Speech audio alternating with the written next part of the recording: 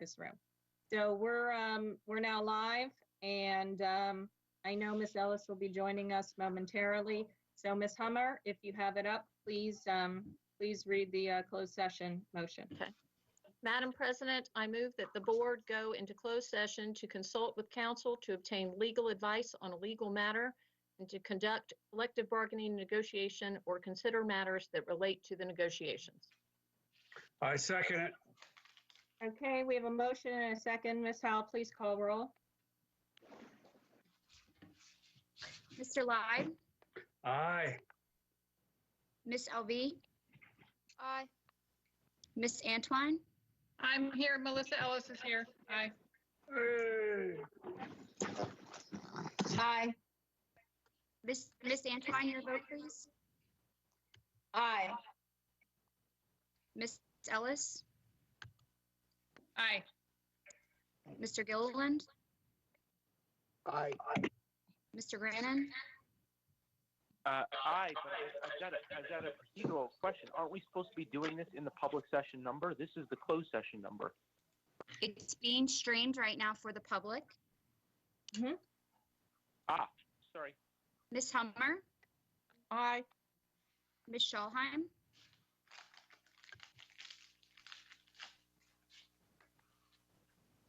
Sorry, I was muted. Sorry. Miss Corkadow. Aye. 9-0, motion passes. Okay, we are now in closed session, folks. So we're going to pause for 1 minute while production winds down the live stream, and then we'll be returning to live stream at 7 p.m.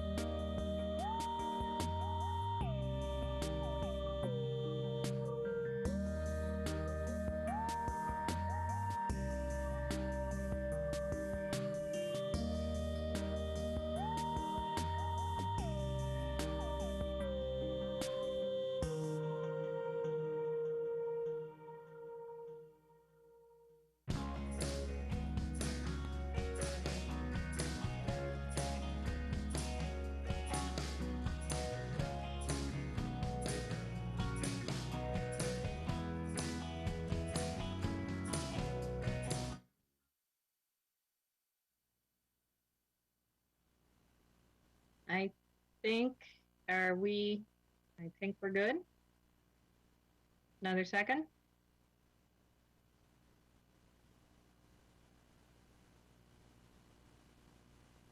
Okay. Great. Good evening and welcome to the April 15th, 2020 meeting of the Board of Education. This meeting is being televised live on AACPS TV and live streamed on the internet. Given our current circumstances, public comment will take place on agenda items only, as per the instructions on our press releases and on our website. Those items needed to be submitted in advance, and Ms. Howe, our executive assistant, will be reading in all public testimony that was submitted to our board office through our email portal. Please pause now for the invocation, followed by the Pledge of Allegiance. O God, we pray to administer that which is just in all educational policies, being ever mindful of your guidance, stir us to action with love, wisdom, and understanding. Now the Pledge of Allegiance. I pledge allegiance to the flag of the United States of America and to the republic for which it stands, one nation, under God, indivisible, with liberty and justice for all. Thank you. Item number 2.03, the approval of the minutes. Do I have a motion to approve the meeting minutes? So moved. This is Julie Hummer. Second. Okay. Any comments, edits, or suggestions from board members, please unmute at this time and speak. Hearing none. Ms. Howe, please call roll to approve the meeting minutes. Beginning with Mr. Live this evening, Aye. Ms. Hummer, Aye. Ms. Alvey, Aye. Ms. Ellis, Aye. Mr. Grannon, Aye. Ms. Schallheim, Aye. Ms. Antwine, Aye. Mr. Gilliland, Aye. Ms. Corrigan. Aye. Motion passes 9-0. Thank you. Next is establish the agenda order. Are there any requests for agenda order or amendments to the agenda at this time? Members, please unmute and speak.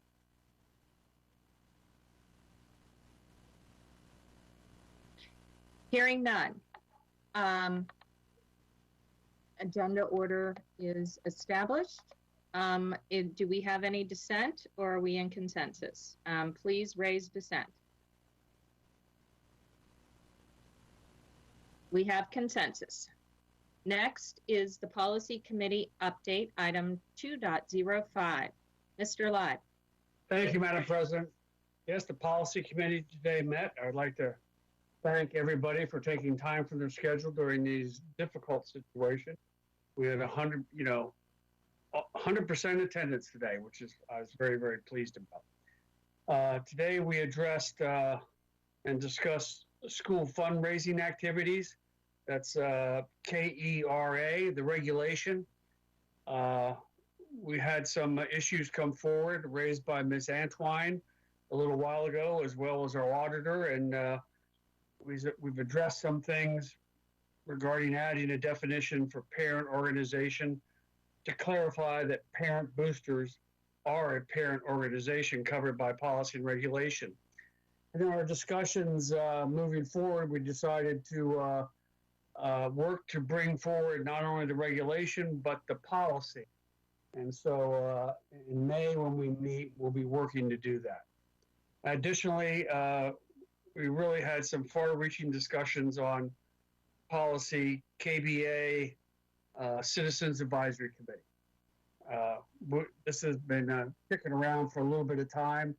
In December, we discussed it. In January, and then when things got a little strange, we ended up doing more on the board ethics and professional standards.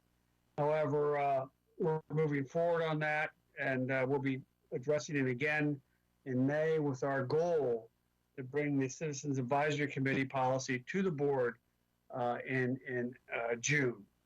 So we had a very lively meeting, and that's my report for this evening. Thank you. Thank you, Mr. Lod. Item 2.06, Budget Committee report. Ms. Ellis. Thank you, Madam President. There's not a whole lot to report at this time. We find ourselves in very uncertain times. One thing that we do know is that revenue in the county will be impacted by this current emergency. The county executive did make some statements about this, basically saying that they do know at this time that revenue projections were $63 million higher a month ago than today. So there is, the impact is being seen, and this will certainly impact the Board of Education's budget and the funds that the county is able to provide, but we don't know the details of that yet. So we're waiting to see. We have great faith that our county executive is going to do everything he can. He showed us last year that education is a priority, and he will do what he can to keep moving forward. But it is going to be a tight year. So the Budget Committee will be meeting again on May 4th. And we will be able to, we'll know a little more at that time once the county executive has released his budget, and we'll go from there. Thank you very much, Ms. Ellis. Now, item 2.07, this is a fairly new item, but I thought it was important to put in. And this is going to be an opportunity for all of our members to say a few words to their districts and areas that they represent. We have people who represent the whole county and people who represent specific districts, of course, at this time. But I know our members are anxious to take this opportunity to reach out to their residents. Before we do that, though, I want to take a presidential privilege here and extend an apology to one of our board members. At our first spin at this live streaming of a virtual meeting on April the 1st, I had conducted myself in a manner that is worthy of an apology, and it happened in public, and so I think it is important to state in public, although I've already done that in private to Ms. Schallheim personally. And so Ms. Schallheim, I want to thank you for accepting my apology that I had rendered to you, and I appreciate your willingness to for us to work together under a new, better light in lieu of the apology. So thank you very much for accepting that. And, you know, we are in trying times, but that does not negate anybody from treating one another with respect, regardless of our parliamentary or anything else. So thank you very much, Ms. Schallheim, for accepting that apology that I had rendered. I want to take through roll call order at this time. I'm going to rotate starting with Mr. Leib to say a couple words. I'm going to request the members keep it to similar what we do to public comment, and that is to keep it to under 3 minutes if at all possible. And we're just going to get started. Mr. Leib. Thank you, Madam President. I have no comment. Okay, great. Thank you very much. Ms. Hummer, any words? Yes, I just want to say that I have loved seeing the comments on social media and through my personal emails and things from families saying how grateful they are for the food services that are out there and how much they appreciate all the work the teachers are doing to implement the online learning. It is certainly going to have its bumps in the road, but overwhelmingly, I'm hearing praise for the teachers' efforts and what's going on. And I can say, as a mother who is monitoring over 30 Google Classrooms each day, I have been very impressed with all the teachers and their efforts to reach out to all students. And so please continue to pass on your concerns, but also your praises, because it really is taking the whole team to do this, and our staff is working very hard, and it's very encouraging for us and for them to hear the appreciation. Thank you. Thank you, Ms. Hummer. Ms. Alvey. Good evening, everyone. I just want to take the opportunity to specifically speak to the students of AACPS. I know this time is very difficult for you, and I'm right here with you. I'm managing just barely to get used to the online school, and I've been listening to your concerns, and hopefully I've been able to reach out to as many of you as possible. Please feel free to get in contact with me through my email or through my social media, because I know that that's what a lot of us have been relying on to communicate and still feel part of the AACPS community through this time. I encourage you all to stay strong. I know this is difficult. Know that we're thinking about your mental health and your well-being through this time. And that's all I really have for now. And I also would highly recommend that you stay throughout the meeting tonight and weigh in your concerns when we get to the grading policies that we'll be discussing later on in the meeting. So those are my 2 cents. And again, thank you so much to the staff for doing a wonderful job during this time. Thank you very much, Ms. Alvey. Next, Ms. Ellis. Thank you. I want to echo super quickly just a few things that have already been said. Ms. Hummer, I concur. I've heard some wonderful comments and accolades for our school system, our administration. Unknown participant is now joining. Sorry, I got distracted. And our teachers, Unknown for sure. participant is now exiting. And then I want to also encourage anyone to reach out who has any needs. This is uncharted waters for all of us, and there's definitely areas that I'm sure there's certainly needs that we're not even aware of yet. So please reach out, communicate with us. And there's some really great organizations out there right now really trying to help people through some of the hardships that they were not experiencing before this emergency. I know that the food banks need help. I know that there's organizations helping to work with and mentor students who this is new to all of us, and we want our students to succeed. So please, if you find yourself with some spare time, reach out and see how you can help. Thanks a lot.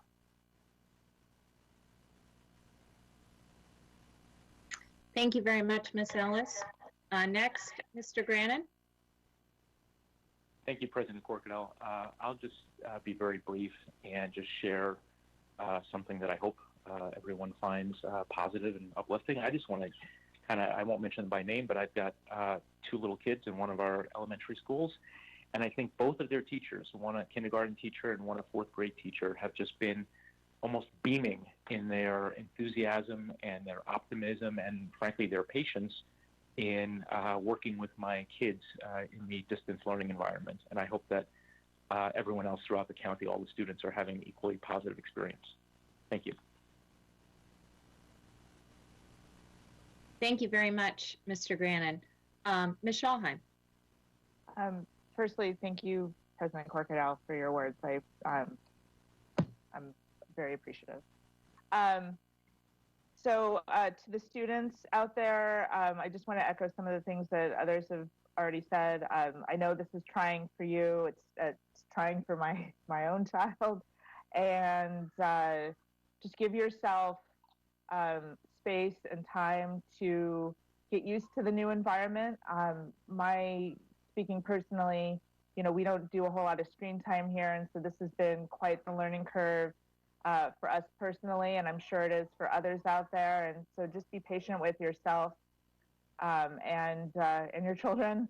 And conversely, students out there, cut your parents some slack, because we all know that you know more about some of this tech than we do. And I didn't know how to scribble on a Google slide until today. So that's, we're all learning new things. So I also wanted to let everyone know that, I continue to be available as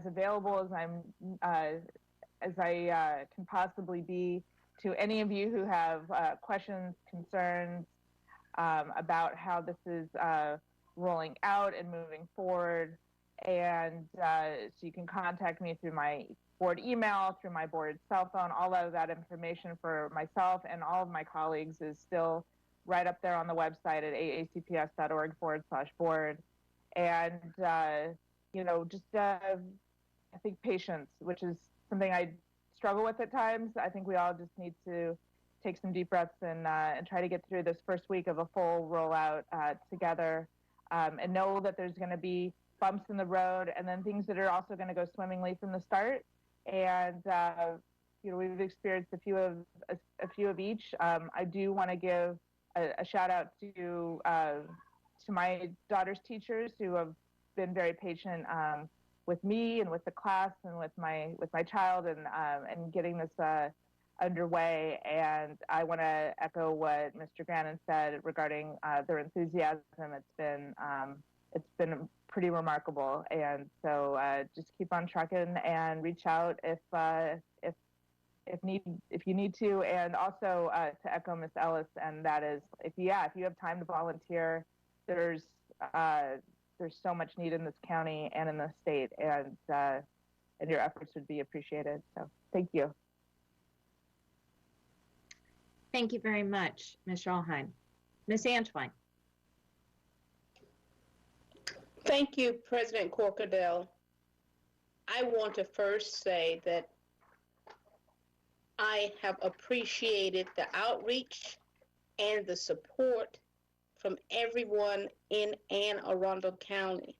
We are exemplifying unity at its best in our worst. So thank you for that. To the students, feel free to let us know what you're thinking, what you're feeling, and what you need. To the teachers, to the administrators, to the entire system for Anne Arundel County Public Schools, thank you. Thank you for your sacrifice, your hard work, your heart of hearts to serve in these perilous times. And finally, I want to thank Dr. Arlotto and the Board of Education for steering a ship in a positive direction so that others may have the confidence of knowing that we are here and that we're not just sitting here, we are actionable in what we say we will do. I have prayers going out to everyone that can hear this voice right now and your families. And I beg and plead with you, not ask of you, but beg and plead that if you have anything, let me know, especially you in District 1 and any of our students. My email address is cantwine@aacps.org. Please utilize that to its fullest, and I will do my best, along with this board and the superintendent, to accommodate. God bless you all. Thank you. Thank you very much, Ms. Antwine. Mr. Gilliland. Thank you, Madam President. I think my colleagues have said it all and said it well, so I will add nothing at this point. Thank you. Okay. Lastly is myself, and I'll just say that I continue to be amazed and affirmed in my faith and trust in my communities, being able to handle anything that comes their way. We have truly had an opportunity to demonstrate what we are about as a community in Anne Arundel County and each one of our individual communities. Clearly, the government cannot, and especially under emergency circumstances, handle every gap, handle every need of every resident. But what continues to be in the forefront are those volunteers, our families on the front lines. And it's through that energy that I have seen miraculous things come from folks who are otherwise inclined not to engage in their community, are turning out to be some of the biggest rock stars in volunteering and helping those in need. I would just encourage everyone, every single day we're faced with a new dynamic, a new restriction, masks and other types of things that I don't believe we will ever get used to, no matter how many times we're going to have to reiterate these pauses till we get this under control. But what I do know is that our humanity and our heart and what we're doing definitely droves to all the hard work and accomplishments that our community has made in public education, because our public education system's on the front line right now. Our food service is critical, and it's important for us to continue each and every single day to recognize and keep everyone in our prayers. So thank you so much. I could not be more appreciative of my fellow board members rising to the occasion. We are part of that frontline group as a representative body, and our ability to turn on a dime and do our best to meet the needs is large in part to our superintendent and his leadership and his entire team. These guys are truly in the front lines, and our teachers are moving mountains in very, very short periods of time. Can't say enough about it, but we do have a lot to work on tonight, so I'm just going to conclude with a big, mighty thank you to everyone. Next up, we are going to be with our, we're going to be doing a series of reports. And so first, item 2.09 is our PTA report. As you may recall, when COVID first came out, we hiatused all reports so that we could collect ourselves, get ourselves in a better position in IT and other aspects. And so in the meantime, we have a lot of very, very dedicated volunteers in our PTA, our CRASC, and our CAC, just to name a few, that are still performing despite the challenges to make sure that we're well informed and that their members stay well informed and well advising us and well advising themselves. So we will be conducting our PTA, our CRASC, and our CIC report tonight, and then go right into our traditional departmental reports. So with that stated, I have Vanessa Rivera on hold waiting to check in with us on the PTA report. Thank you so much for joining us, Vanessa.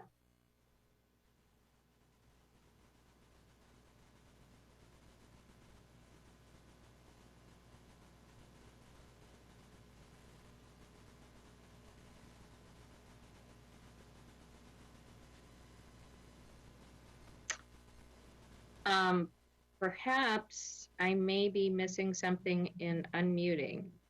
You know what? Someone has just reminded me that I stepped out of our agenda. And I have too many screens up, folks. I have my sincere apologies. So we actually have the superintendent's report first.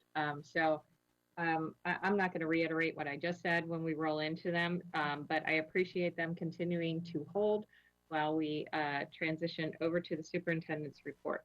Dr. Arlotto? Yes, ma'am. Thank you, and thank you to your fellow board members. It certainly needs I do want to say I thank throughout all of this difficulty, I appreciate all of the support of the board. You've been very supportive of certainly our teachers and administrators, our food nutrition service staff, and our custodians. All of our team is very appreciative of the support, the unwavering support from the very beginning of this board. And so I just want to say thank you to that. In terms of a brief report, let me remind everybody that we are in week 5 of school closures. Our focus on providing meals to students has met with great success. We have served over 470,000 meals thus far. Our food and nutrition service team is just simply incredible. They continue to step up each and every day, and we're very appreciative of the work. As you know, we've been working hard to ensure that our students have access to technology they need to fully engage in our e-learning program. Last week, we distributed roughly 4,000 Chromebooks to students. We will continue to distribute Chromebooks as the needs continue. We will continue that tomorrow at Annapolis High School, and then again next Monday at 11 sites around the county. Those families in need are getting contacted by the schools and told which sites and at what times to pick up their Chromebooks. But that has been a Herculean effort of so many, in particular our technology team that has had to go into the schools and harvest the Chromebooks, re-image them, and get them ready for distribution, and helping in doing that. It's been a phenomenal effort. Our teachers, administrators, counselors, PPWs, and many other staff members have been spending a great deal of time reaching out to all of our students and families to ensure full engagement in our distance learning during this closure period. The good news is that over 90% of our students have logged into their virtual classrooms, and that truly is wonderful. They have begun the engagement with their teachers. Many, however, have not. We expect 100% of our students to engage with their teachers. If you have difficulty doing that, please let us know. We want to help. Again, we've got a great many that are spending time getting on the phone and email and reaching out to families. And if it is a technology issue, if it's an access issue, whatever the issues are, we want to work with students and families to mitigate those concerns so that we can get them fully engaged in our e-learning program. And with that, the most important thing is that I encourage everyone to continue to focus on health and safety. Thank you. Okay, thank you very much, Dr. Arlotto. Greatly appreciated. At this time, I will open it up to members who may want to make any further comments as it relates to the superintendent's update or ask questions. We're going to take a quick roll call on this, and starting with Mr. Live. Mr. Live, any questions or further comments? No questions. Ms. Hummer? Yes, I have one question, Dr. Arlotto. You mentioned that, our goal is that we get 100% of our students engaged online, and we're not quite there yet. Could you tell us what are some steps that the staff is taking to try to find and hook these students up and get them engaged in classes? Yes, ma'am. Thank you. It's a wonderful question. So it's beginning with the teachers. So the teachers have established their virtual classrooms, and they have begun last week and now into this week have begun reaching out to the students, making connections, and starting to engage the students in those lessons. So it's starting with the teachers. As the teachers are discovering students that are not engaging, they have not signed into their virtual classroom, they've not responded to the emails or assignments, then the teachers are continuing to reach out, but then they are sending those names of those students that haven't yet engaged to their principals, to their assistant principals, to the counselors. We are utilizing secretaries, we're utilizing PPWs, we're utilizing social workers and school psychologists, all kinds of folks to get on the phone. We have contact information for our families that they complete at the beginning of the school year, and we're reaching out and trying to get the students to engage. Again, if it's a technology issue, we want to try and help solve that. And so we are, so that's sort of the process. It's starting with the teacher and then rolling into the administration, other staff to help us do that. Our principals are keeping a log of those students that they've not yet, or those students that they've not yet been able to reach, and then what those steps they've taken to reach out to the students and families to get them connected in this new environment. Thank you. I appreciate it. Miss Alvey? All right. So I've been getting a series of questions from students across the county over the past few days regarding this situation. And I believe in the context of the general situation, and I have more questions for when we get to this part on the agenda. But can you go over what kind of training teachers are being given, or what are the specific regulations they're being told to follow when it comes to assigning work in the current condition, based on the letter that you sent out saying that there'd be one assignment a week per class? So how extensive are those assignments, and what are the teachers being told, just to reiterate for a lot of students who have that question? So I'm not sure that I get the full gist of your question. So you talked about training. So our training was focused on the platform, on the Google tools. That was the training that we wanted to make sure all of our teachers were engaged in and familiar with, so they could start to build their e-classrooms and start that engagement with students. We have been sending out information to teachers. It's going through principals to teachers regarding how we want them to conduct themselves. We'll be talking, of course, later today about grading and graduation requirements. So as we are getting more information, sometimes it's coming from the state, we're getting some clarification. Some are decisions we have to make locally, and then we're getting that information out to the teachers. Regarding assignments, I know that you've had several questions. It is supposed to be an assignment per class per week. That was the direction that we gave teachers. Yes. Okay, thank you for the clarification. Other questions? Okay, Miss Ellis?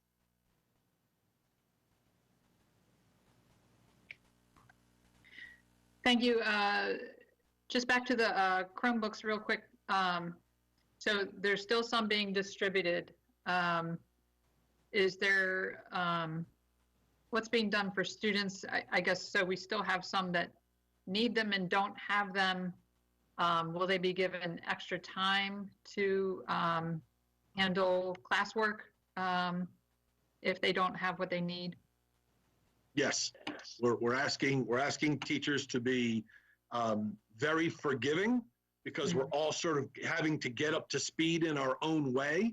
But we're asking teachers, administrators to be very forgiving. We want to make sure that they're connected first, and then we'll work with them in completing the assignments that have been drawn up for them. Okay, great. And those that don't have them, do they know that they're still coming? Yes, many of them have been. Yes, we could have over 1,000 tomorrow at Annapolis High School, for instance. They've been contacted. We can't have everybody show up unannounced to any one site, so we're very much coordinating it. It is a coordinated ballet, if you will, and so those families being contacted, and based on where they live, they're told where to go and at what time. We've got different times during the day of these distribution days. It could be 8:30 in the morning, 9:30, 10:30 in the morning. I spent almost 4 hours last week at Glen Burnie High School in distributing Chromebooks, and that really it was very well planned, very well orchestrated. Everybody just did a phenomenal job. And so tomorrow in Annapolis, we're going to have sort of an all hands on deck because of the great need. We could distribute, I think they're predicting over 1,000 tomorrow at Annapolis alone. And that's the reason we're only doing 1 day of distribution tomorrow, because we need all hands on deck. We need all of the distribution teams together because of the expected number for tomorrow. And that's amazing. And thank you, Dr. Arlotto, and your team. I know we keep saying it, but we know you guys are doing things you haven't done before, haven't had to do before, and just thank you so much. I know you guys are working around the clock still. Thank you. It's a never a dull moment, but we're glad to do it. So thank you. Okay, great. Next, Ms. Schallheim. Sure. Should I does Eric not have much to say then, or? Oh, goodness gracious. My apologies. I didn't have my roll call in front of me. Mr. Grannon? Yes, President Corkadell, no further questions at this time. Thank you. Oh, you were a mind reader. Okay. There we go. Ms. Schulheim? All right. Yes. Yes, I have a couple questions, and thank you again, Dr. Arlotto, for everything you're doing. I want to echo Ms. Ellis' comments about y'all working around the clock and putting in all this wonderful effort, and it does not go unnoticed, and I'm grateful. I have a question about Power School, and we were, you know that I sent this question in advance, and I got sort of an answer in advance, but then people keep pinging me and pushing back, and so why is it that we had to shut down Power School during this time when in previous between marking periods it hasn't had to be shut down quite in this way? I have parents that were kind of freaking out at me about how can they keep up with their kids' current lessons if that is shut down. And so if you can maybe explain that a little bit, I would be grateful. So we have always shut down in between marking periods the system so that teachers can get their grades done. So we have always done that. That's not new. I believe Mr. Dykstra is on the line. Mr. Dykstra, is there anything you want to share regarding your team turning Power School off at this time? Yes, thank you, Dr. Arlotto. We did. The request to turn off Power School actually came from our teachers and administrators in schools after first marking period. To finalize grades, as we can imagine, takes teachers lots of time, right? They're thinking about comments, they're double checking missing assignments, they may be excusing some assignments, and so they need time to process up to 300, maybe more grades for a marking period. And we need to allow them the protected time in order to do that. We do have a new student information system, and part of that student information system, of course, is a wonderful parent portal and app. We love it. We've gotten rave reviews about it. We, at the time, didn't know or didn't have figured out the functionality to turn it off. So while historically in prior school years, we have always turned off what was called Parent Connect. It was a slightly different system. We were not able to do that after first marking period or second marking period. Our schools have requested that we figure out how to do that like we used to do since first marking period. So we will have what's called a blackout period to allow both our teachers and administrators to make sure that grades are right, that report cards are correct, that comments and unique circumstances are correct. And we have every intention of turning it right back on next week as soon as our teachers are done doing what they need to do to manage it. Obviously, with this particular marking period, there's a lot more pressure on teachers, right? We have students who have missing grades. Some students have 4 grades, some have 5, some have 7. And there are more variety of issues that our teachers need to navigate. And we definitely need to give them some protected time to do that, and we need to give our administrators time to work with those teachers on some of those very unique situations. We've asked all of our teachers to be compassionate and flexible while finalizing grades, and we know that they can do that without any interruption. And then if there are mistakes, if there are questions, of course, that will be turned on next week. Report cards will be mailed to all families, and we certainly can correct any potential mistake that was made and have that rectified prior to the fourth marking period report card. Okay, thank you. Is there a way within Power School to perhaps have there be sort of a partition between what was third marking period, the grades, the work, and fourth marking period assignments, so that parents, students can keep up with that? Is that something you're looking into? Because I think that's where the rub is. I totally get that the teachers need this time to be thoughtful in how they're handling third quarter. I totally get that. But I think and at first there wasn't that message on the mobile site. And so I think the anxiety is already an anxious time, and anxiety producing time. And so I think that's where the rub was that fair enough, third quarter, deal with that. But is there a way to have the fourth quarter stuff still be live, as it were? So if I'm a parent with a child or multiple children, that I can keep up with the assignments as they're posted on that app, which I also agree is fabulous, by the way. Unfortunately, the short answer, Ms. Schalheim, is no. It's kind of an on-off switch, as it were. If we think about the timing, I think we're going to be great. I think we're going to be okay. So just to remind everybody who's watching, it's a great question. The very first grade that should be going into the grade book, per Dr. Arlotto and Dr. McMahon and their teams, is this week. So at some point this week, there should be a grade entered into the grade book. It may not be entered this week, depending on when the teacher has time to grade it, right? But it's going to count for this week. It'll be in the date range of this week. So it may show up later in the week. It may even show up early next week, depending on when the teacher gets to put in all of the grades into their electronic grade book. We plan on turning it on next week. So parents are going to be able to see that first grade next week. So there really isn't much lag time going on in this particular circumstance, because the first grade goes in this week. Teachers will get to that as soon as they can, may even be next week. And again, we're turning on Parent Portal as soon as the grades are done, as soon as the principals are sure that report cards are as accurate as humanly possible. We will absolutely turn both the Parent Portal and the app back on next week. So there's only going to be a couple of day delay at best. Okay, and so, but just like the third period, being sort of flexible and having a compassionate heart with regard to grading, with regard to that first grade and for the fourth quarter, I'm assuming that the teachers will exhibit the same sort of compassion with that as well, and flexibility.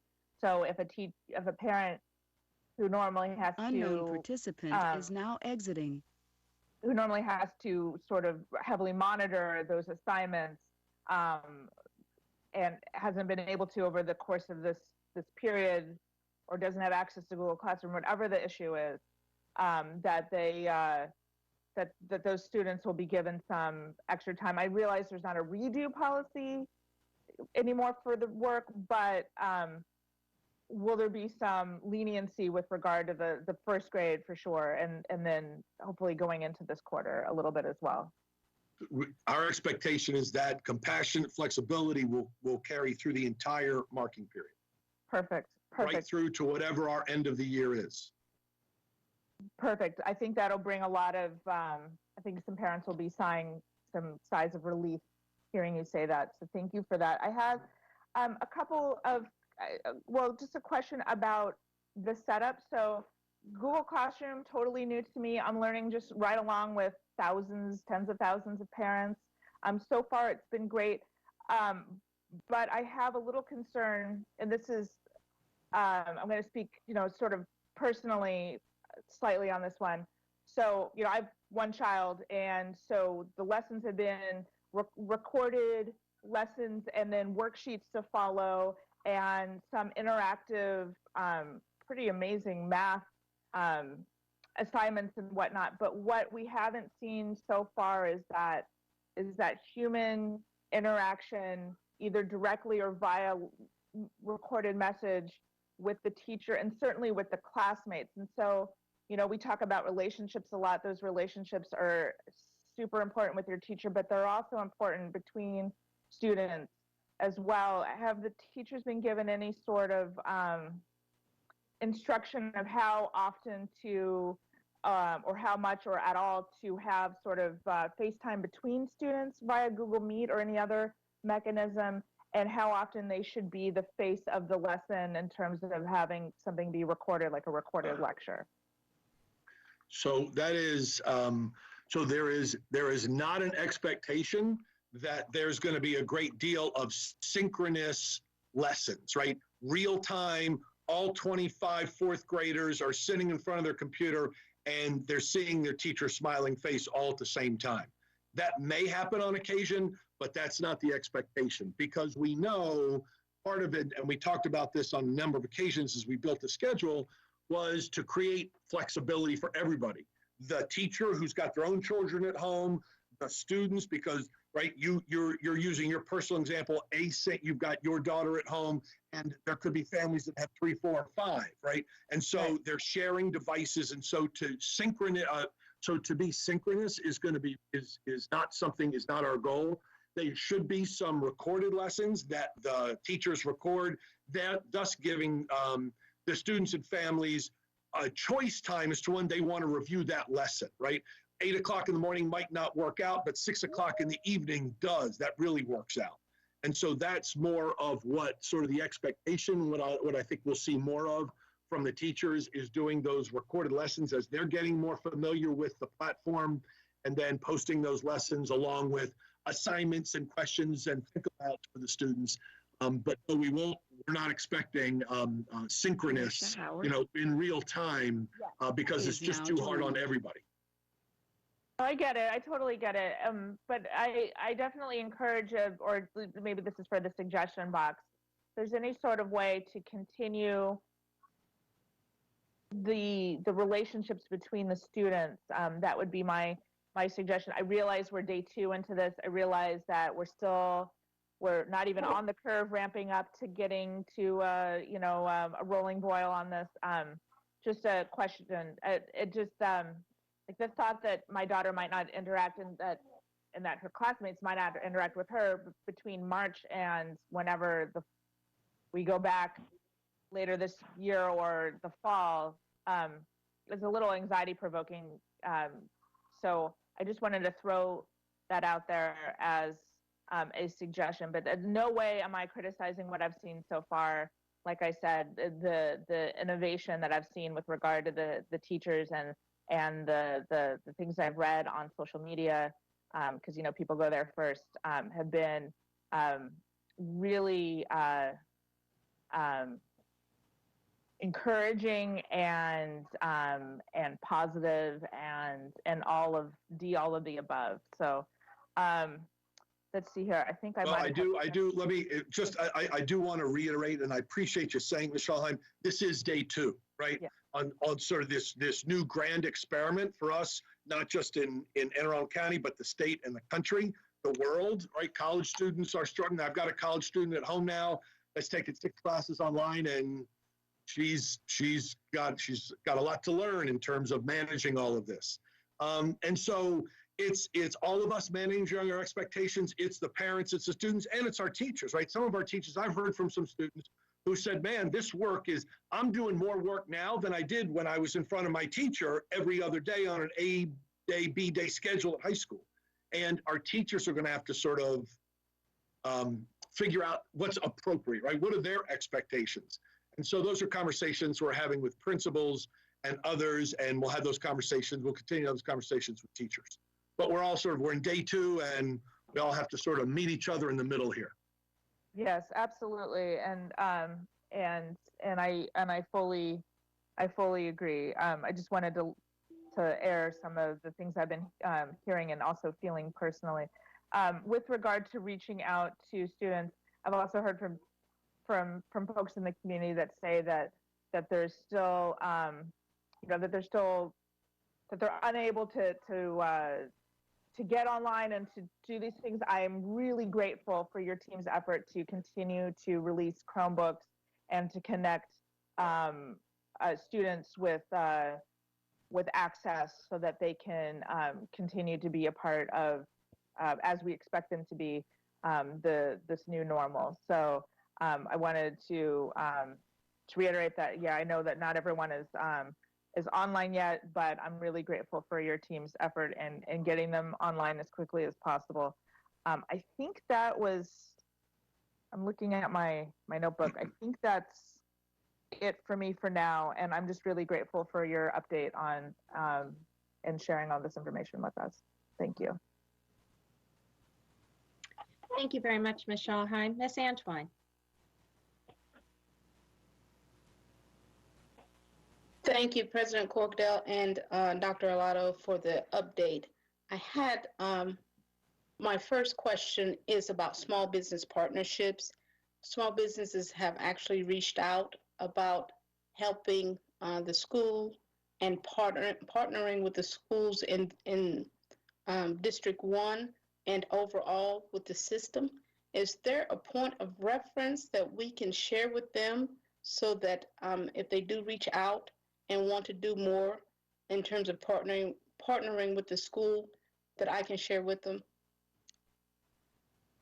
So thank you, Ms. Antoine. I would ask you to have them reach out to Carol Ann McCurdy in our Partnership and Development Office. She is corralling all of those volunteers that wanna do some good and help us out in the school system.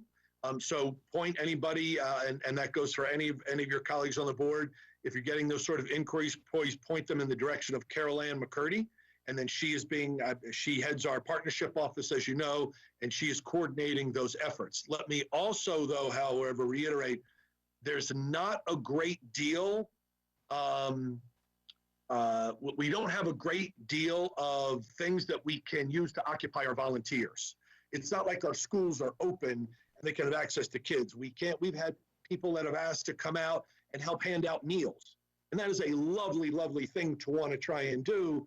But under the governor's order, we only can have a certain number of people in one place at one time. And so we're limited by the appropriate social distancing. And so we had turned some folks away, but please point them in the direction of Carol Ann McCurdy, and she's coordinating all of those efforts. Excellent, thank you. And thank you to Ms. McCurdy for her efforts on that as well. So the next question concerns grading. So the first grade, since we moved into this state of virtual learning, comes out this week, right? Yes. What type of grade will those who still don't have access or are having technical difficulties, what type of grade will they be receiving? Well, they won't receive a grade if they've not had a chance to log in and get the assignments. So they won't have a grade associated with assignment if we've not been able to engage them yet. Excellent. So in maybe when the Power School system comes back online, it will just show a blank for grades, or what is the mechanism for that? That's correct. That's correct. Now, keeping in mind that we are distributing. We have some students that may very well never get online and engage in the online instruction because of access, internet, or otherwise. And so we've got hard packets of information that are distributed on Wednesdays. Today was a day, and it occurred, if you remember, 2 weeks ago at our last board meeting. Wednesdays, we're distributing those packets. Up to this point, that information has not been recollected. We will be asking students now that we're in this official phase of the fourth marking period, we'll ask them to complete that work and they will turn that in. Wonderful. So the hard packets may go to vulnerable populations like the homeless students, or does a student have to come and identify whether homeless or not, or whether something else is the concern? How does a student or the parents or guardians of that student identify to you all, we absolutely cannot get online? So that's where, again, going back to the question that was earlier, and it's a great question for clarification, Ms. Antwine, is that we are asking, teachers are the first line. And so teachers know their class roster. They know that George Orlotto is in that class. And so it's up to the teacher to reach out and make contact with the student. And then if they are unable to make contact with the student, then again, we send that down the line where administrators, counselors, PPWs, social workers, others are reaching out to the family. And then if we need to provide, again, you used, Ms. Antwine, the example of a homeless student. If it's a homeless student that needs access, we're going to get that. We've had some students that have not been able, they have internet access, but they don't have a device and they can't get to one of the pickup sites. So we are going to them. We are collecting those names and we are going into the neighborhoods and we are delivering them to students and families in need that do not have the transportation to get to one of the distribution centers.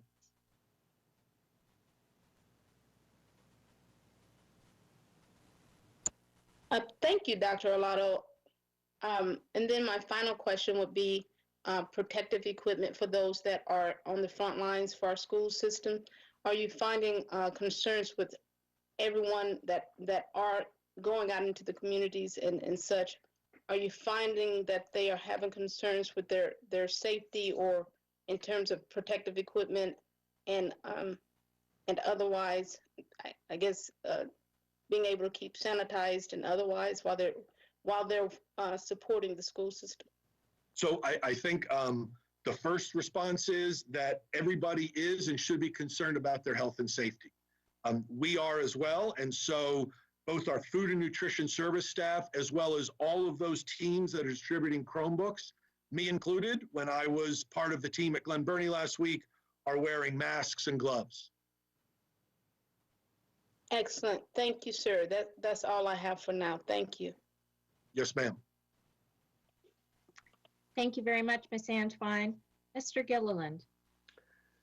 Thank you, Madam President, and Dr. Arlotto, thank you. I think most of my colleagues at this point have answered or asked a lot of the questions that I would have asked about the effort that you and your team are doing, and certainly the yeoman's effort at the school level in transitioning to online and the accompanying logistics. So with that, I'll just say thank you. Thank you. Thank you, Mr. Gilliland. I have no questions at this time, except for to obviously reiterate my appreciation. There's a lot of moving parts to this, and clearly everybody is all hands on deck and getting it done. Thank you so much, very much, Dr. Arlotto. Okay, we're going to move on with our next item. As I already introed earlier, my apologies again. We do have several reports that we're restoring, and so we're going to get started with them. And with that in mind, first we have the PTA report by Ms. Vanessa Rivera. Vanessa? Good evening, President Corcadell. How are you today? Good evening, board members and Dr. Arlotto. As Ms. Corcadell stated, my name is Vanessa Rivera, and I am the president of Anne Arundel County Council of PTAs. Thank you so much for allowing me to speak to all of you this evening. First, I would like to start by saying thank you to all of you for everything you guys are doing for us. Thank you to our teachers and administrators for all the wonderful things and setting up a curriculum online so that our students can continue their education endeavors. It was really neat because I actually got an opportunity to hear Dr. Arlotto read The Lamb Who Came to Dinner for my daughter's class, so that was a really awesome experience. AACC PTA is a proud supporter of our Anne Arundel County Public School students, and I am proud to announce that we have selected 2 winners for our 2019-2020 scholarship. For the Kenneth Lawson Scholarship that is provided to a student pursuing a degree in education, the committee has chosen Desiree Cunningham from Meade High School. Desiree has applied to Salisbury Towson University and Bowie State University. And for our Phoebe Apperson, the winner is Ash K. Shaw from Severna Park High School. Ash K. has been offered an early admission to Stanford University to study environmental science and engineering. We regret to inform that at this moment, our family fun day scheduled for April 25th has been postponed as a result of COVID-19. We have a new date set for May 30th. That again can change, so please visit our Facebook page and website for details and updates. Finally, I would like to remind everyone listening that we are looking for volunteers to join our board. All of our current board members will be transitioning out, and we really need volunteers to take on leadership roles. The application is posted on our website, aaccpta.org. We rely on volunteers to provide services to all our local units. Thank you.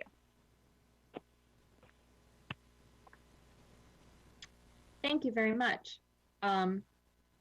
Next, we have the Krask report, item 2.10.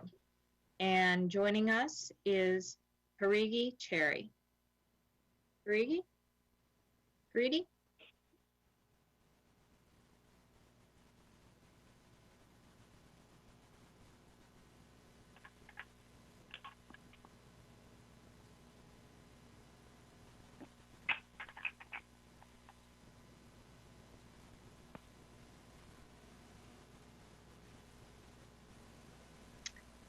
we're going to come back to Krask. It appears we may be having technical difficulties at this time.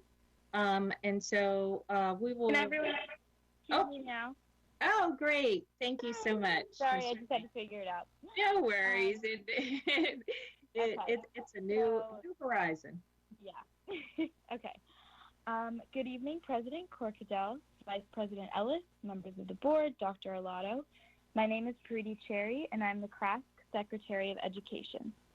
The Krask executive team has been using Google Meet in addition to email and social media to stay connected during the school closure. Many of our weekly discussions have revolved around the student member of the board election process, hosting virtual election activities and options for voting. The best way for any AACPS student to contact Krask and ask questions during this time is through our Instagram at Krask_online. On Thursday, April 2nd, a 5-member panel completed teleconference interviews for the 6 nominees. We are excited to announce our 3 SMOB finalists. Connor Curran from Old Mill High School, Princess Merritt from Meade High School, and Drake Smith, also from Meade High School. Congratulations and good luck to them on their campaign and election journey. The SMOB debate will be televised on AACPS TV and live streamed on Thursday, April 22nd, April 23rd from 4 to 5:30 p.m. Students may submit questions for the candidates via a link on our Krask webpage. Be sure to visit the website. During the lengthy school shutdown, we would like to give a special thanks to the school nutrition staff for their curbside delivery of healthy meals for Anne Arundel County students. In addition, the technology division, as already mentioned, for providing families with access to Chromebooks to make e-learning possible for all. The students of AACPS are grateful for the people working on the front lines and behind the scenes during this pandemic to ensure that we are safe, fed, and engaged in learning. Finally, as a senior and a member of the class of 2020, we are hopeful that the members of the school board and Dr. Arlotto's team will find a way to celebrate seniors should the regularly scheduled graduations be canceled or postponed. I appreciate the time to give you an update about what's happening in Krask. Be well and stay safe during this difficult time. Thank you.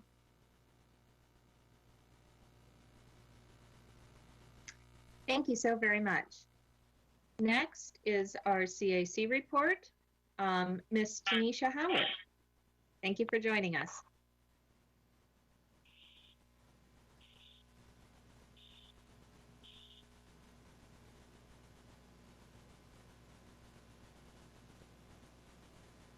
Good evening, President Corkadell, Vice President Ellis, and fellow board members, and Dr. Arlotto.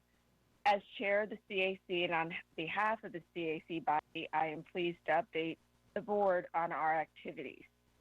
The CAC met Monday, April 6th via video conference for the following matters. We had an introduction of new members. We conducted regular CAC business, in particular term status and leadership nominations for the next year, calendar review, and we also had a discussion regarding community impact and having a roundtable discussion on that. And then the future actions of the committee related to our studies. Our members in particular wanted to recognize the wonderful job from the food service staff at various locations throughout the county. The engagements by teachers and outreach of communication was likewise received well. We likewise have developed a mechanism for member feedback for questions, concerns, and celebrations that we can be of value to our clusters, highlight updates on our CAC Facebook page, and provide feedback and or make the board aware if applicable. As it relates to our study topics, the elementary recess guidelines and the secondary, the magnet school selection process and lottery criteria, as COVID-19 severely impacts the globe, in particular our county, the study areas have been on hold and will continue communication with the board as subject matters may have potential future implications and requirements that may alter our study areas. We will submit the 2020-2021 member commitments to the board for review for a CAC vacancy announcement notification process. We should have that to you no later than Friday. Again, our goal is to ensure a smooth transition with optimal time for board consideration of new candidates. Our next virtual meeting is scheduled for Monday, May 11th, at which time we will continue to review community impacts and endeavor to convey board input on topic areas continuation for our work progression into next year. So in particular, we will take back up our studies and just seeing exactly where we've left off and be able to report to the board what areas we would like to focus on our particular areas and then continue it on into the next year. Thank you for your support of the CAC and looking forward to taking some time to work on strengthening CAC overall internal processes, supporting future assistance to the board in its goals. Thank you very much, Tanisha. I'll just tell you, and I didn't have a chance to share with the board, we have been really had an opportunity to address some of these, all of our areas that we cover, but I did do the due diligence to double check and make sure that from a regulatory and policy perspective, as the policy exists today, that we do have, although tradition has closed out the role of the CAC in June typically, and you know, when that final report is now exiting. Apologies, I thought I had that part muted. So with that in mind, we do have some flexibility if the CAC has a will to complete a cycle and has the time and the desire to. I would not believe that the board would be inclined to impose anything on our volunteers at this moment. But I would just encourage you guys to continue to participate where you can. And we all recognize that you guys are going above and beyond, in addition to taking care of your families, and your continued leadership to move us forward, to reconvene meeting, and to provide us with guidance is greatly appreciated, Ms. Howard. So thank you very much. Unknown participant is now exiting. So we're now going to move along, and with that in mind, we're going to move on to section 3. And the first item up is item 3.01, Safety and Security Report. And so, Dr. Arlotto, I'm going to turn this over to you and staff. Thank you very much. First up is Mrs. Jackson. Good evening. Good evening, President Corkadell, Vice President Ellis, members of the Board of Education, and Dr. Arlotto. For the record, I am Monique Jackson, Deputy Superintendent for Student and School Support. I'm providing a monthly update on security as requested, highlight the work being done in this department. During this time, the Office of School Security continues to support the school system. The department has assisted the academics team with distribution of educational material, and they have continued to assist the Office of School Performance with technology distribution. They partner with the Anne Arundel County Police Department, as usual, and collaborate with SROs. They coordinate with the police for food, nutrition, site, security, and continue to provide video evidence in support of a number of police investigations. Our school system's priority continues to be the safety and security of all students. That concludes my report, and I'm available for any questions. Thank you very much, Ms. Jackson, and I want to do a special shout out to you. I know that your team has been wearing multiple hats during the emergency, as have so many members of our staff.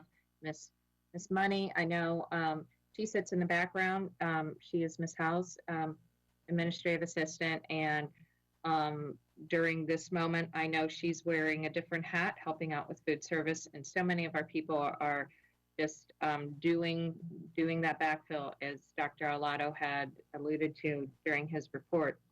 So please extend our continued appreciation to everyone in that endeavor. So with that stated, we're going to open the floor to the board if they have any questions concerning the safety and security report. And we're going to do this by roll call. Mr. Lott. Thank you for your report. No questions. Ms. Hummer.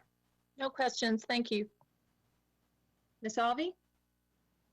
No questions. Ms. Ellis. Thank you, Ms. Jackson, so much. No questions. Ms. Schallheim. I'm sorry, Mr. Grannon. No questions. Thank you. I think I owe you an appetizer. For keep it up twice in a row. I just, Ms. Schallheim. I just want to say thank you to you and your staff for all the work that you did before and are also doing now during this crisis. It does not go unnoticed, and I'm grateful for everything that you and your team do. Thank you. Thank you.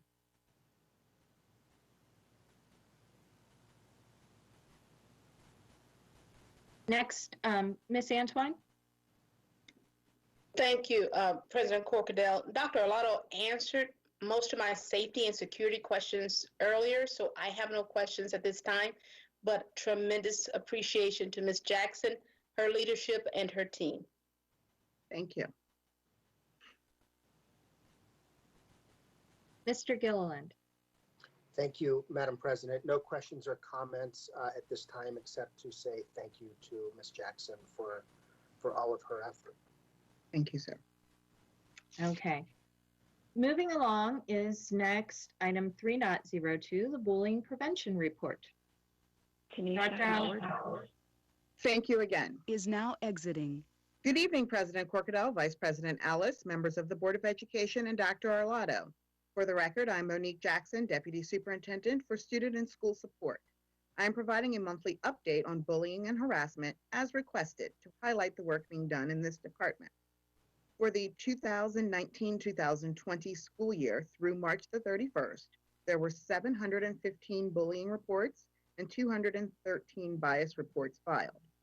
Our student services team continues to produce lessons for our professional school counselors to enrich the student online learning while providing a safe and inclusive environment. Bullying and harassment will not be tolerated and are not tolerated in any form, and protocols for online bullying were reissued to all principals. The same procedure remains in place for reporting. Any parent may complete an online bullying reporting form to be processed. Students will still receive consequences, even if they are modified for the online environment. As always, someone may report the incident to a trusted adult, but we are encouraging everyone to use the online bullying reporting system.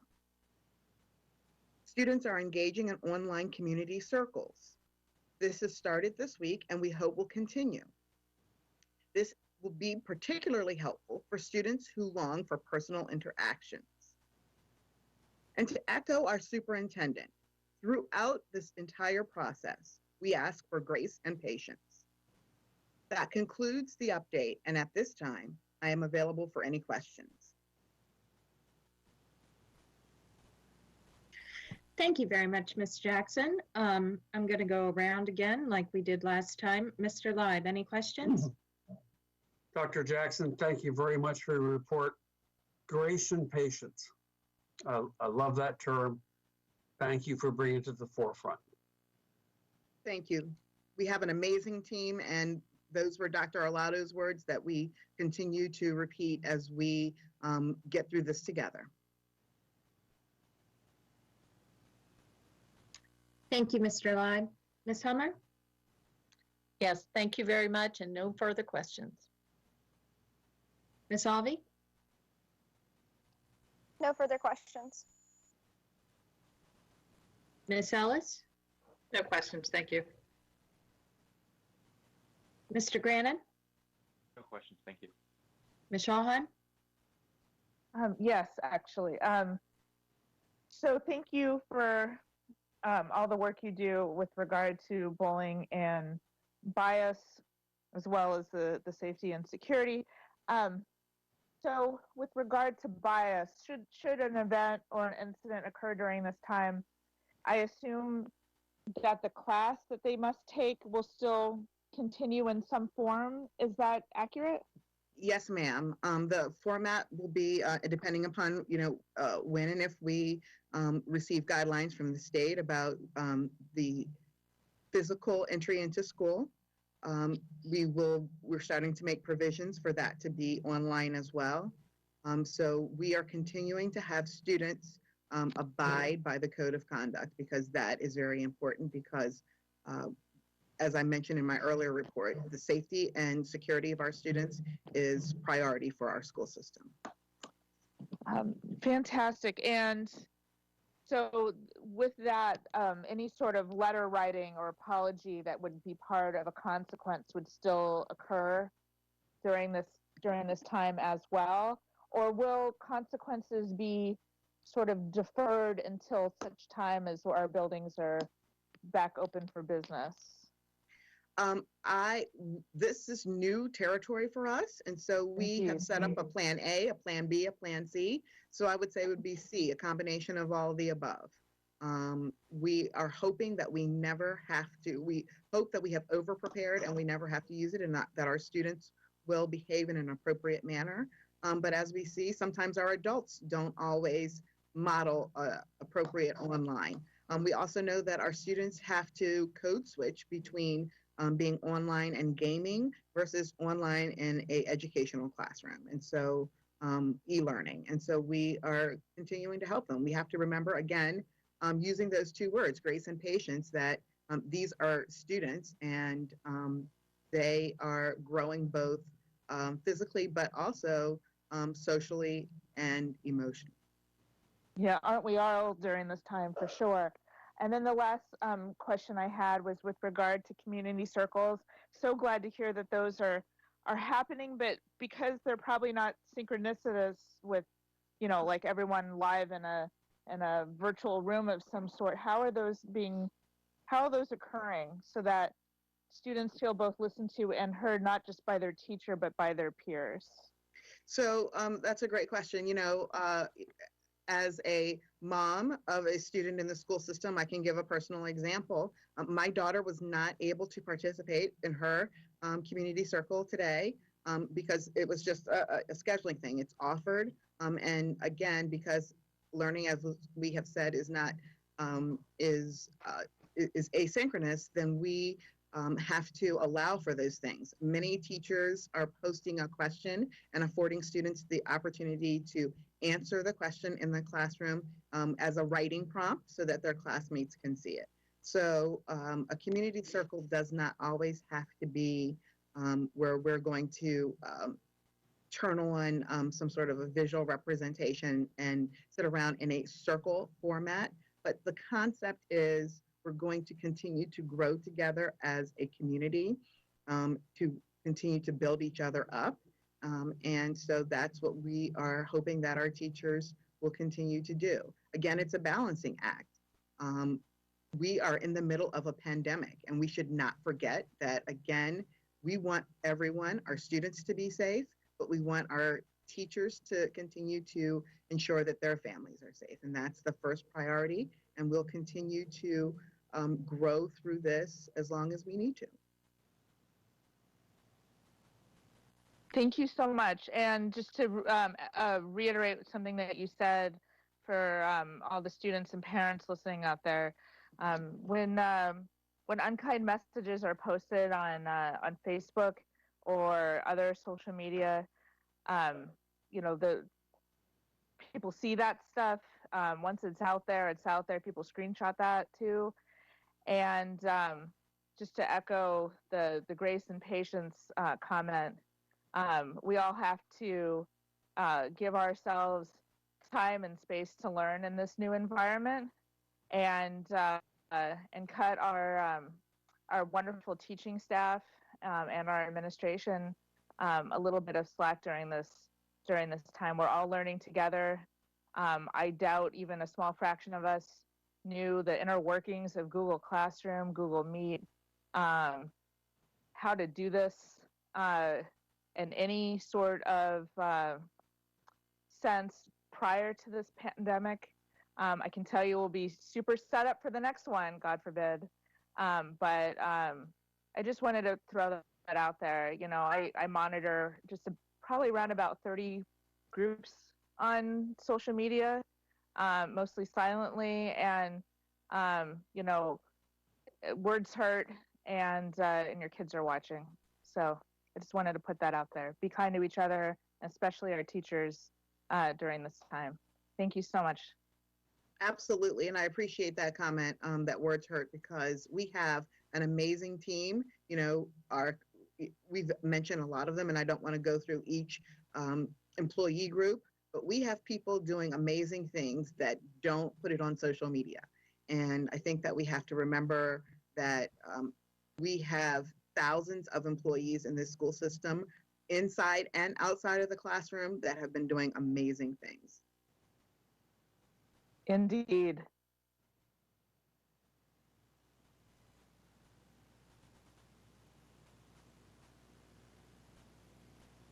Ms. Schallheim, did you have anything else? No, that's it. I'm just always grateful for Ms. Jackson and her staff. Thank you. Okay. Ms. Antoine? Thank you, President Corkdale. Thank you, Ms. Jackson, for that report. Could you please share one more time the time frame for the 721 reports that came in, please? Yes, we collect the reports, and I report every month, and I give you the end of month report. So that would be the month ending as of March the 31st. 715 bullying reports and 213 bias reports. Thank you, ma'am. And then of those reports, have you seen a spike in cyberbullying because we've integrated to a more virtual learning environment? So we actually have seen a drastic decline in the number of reports. I think that our students, I hope I don't jinx this, but I think that our students are settling in, and I hope they continue to behave in a manner in which is reflecting the values that they have been taught through the code of conduct lessons. Yes, ma'am. And then to piggyback on Ms. Schallheim about this student circles, do those circles have student sponsors like other clubs? No, ma'am. It would be through the community building circles that I'm sure when you were visiting schools, a teacher would pose a question. So it would not be a sponsoring club. It would be for that teacher and that teacher's, for lack of a better word, homeroom that they would continue to interact with. Because again, it eases the anxiety of e-learning. And it also helps everyone. You know, one of the questions that was posed in one of my own children's class was, what is something that you have done creative over the last week? And it just shows, and everyone responded. It was one of the written community building circle questions. And everyone's response shows that even during a pandemic, we still have things in common. People made cards for the elderly and things of that nature. And so as we continue to build a school system in which we want our students to have a greater impact upon society by showing the moral values that we continue to want to instill in them, that is one way that we are doing it, especially at the elementary level. And again, I want to reiterate, it's day 2.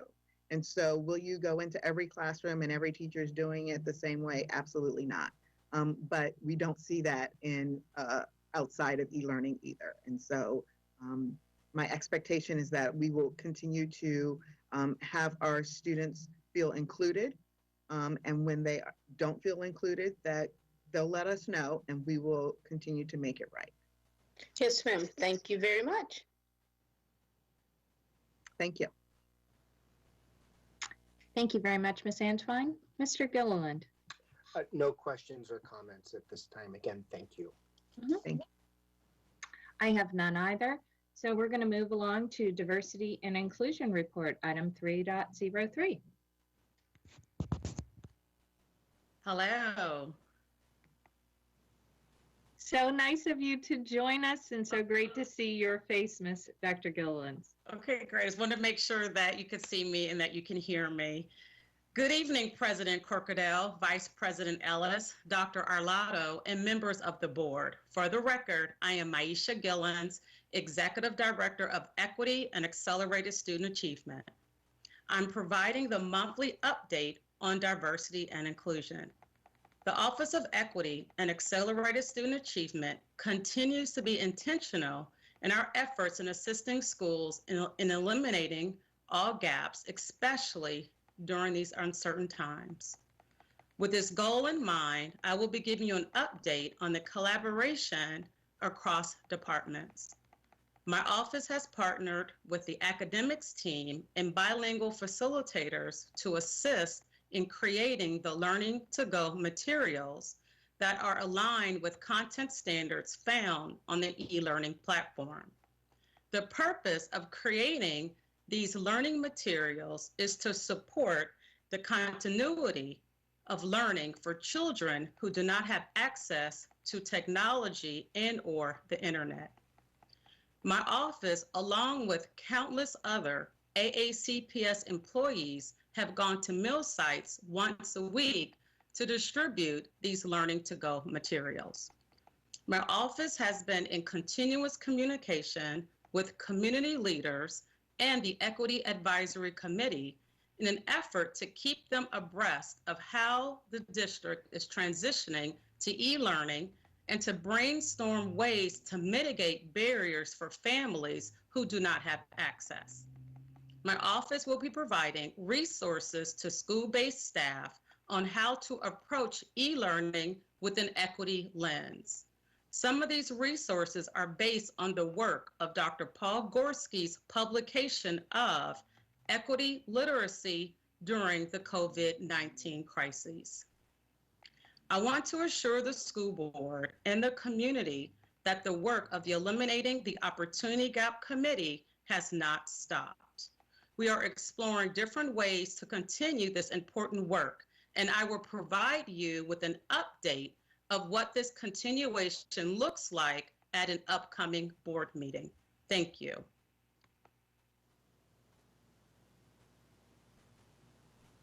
Okay, we're going to move along to board questions. So, Mr. Lund? Dr. Gillens, thank you very much for your report. I have no questions. Thank you. Ms. Hummer? No questions. Thank you, Ms. Gillen. Dr. Gillen. Ms. Alvey? No questions at this time. Ms. Ellis?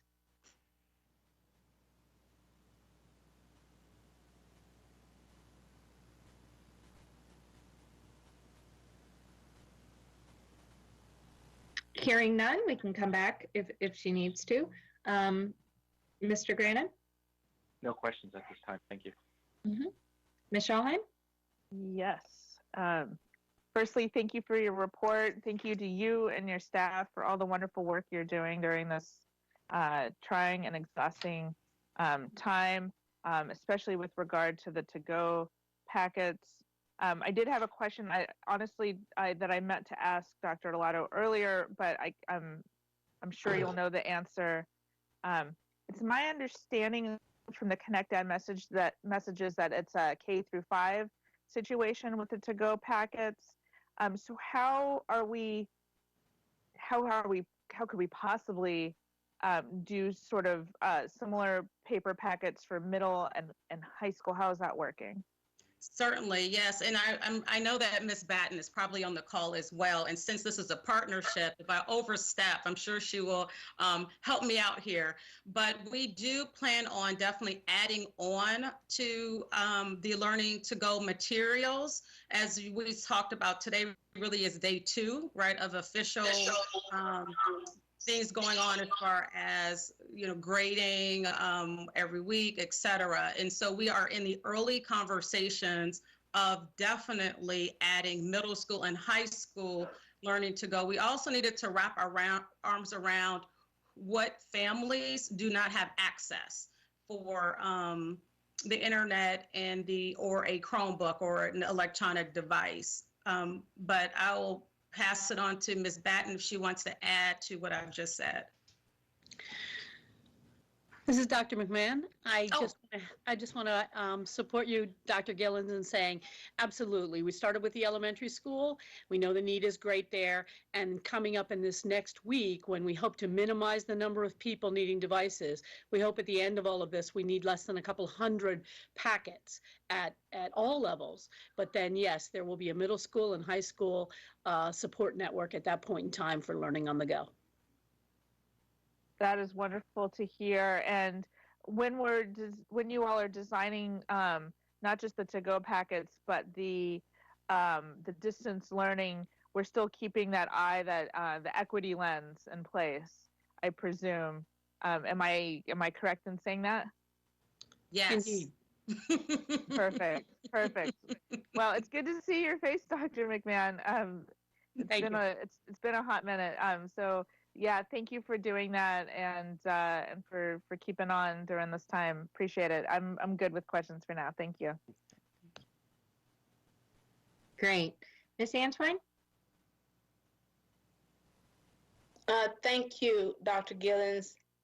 I am hearing, though we definitely have gaps in our learning environment at this time, I have to commend you all. I get more positive than negative that comes to me when it comes to trying to close those gaps and ensure that all 85,000 of our students are duly served in this crisis. That is a testament to your leadership. Dr. McMahon, I saw you. A testament to yours as well, and certainly Dr. Arlotto and the rest of the team. My question is, with about 10% of our students still without that access, what are we going to do if there is a circumstance where even those that receive the access no longer have it for whatever reason? I'm also glad to hear that your engagements with those students who have English as a second language, or they may not have it as their second language, but their household does, that you all are fully engaging. How are we getting, for lack of a better term, the word out to those other families who may not know that these resources exist? And then my final question, because I'm trying to line them all up, I figure they have pretty much the same response. Okay. My final question would be concerning the logistics of it all. I have appreciated opening up the parking lots.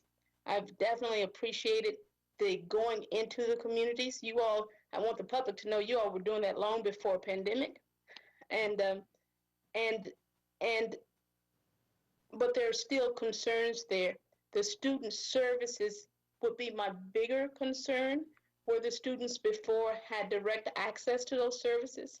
How do they, because unfortunately some of their experiences do not change, especially now, how are they able to access the student services that they need during this pandemic? Mm-hmm.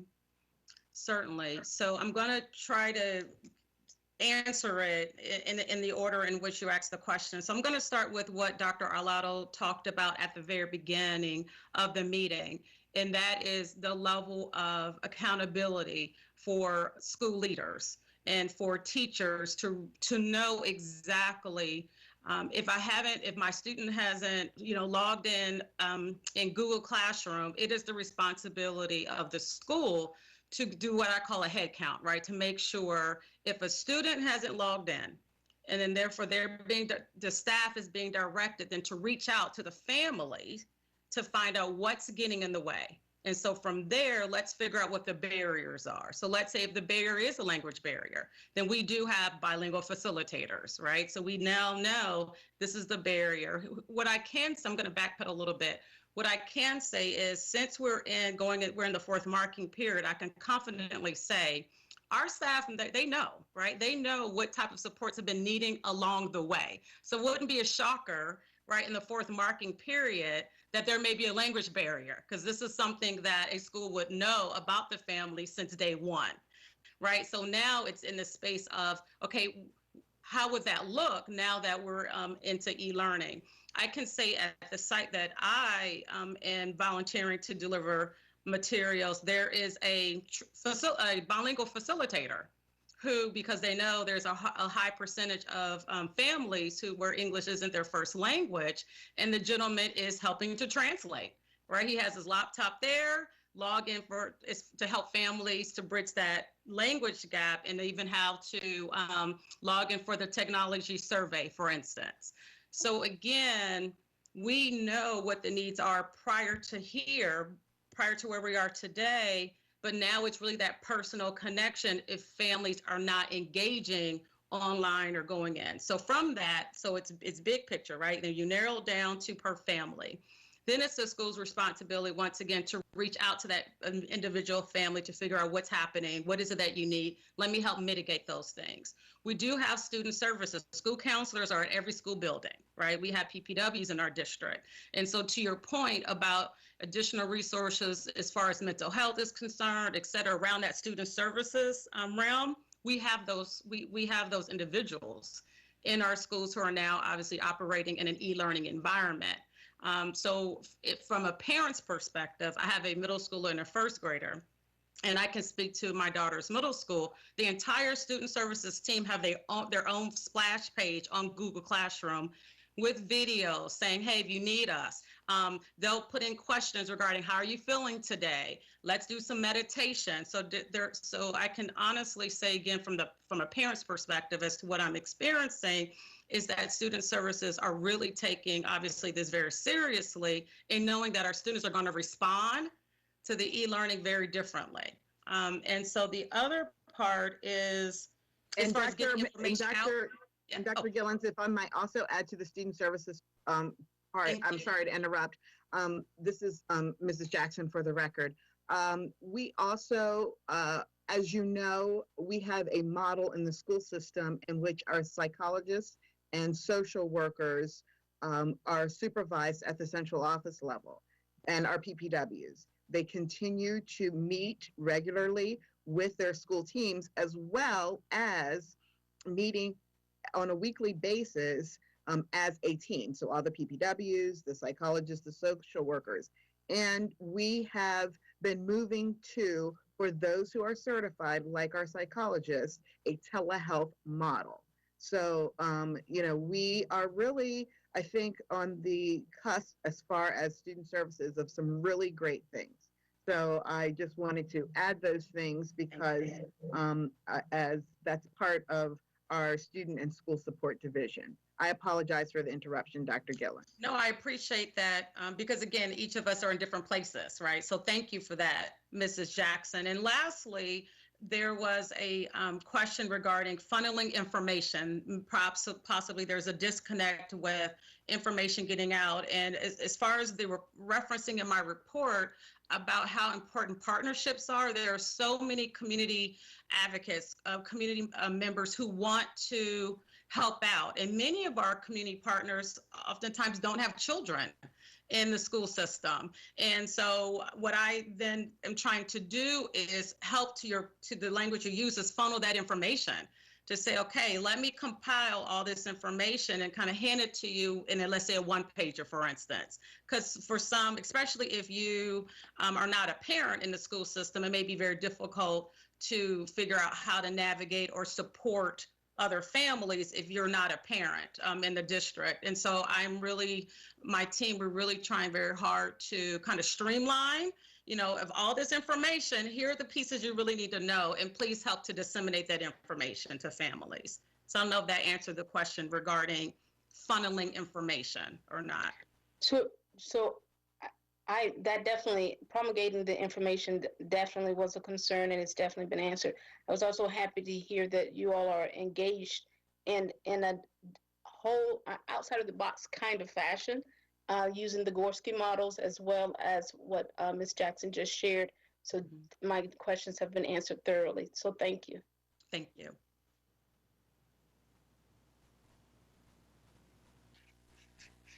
Thank you very much, Ms. Antwine. Mr. Gilliland. Thank you, Madam President. Dr. Gillens, it's great to see you virtually. I have no questions. And again, thank you for all that you do. Thank you. Okay, we're going to move on next to the next agenda item, which is the transportation report. And we'll give the staff a minute.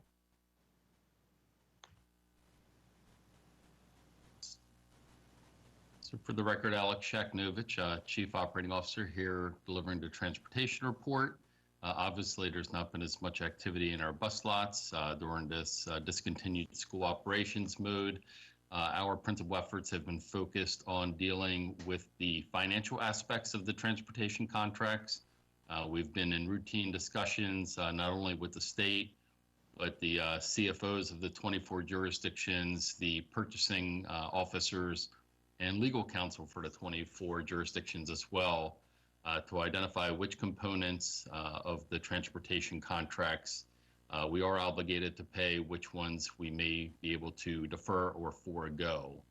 At the time that buses are not currently going, this also depends on what the final rules and regulations are going to be regarding reimbursement, for example, from the CARES Act and other potential reimbursement opportunities for the school district. So mostly our time recently has been spent on the procurement and legal aspects of transportations rather than the operational aspects. With that, I'll cede the floor and turn it over to you, Madam President, and your colleagues.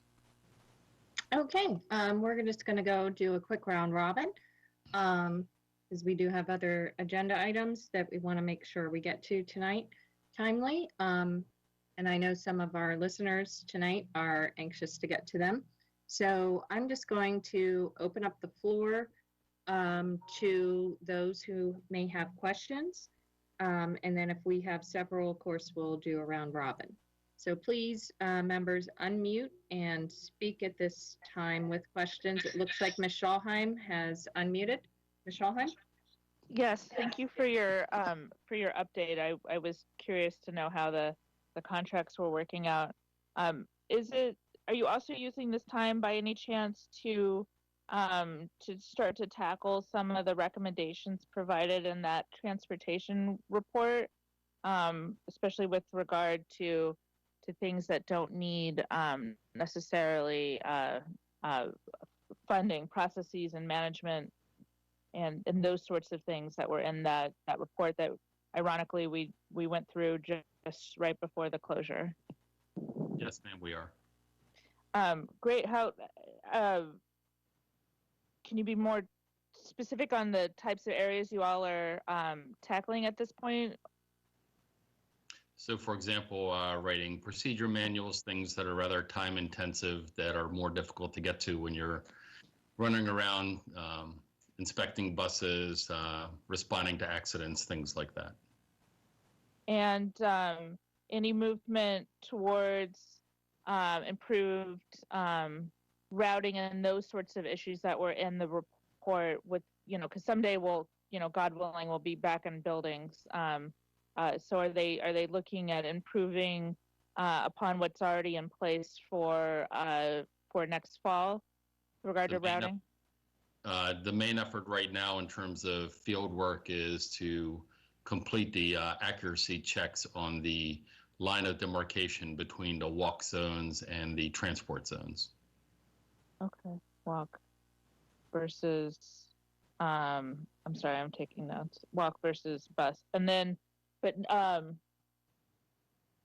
okay, and so from that, then that after that's completed, then you'll look at improving the routes around that. I assume that would mean that some of the bus stops would disappear or be moved as a way of towards improving the efficiency. Is that correct?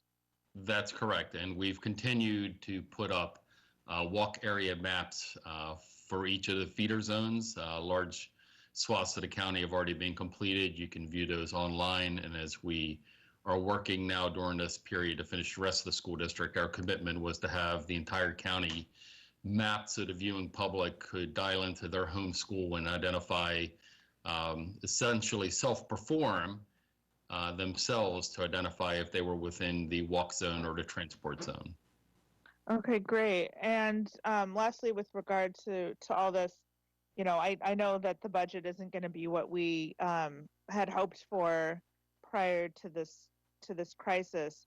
Do you all have a plan on how to address some of the staffing concerns and issues raised by the report if we're not able to get the funding for the staff? Is there going to be any movement within the department itself, switching up of roles or duties or personnel? That's not been at the forefront of our party list currently. Okay. Do you think that will come online after the bulk of the crisis is past us? I'm not sure. Restate your question, please. With regard to the duties and the personnel concerns, predominantly like the need for additional staffing. Now, we both know that might not happen this time around because of the budget, though we don't know specifically about that yet. But assuming that, you know, our budget takes a hit and, you know, if we can't get those new staff, are we looking to redeploy some of the existing staff within the department to fill some of the knowledge or the staffing gaps that were identified in the report? No, it's too early to tell or speculate on that. Okay. All right. Thank you so much. I really appreciate your insight. Thank you.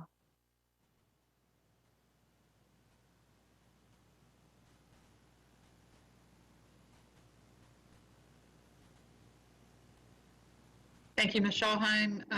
Does anyone else have questions for Mr. Cheknovich? I do, Vice President Ellis, if I could, please. This is Candace. Mr. Cheknovich, I read in an article late last night about some school systems choosing to close the equity gaps for our students by utilizing the Wi-Fi on the buses. Is that a feasible option for our school system as well, where we actually equip the buses with Wi-Fi access and go into neighborhoods that may have problems getting access?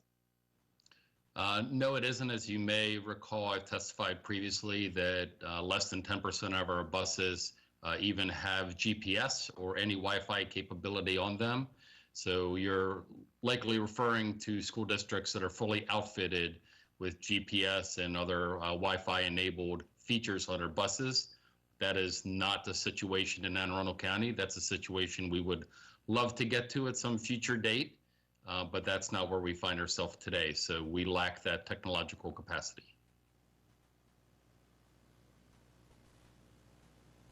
Ms. Antoine, you are on mute. Was that it? Oh, my apologies.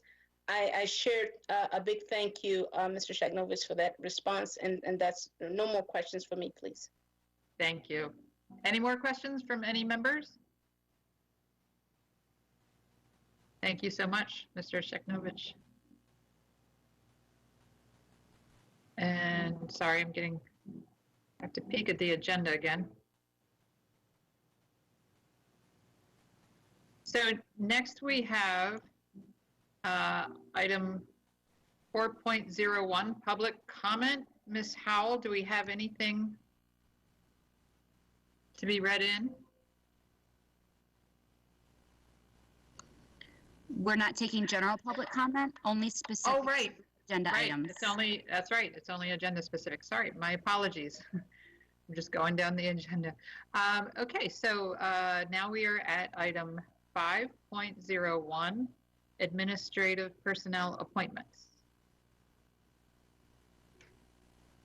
Dr. Arlotto? Yes, ma'am. I recommend that the personnel listed on the attached sheet be promoted and/or appointed. So moved. This is Dana. Second. Great. Does anyone have any questions or comments? Great. Ms. Howell, would you like to call roll? Yes, ma'am. Starting with Mr. Libe. Aye. Ms. Homer. Aye. Ms. Alvey. Aye. Ms. Ellis. Aye. Mr. Grannon. Aye. Ms. Shawhan. Aye. Ms. Antwine. Aye. Mr. Gilliland. Aye. And Ms. Corkadell, if you're back. Motion passes 8-0. Thank you. Item 5.02, 2019-2020 Board of Education meeting, hearing, and workshop calendar.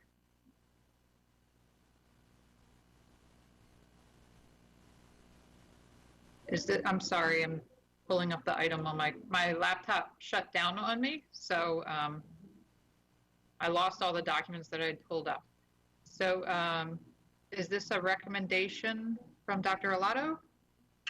No, ma'am. This is a discussion among the board members. Okay, sorry. I think there was movement to change the May 6th meeting date from Correct. a morning time to an evening time. It was going to be discussion among you and your colleagues. Yes, that's correct. Now I got it back up. Thank you so much. So it has been proposed that under the current circumstances, it may be more beneficial to many board members, many staff members, and even the public to conduct our May 6th meeting in the evening instead of in the morning. And for that, I will open it up for discussion. Ms. Ellis, thank you so much. I had to step away for a second. Yes, I would like to, my intent was to start the discussion with a motion to move the May 6th meeting from a daytime meeting that starts with the public at 10 a.m. to start with the public at 7 p.m. with our closed session beginning at 5:30.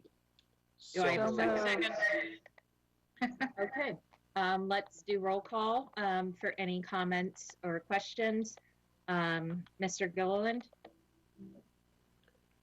No questions or comments. Thank you. I'm sorry. I should have started with Mr. Live. Mr. Live? That's okay. No questions. However, I will not vote in favor of this motion. Thank you. Ms. Hummer? No questions. Ms. Alvey? No questions. Ms. Ellis? No questions, thanks. Mr. Grannon? Yes, thank you, President Corkadell. Could I just ask you, as the movement, to explain the rationale and you know what's the perceived or hoped for impact in terms of public participation by making the change? Thank you very much for asking. Currently, our unique learning environment does lend itself to our parent communities, our students, and our teaching community and staff to have limited access to our meetings during the day. And although we cannot take live public comments at this time, it's something we are continue to work towards. I do think that folks are inclined to want to listen in to some of the things that we even have tonight, for example. And a lot of those agenda item considerations are based on access by the public, by our students, who are our number one constituents, of course, and our teaching population. I think under the current circumstances, we would be better serving our residents to, for this one particular meeting, to host it in the evening versus the daytime. As you may recall, we have stripped down our agenda and have started to rebuild in more regular course of environment. We still will not be able to assert things like Educator of the Month and those categories that we typically only hold during the daytime for obvious purposes. With that being hiatus, it made sense to me to speak to the needs of some of our members and our constituents at this time for us to at least consider. I wouldn't consider it that there would be anything wrong per se by voting against the motion, but I would ask the board at this time to consider some of the unique circumstances that we're in and how we can remain as transparent as possible under the conditions. Did that answer your question, Mr. Brandon? Yes, thank you. And just you mentioned the point about Educator of the Month. I certainly hope that, you know, we're not going to be in the current circumstances for months on end, but if we are, and if the school closure is extended, I hope that we will bring that back, because, you know, encouraging, you know, teachers in this environment is probably more important than ever. I agree with you. I look forward to our full restoration and continue to look with our staff for opportunities to repopulate our agenda with our regularly occurring items, and have taken considerable note of your considerations and comments. Thank you very much, Mr. Brandon. Any further questions or comments? No, thank you. I'm sorry. Okay. We have Ms. Schalheim next. Ms. Schalheim? Yes. So obviously, well, maybe it's not obvious. I'm in favor of this for a few reasons. One, I homeschool my daughter solo during the day. Learning during the day is more conducive, at least for a child my daughter's age, than it would be in the evening. Sometimes our meetings go literally all day. That would be a full day of schoolwork squandered by continuing to have it in the daytime. And I'm also doing that solo. I know that several other of our members are doing the same thing, only with 5 or 6 additional humans than myself. And then we also have our student member who's, I won't speak for her, but, you know, perhaps engaged in schoolwork during the day as well. I would love this for not only to occur for the May meeting, but for the June one as well, or as long as we are out of school, because I think it's important that to acknowledge that, you know, we're parents first, and then also to acknowledge the fact that our staff have other obligations during the day. So I will be voting for this, and I'm grateful to have this on the agenda. Can I make a friendly amendment to also include June, or do you want to take this one at a time, not knowing what June looks like yet? Thank you for asking me, Ms. Schalheim. I think under the conditions of the uncertainty that we will have ample time to allow any members to make adjustments should we decide to consider this for June as well. I would suggest that our board, considering holding off on amending my motion till perhaps the next meeting, where we'll have a better understanding of the sustainability of our stay-at-home orders and those similar associated preferences by our other governing bodies that we work as a team together with. Got it. So if you're comfortable with that, I would like us to proceed that way. Thank you. Yep, no worries. Yeah, so thank you again. I'm good for questions. Okay. Ms. Antwine. Thank you. I'm good either way. Nowadays, I have a lot more time on my hands for other reasons I will not discuss publicly, but I am curious to understand how Dr. Arlotto and his staff would be able to respond to 2 night meetings next month? Would it be more convenient for you all, or would it be more of a burden?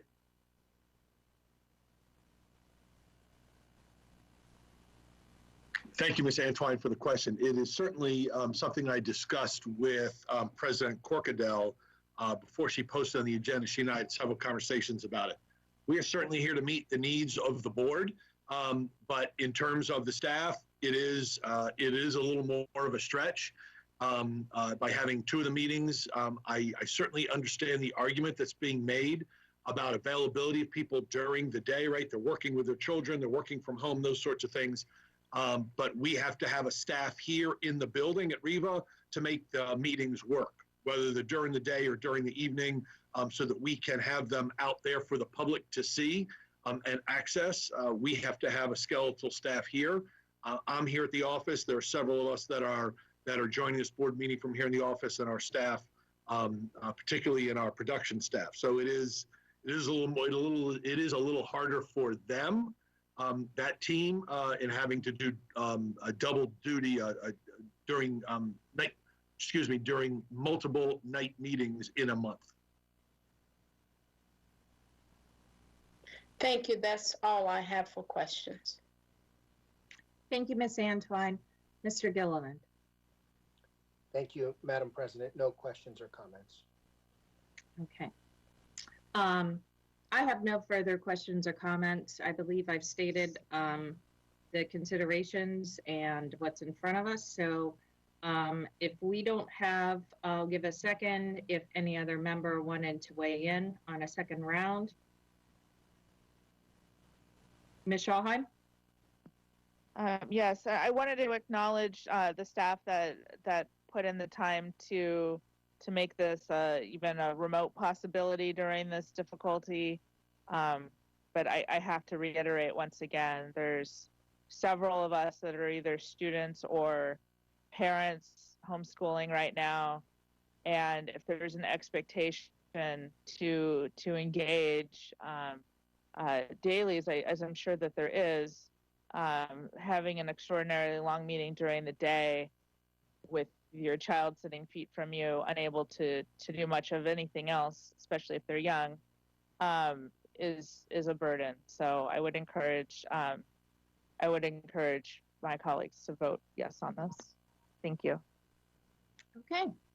I'm not seeing any more other comments from the board. So with that in mind, I'm going to give it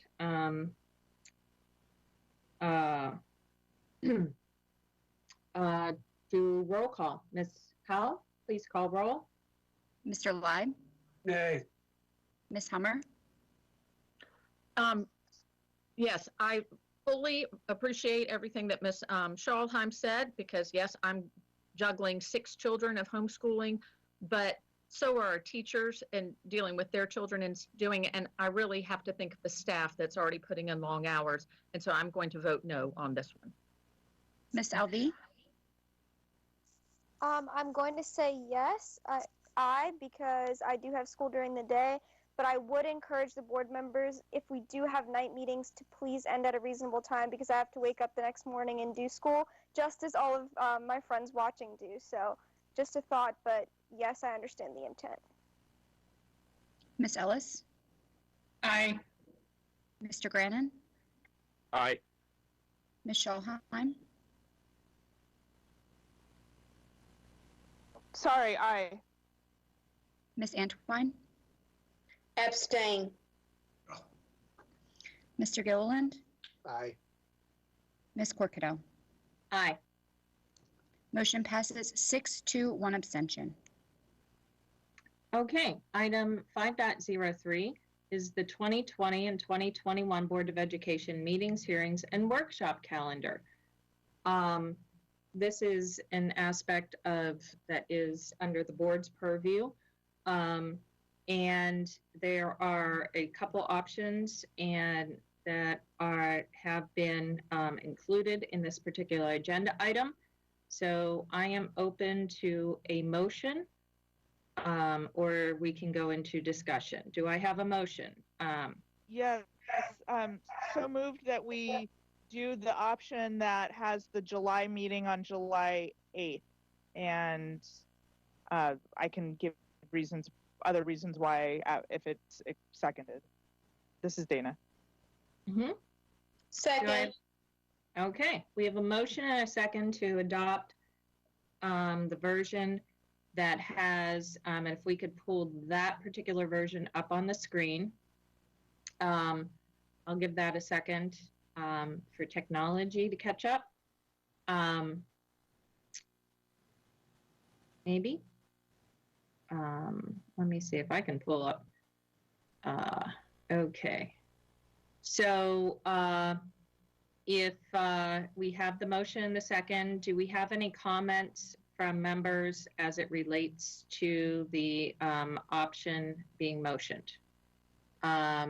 I'm not going to go round robin necessarily, so just unmute, and I will see your unmute and call you. Ms. Schalheim? Yes, so the rationale for me choosing to motion for this particular one is that especially during this trying time, we're all going to need a break, and so I think doing the meeting earlier in July is a good thing. I want to acknowledge another part of that. I think it's on both actually options, and that has to do with Ash Wednesday and the movement of our meeting from Ash Wednesday to another day that week. I mean, y'all know I'm Jewish, but I have a great deal of respect for other people celebrating and observing their holidays as they determine, as they see fit. And by us not having a meeting that day, I think is appropriate and worthy. And you know, we should all you know, acknowledge our celebrations the way we want to, and it by having a meeting would on that night would probably interfere with our public or our staff or our board members choices for what to do with that day and that time. And so thank you for including that bit on that on both options. But my main reason for wanting the July 8th version is to have time to more time to decompress over the summer, because you know, we're all earning it now, and as is our staff. So that's the reason why. Sorry if that sounded clunky, and that's the end of my comments on that. Okay, no worries. Our whole environment's a little clunky. Do we have any other comments from board members? Okay, hearing none. Ms. Howell, please call roll on the vote to adopt the version that has July 8th as the starting meeting for the year. Yes, ma'am. Mr. Leib? Aye. Ms. Hummer? Aye. Ms. Alvey? Aye. Ms. Ellis? Aye. Mr. Grannon? Aye. Ms. Schalheim? Aye. Ms. Antwine? Aye. Mr. Gilliland? Aye. Ms. Corkadell? Aye. Motion passes 9-0. Okay, thank you very much. Next, we have item 5.04, the 2019-2020 school calendar year adjustment. Dr. Arlotto. Yes, ma'am. I recommend to the board that April 28th, 2020 become a day when classes are in session for all AACPS students, and AACPS offices are operational to the extent possible, given the state of the coronavirus pandemic. So moved. Second. Okay, we have a motion and a second. Do we have any comments of members? If they would like to check in, once again, please unmute. I will recognize you in the order of unmute. Okay, seeing none. Ms. Howell, please call roll. Mr. Live, Aye. Ms. Hummer, Aye. Ms. Alvey, Aye. Ms. Ellis, Aye. Mr. Grannon, Aye. Ms. Schallheim, Aye. Ms. Antwine, Aye. Mr. Gilliland, Aye. Ms. Corkadell. Aye. Motion passes 9-0. Okay. Next, we have item 5.05, which is the West County Elementary School Educational Specifications. Dr. Arlotto. Yes, ma'am. Thank you. I recommend board approval of the West County Elementary School Educational Specifications. So moved. Second. Second. We have a motion and a second. Do any board members have any questions as it relates to this? I'm seeing more than one person unmuted, so we're going to do roll call, starting with Mr. Live. Mr. Live, any questions or comments of staff? No, I had no questions or comments. I was just wondering if perhaps, in interest of efficiency of our meeting, items 5.05 through 6.06, since they are all rather, regular items that we entertain on a regular basis, that it might be worthy to bundle these items in order to proceed in a more efficient manner. Thank you, Mr. Live. Duly noted. At this time, I'm going to ask Ms. Antwine if she's willing to entertain a withdrawal of her original motion that was made for the one school and to permit a bundling motion in its stead. Ms. Antwine? I have no problem with that. Thank you. Okay. So I'm withdrawing the motion. Okay, motion is withdrawn. Do we have a motion to bundle items 5.05, which is West County Elementary School, along with the kindergarten additions, educational specifications, item 5.06, and item 5.07, the Old Mill Middle School educational specifications? Actually, can we just bundle all of it from 504 to 606. That was my suggestion. Okay, there we go. Moved. Okay. Second. We've got a motion and a second to bundle. Any commentary? Seeing none. Ms. Howell, please call roll to bundle those following items. Mr. Live, Aye. Ms. Hummer, Aye. Ms. Alvey, Aye. Ms. Ellis, Aye. Mr. Grannon, Aye. Ms. Schallheim, Aye. Ms. Antwine, Aye. Mr. Gilliland, Aye. Ms. Corkadell. Aye. Motion passes 9-0.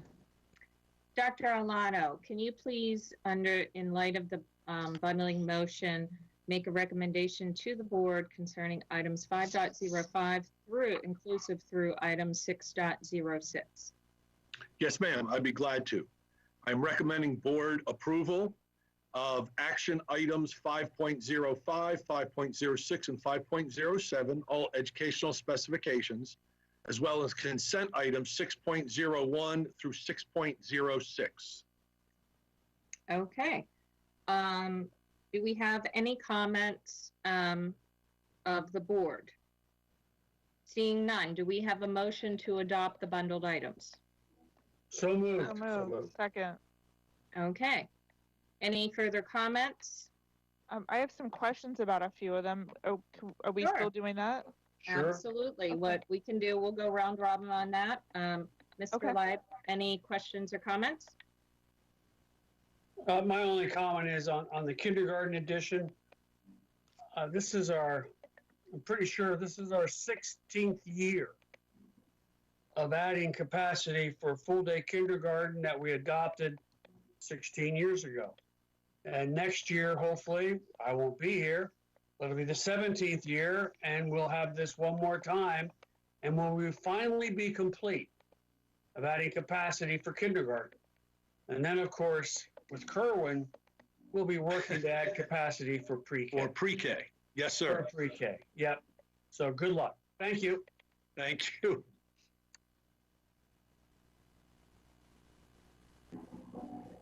Very well stated, Mr. Leib. Ms. Hummer. Yes, I have no questions, although I completely echo what Mr. Leib is saying, that it's a relief to finally see it done, but unfortunately, it looks like we may have to be starting all over again with pre-K. Okay, Ms. Halvey? No comments at this time. Ms. Ellis? Thank you. I can't help but comment about how much is going on in District 4 right now. So these are some long-awaited projects, and I have to give an especially large shout out to the Odenton families who are looking forward to West County Elementary, and this is very exciting. Thank you so much. Thank you, Ms. Ellis. Mr. Grannon? Nothing at this time, President Corkadell. Thank you. Ms. Schallheim? Yes, just a few quick items that I wanted to ask about. So with regard to West County Elementary School, will that school be on public water and sewer? It says that the specifications say, you know, as available or when available. Is that area of the county serviced by public water and sewer, or I should say that property? For the record, Alex Shaknov, Chief Operating Officer. Currently, it is not. It is not in the planned service area. We've communicated with the county, and they're going to put an amendment into the water and sewer master plan on our behalf to put that piece of property in the planned service area. The county has known that all along for the past couple of years as we've been searching the property. So the final configuration will in fact have that on public water and public sewer. That is absolutely our intention, and that is what the county also wishes for us to pursue. Perfect. That's wonderful. My second question, same property. When I was looking at the map, and I know we're early days on this. This is just ed specs, not design. And you know, as we get more months into our tenure here, we get more familiar with how this works. But it seemed to be that the property was in two sections. Would the school more likely be located in the northern section or in the southern? The school would be more likely than not located on the road frontage section. The property is actually bifurcated by a BG&E right-of-way, so that's the dashed bifurcation zone that you see there. But in the very, very early stages of this, analysis, granted, we've not even done feasibility studies or anything beyond that to a great extent, but maximizing the road frontage would help all of the transportation aspects, the utility aspects, et cetera. It would be a lower cost to build. So we would in fact be looking more likely than not to initially place the school in the southern portion of the property. Excellent. Thank you for that. My last question with regard to this property, though, I have just a couple more additional ones since we bundled everything, which I'm happy that we did. For elementary schools, are there gender neutral bathrooms for elementary, or is that something we do for middle and high school only? It's at all grade levels. Okay. At all school levels, put it that way. Okay, great. The next question I have is for, let's see here, which one was it?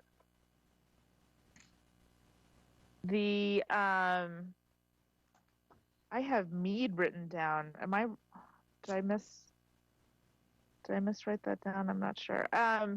We have a kindergarten edition at Mead Heights Elementary School. Yes, that's what I was referencing. Yes, thank you.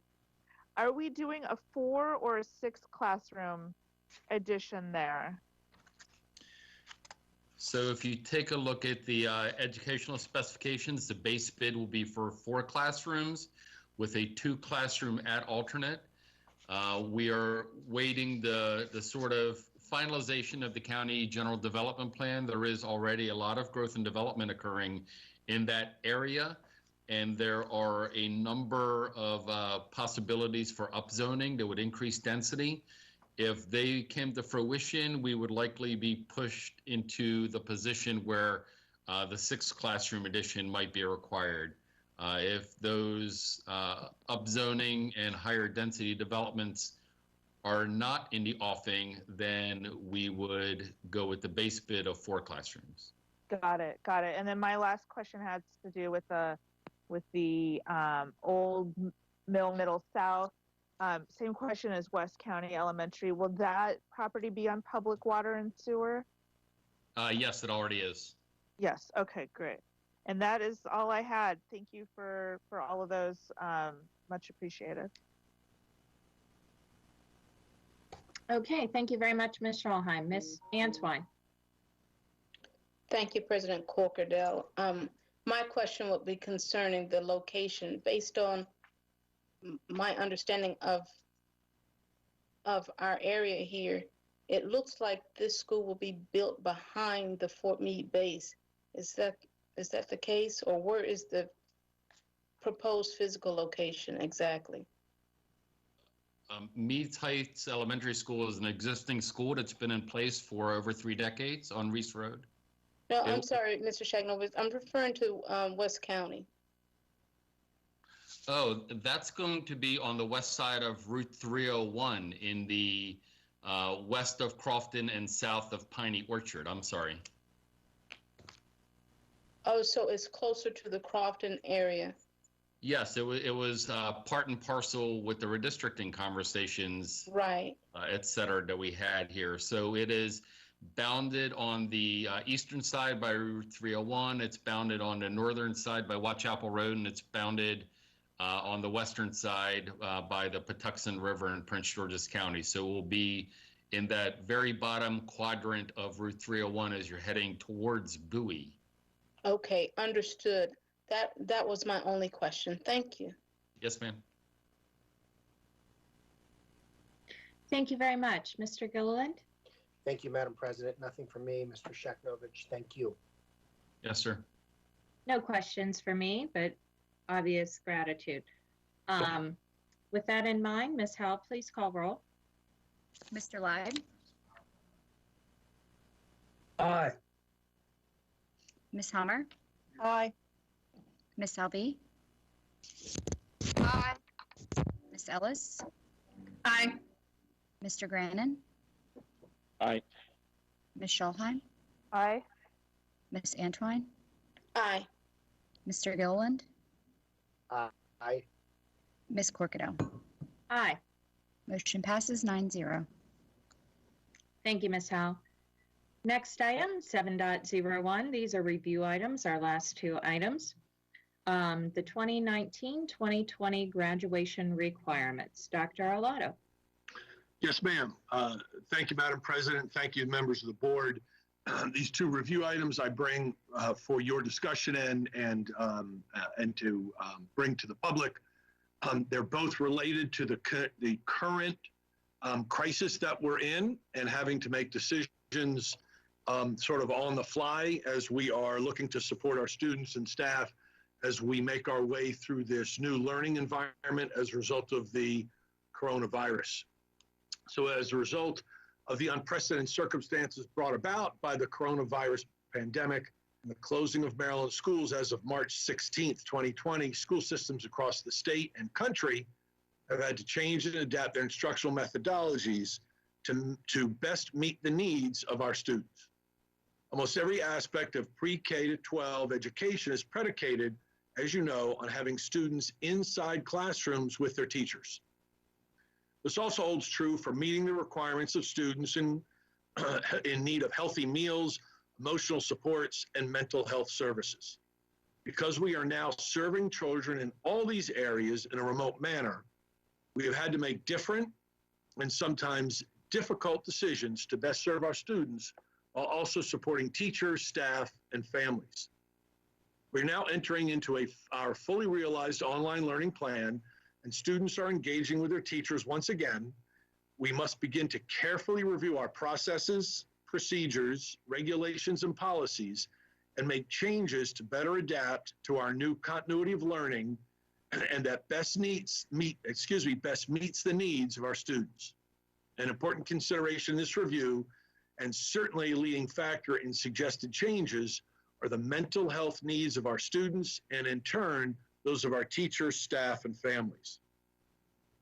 The State Board of Education met yesterday to discuss and make decisions regarding graduation requirements for the class of 2020, state assessment requirements, and they discussed grading during this current school closure period. The State Board of Education granted waivers to all seniors of the requirement to pass Algebra 1, English 10, Science, and Government assessments as requirements for graduation.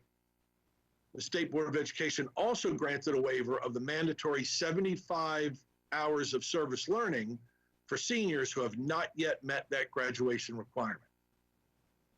Regarding graduation requirements for the class of 2020, the Maryland State Department of Education requires students to earn 21 credits in specific content areas. LEAs are allowed to set their graduation requirements above the MSDE minimum. We, as you know, in Anne Arundel County Public Schools, require students to earn 26 credits. Yesterday, the State Board of Education agreed to allow LEAs to reduce their required credits for graduation for the class of 2020 to the MSDE minimum of 21. That said, I plan to waive our regulatory language for the class of 2020 by reducing the number of elective credits that a senior would need to graduate from AACPS. By reducing the number of elective classes needed to graduate, this should lessen the burden for some students and allow them to concentrate on the core courses in which they need to develop mastery in order to graduate from high school. This waiver does not allow for any senior to drop a class or disengage from the current online learning and does not reduce the number of core content classes a senior must be successful in order to earn a diploma. Counselors will be contacting their seniors to review and discuss their academic plan. Any schedule changes must be approved by the counselor and parent. We're going to share a brief PowerPoint presentation with you to walk you through some of the numbers, and then we'll be glad to take questions on this issue. Great. Thank you, Dr. Arlotto. For the record, I'm Jason Dykstra, Executive Director of Instructional Data. So let's dig into some of the numbers, and let's start with just reviewing our current graduation requirements for Anne Arundel County Public Schools. So on the next slide, you will see a summary of the 26 credits that we currently require and have required for quite some time of all of our graduates. The majority of credits, probably expectedly, are in the core subjects. So 4 credits for English, 3 for social studies, 3 for science, 4 for math. And then there are other requirements that align to the MSDE requirements. So 1 credit in basic technology, 1 for fine arts, a half a credit in health, 1 for physical education. Every student needs to be a completer. There are options for them. Just a reminder, there are 3. A student can take 2 credits of a world language. A student could also take 2 credits of an advanced technology course, or a student could be a CTE completer and be enrolled in one of our awesome career and technology education programs. Almost all of those are 4 credits. Then in addition to that, we require either 6.5 or 4.5 credits of electives. The difference is what completer a student chooses. So if a student is a CTE completer, then they'll take an additional 4.5 credits of electives. If a student is either a world language or advanced technology completer, they would take an additional 6.5 credits of electives, bringing the total to 26. That has been and currently is what we require for all of our graduates.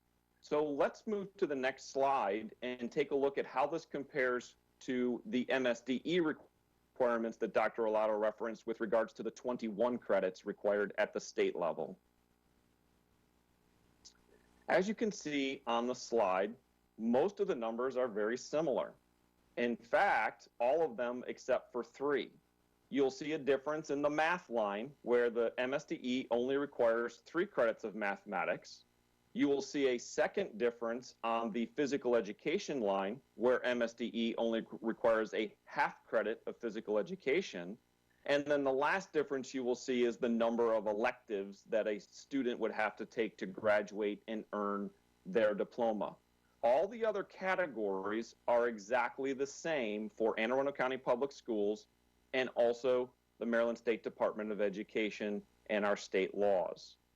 So what Dr. Arlato is doing with his decision really impacts these 3 areas. So we'll take a look. Dr. Arlato's decision is to really reduce the number of elective credits that our seniors would need to earn a diploma this year for the class of 2020. What that means and what you see on the screen is that we still would require our normal 4 credits of mathematics. We would still require 1 credit of physical education. However, if you look at the last line, rather than requiring our seniors to complete 6.5 and or 4.5 credits of electives, we would use the MSDE requirement of either 3 credits or 1 credit. And again, that depends on what completer the student has chosen. World language is 2 credits, advanced technology is 2 credits, and the CTE programs are almost always 4 credits. So that is the difference in this decision, is that we would alleviate some of the pressure of some general electives on some of our seniors that at some point in their career got behind and probably have some of those general electives in their current schedule. So we'll move to the next slide and kind of discuss a quick summary. So this slide shows you now what the class of 2020 requirements would actually be. It totals 22.5 credits. And again, the left-hand column are all of our current requirements. There are no changes in the blue left-hand column. English, social studies, science, math, basic technology, fine arts, health, physical education, and the 3 different options for completer programs remain exactly the same as they have always been.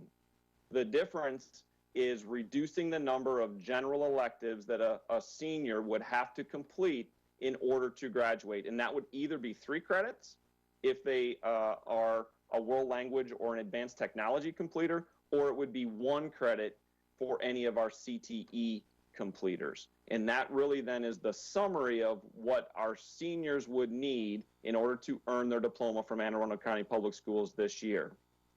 So again, quick summary. No changes to the vast majority of departments and programs. The reduction is 3.5 elective credits from our current standard. This provides much more flexibility for our students and families, particularly our seniors that got behind at some point and are working very hard this senior year to earn their diploma. And it allows them to really focus on those MSDE required credits rather than our AACPS elective credits. And it really hopefully is motivation for those seniors who may be contemplating, I don't know if I can do this. I don't know if I can do this online learning. I don't know if I can still handle 8 classes. And it gives a small percentage of our seniors some hope that, yes, you can. We will support you. We will get you there. And we just need you to really focus on those MSDE required credits. And we can do that. And we really think that it's a real boost for us, again, a small percentage of our seniors. With that, I will turn it back over to Dr. Arlato and staff. Thank you, Mr. Dykstra. And with that, we'll take questions from the board. Thank you very much. Mr. Live, any questions?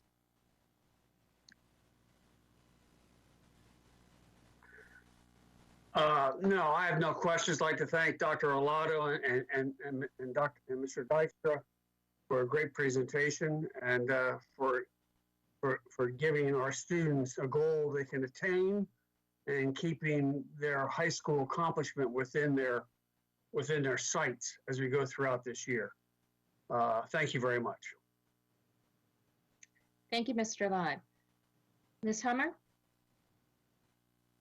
Yes, I want to echo Mr. Lott. Thank you all for being proactive in finding a way to accommodate people, some of our students during this time. I think this is a very reasonable accommodation that doesn't lessen in any way the diploma of any student that recognizes their achievements to meet the state standards. So thank you for taking the initiative on this. Thank you, Ms. Hummer. Ms. Alvey? I just want to reiterate that this addresses a lot of the questions that I've been receiving from students and particularly seniors, and I think it's a great compromise to make sure that our students, get across that finish line even in these difficult times. So I really appreciate the effort. Thank you, Ms. Alvey. Ms. Ellis?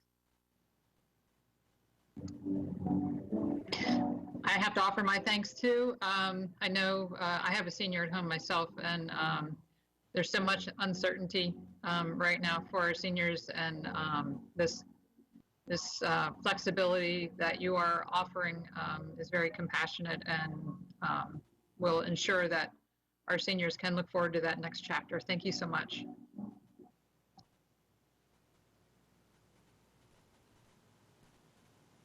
Thank you, Ms. Ellis. Mr. Grannon? No further questions. Thank you. Thank you. Ms. Schallheim? Yes, I just wanted to reiterate what others have said in terms of offering the flexibility and being compassionate to our seniors during this historic moment. And I was just wondering how many students these changes impact. Based on a data review that Mr. Dykstra and his team have been conducting as we've been considering our options, I think there's probably an immediate around 100 seniors that will be immediately impacted. There will probably be some others that won't be so acute, but I think there's about 100 seniors that would benefit immediately from this, and their counselors will be in touch with them directly about how to adjust their schedules and refocus themselves to get across the stage. Wonderful. So with this going forward, if we have students, especially in this group of 100, a couple hundred, whatever it is, that are taking multiple electives because this is their last chance to get across to meet those requirements to get across the finish line, with this moving forward, those schedules would be scaled back to meet just the core requirements that we saw on the left-hand side. Is that accurate? Correct. That's the idea. Yes, ma'am. That's perfect. So they don't have to continue to engage in something unless they choose to move forward with it, if they're in that group. If they're in that group, correct. Perfect. Thank you so much. Sure. Yep. Thank you, Ms. Schallheim. Ms. Antwine? Thank you for the presentation. My question would be for the juniors moving into the senior year. Is it impacting those? Do the juniors have the standard requirements still, or can they readjust and align their schedules based on these new requirements? No, ma'am. So this is only, right now we're looking at only the class of 2020. So this year's current seniors, this does not impact the juniors, sophomores, or freshmen, just the class of 2020. Okay, and then for those who, for whatever reason, still do not meet the 22.5 requirement within the county, what I loved hearing from Mr. Dykstra was he said that he would work with those students to get across the line to meet the 22.5. But worst case scenario, they meet the state requirements, but not the counties. What type of mitigation plan is in place for those students? So there's no mitigation plan, to use that term. We have students every year, unfortunately, that don't get across the line. So we then invite them into summer school, We also have our night school program, which you know very well is up and running even in this virtual environment. So there's still seniors that are making up some of their credits and others so that they can join their class at graduation. And so there's nothing immediate in terms of a mitigation for these particular students. We'll continue to support them. Counselors will be reaching out, their teachers will be reaching out, and we're going to want to try and get them across the stage.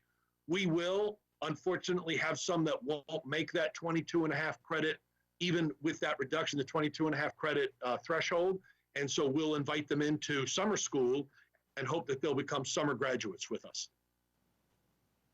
Okay, thank you. Yes, ma'am. Mr. Gilliland? Thank you, Madam President. No questions or comments, just to say thank you, Dr. Arlotto. Thank you, Mr. Dykstra, for this presentation. Great. Okay. Seeing no further questions or comments, item 7.02, grading in second semester of the 2019-2020 school year. Dr. Arlotto. Yes, ma'am. Thank you, Madam President, members of the board, for allowing me to, again, share some of this information with you and our best thinking as we look to continue to support our students, teachers, staff, and families. It's a critically important topic that's being discussed around the country and state, and certainly here in AACPS, is that of grading.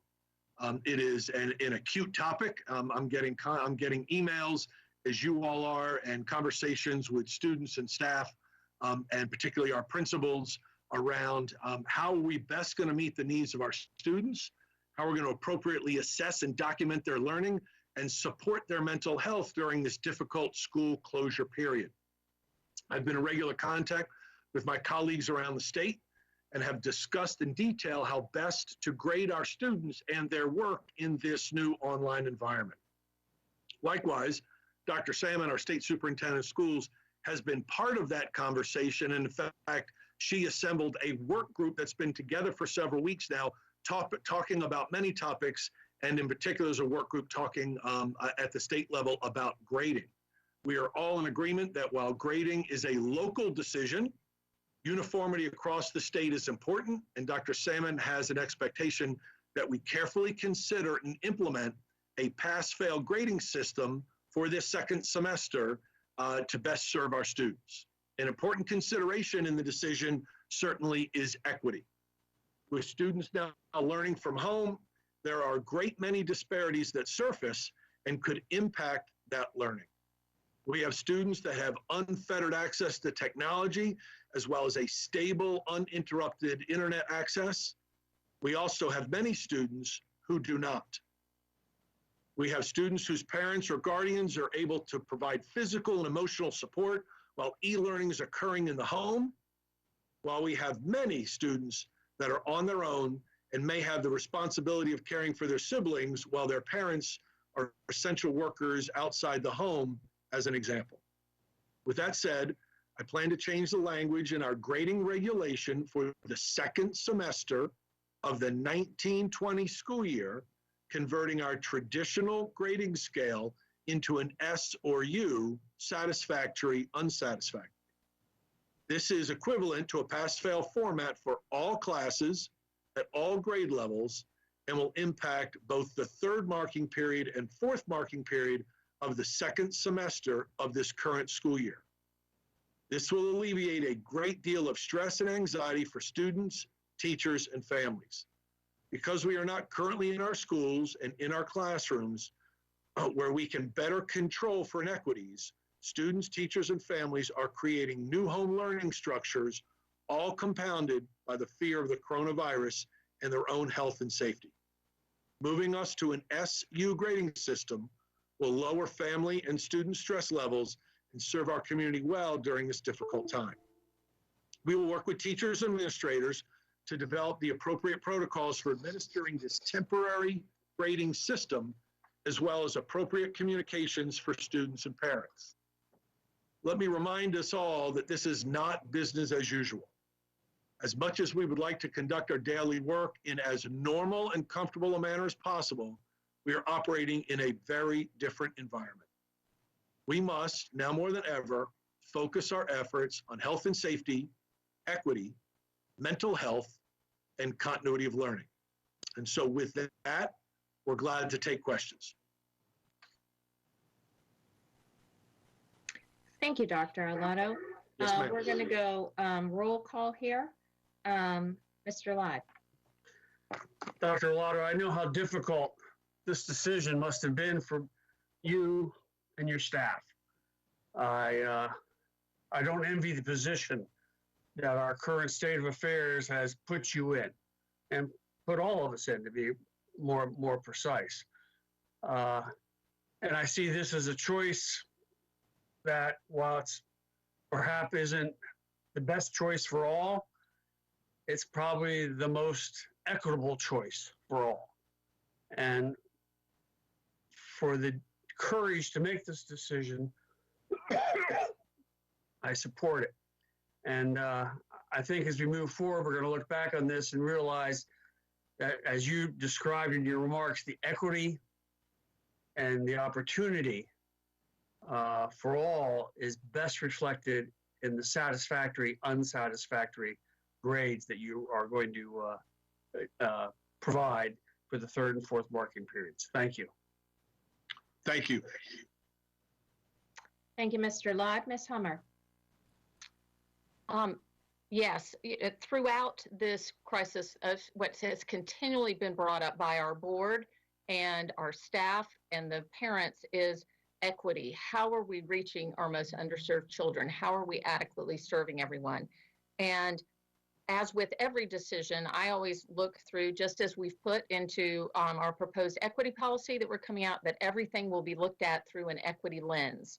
And I believe that this decision by your team meets all of that. We must look at, does this policy or practice, would this worsen existing disparities and produce unintended consequences? I think if we don't go to pass-fail, we are, because we would be providing some students with less opportunities for grading and increasing their stress in a crisis moment.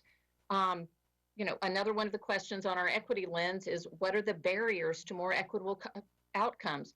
Board members have been raising those all tonight. Ms. Ellis mentioned, what about our students who can't get a Chromebook until next week? That's a huge equity barrier that we have to have, and it was rightly raised. And how are we going to reach that? Ms. Antwine brought up numerous times, what about our homeless students? What about our English language learners? How are we reaching those families? How much are we reaching out to them and trying to help them get the access? And unless and until we can guarantee that every child has the same access at home, meaning they can get onto a computer and aren't sharing it with 5 other people in their home, or don't have internet access, or things like that, we cannot guarantee that they're all receiving the same opportunities to make an A or a B or a C. But a pass-fail, I think, is the most equitable. This is a hard decision. It's not perfect. There are certainly students that would benefit from having grades, but I agree, much like the last discussion we had regarding changing the graduation requirements. This is a proactive measure that your staff is taking, and to address our neediest children and making sure that we have as level of a playing field as possible. I also believe that this is the path that many, many, many school districts throughout the country are going to, as well as many colleges. Stanford and MIT, 2 of the top colleges in the country, are going pass-fail for this semester. So this is not unusual. I think that it will not be unusual for colleges next year looking at juniors' grades to see that on there.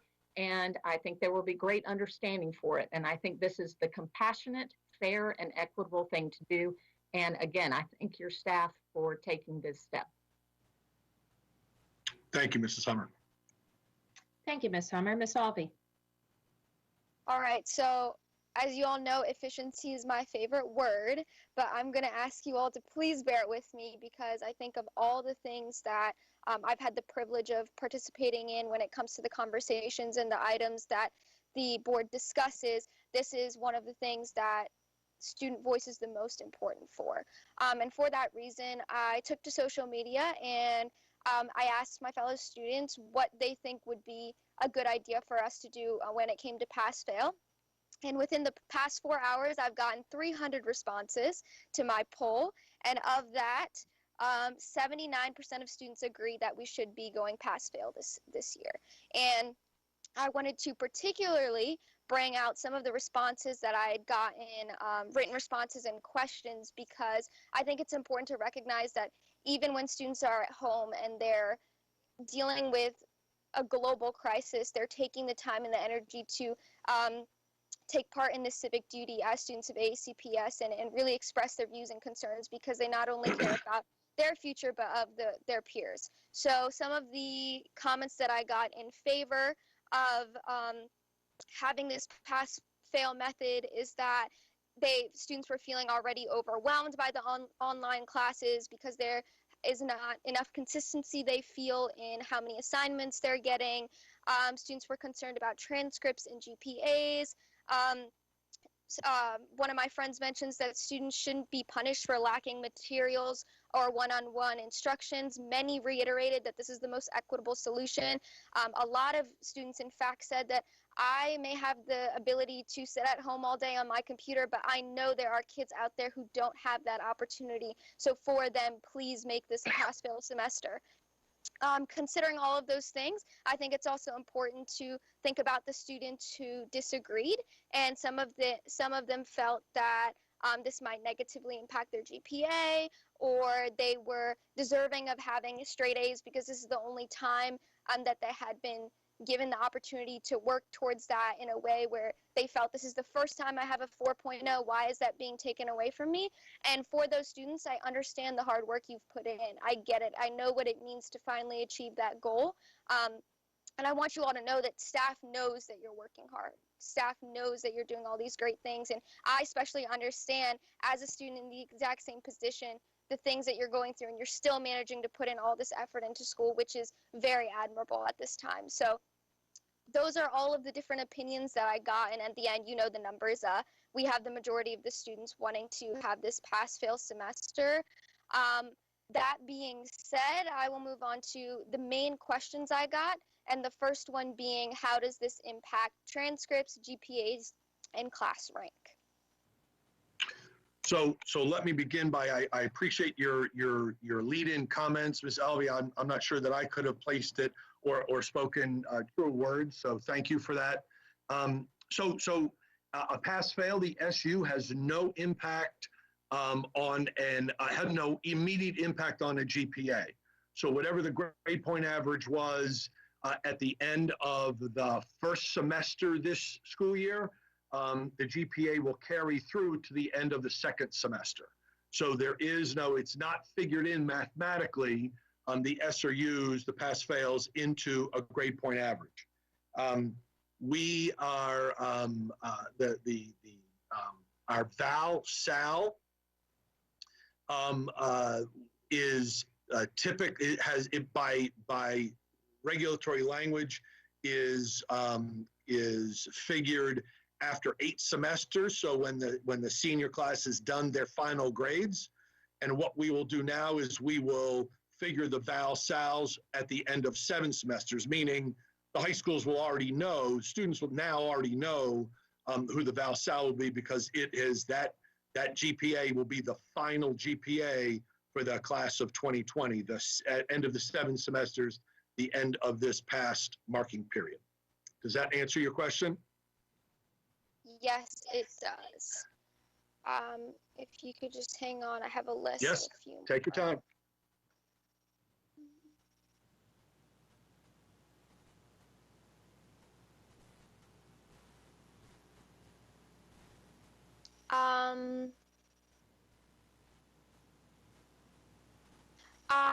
This was a question I got from a student as well, saying, does pass-fail mean that students only have to complete 50% of the total assignments given to pass, or can they do half of a worksheet and that is considered to be 50%? That's a very technical question, but one that I received several times.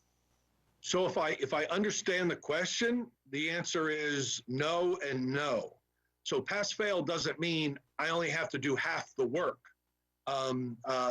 The work will still be required by teachers. Students will still need to complete the work, and that work will get a grade. The teachers will still grade the work because that's feedback for students. They'll still give feedback in terms of grading those assignments. The difference is that in the end, instead of taking those assignments and averaging them to a grade for a final grade of the marking period of the semester, they will be converted to passes or fails based on the student receiving a 59 or a 60 or less. Does that make sense? So you completing half of a worksheet, I'm sure your teacher, you had a teacher and you handed in half a completed worksheet, they probably would not give you a very good grade for that. So your work will still be required by the teachers. Your work will still be graded. It will go into the grade book. You and your parents will see those grades for those assignments. Each of those assignments that's been given while we're in this online environment. The difference is at the end, when we are figuring grades, mathematically, we won't calculate averages or using the normal gradebook system where there is 10% for homework and so much for tests and quizzes and assessments and projects. It will be converted to a pass or fail based on reaching a 60% mark or not.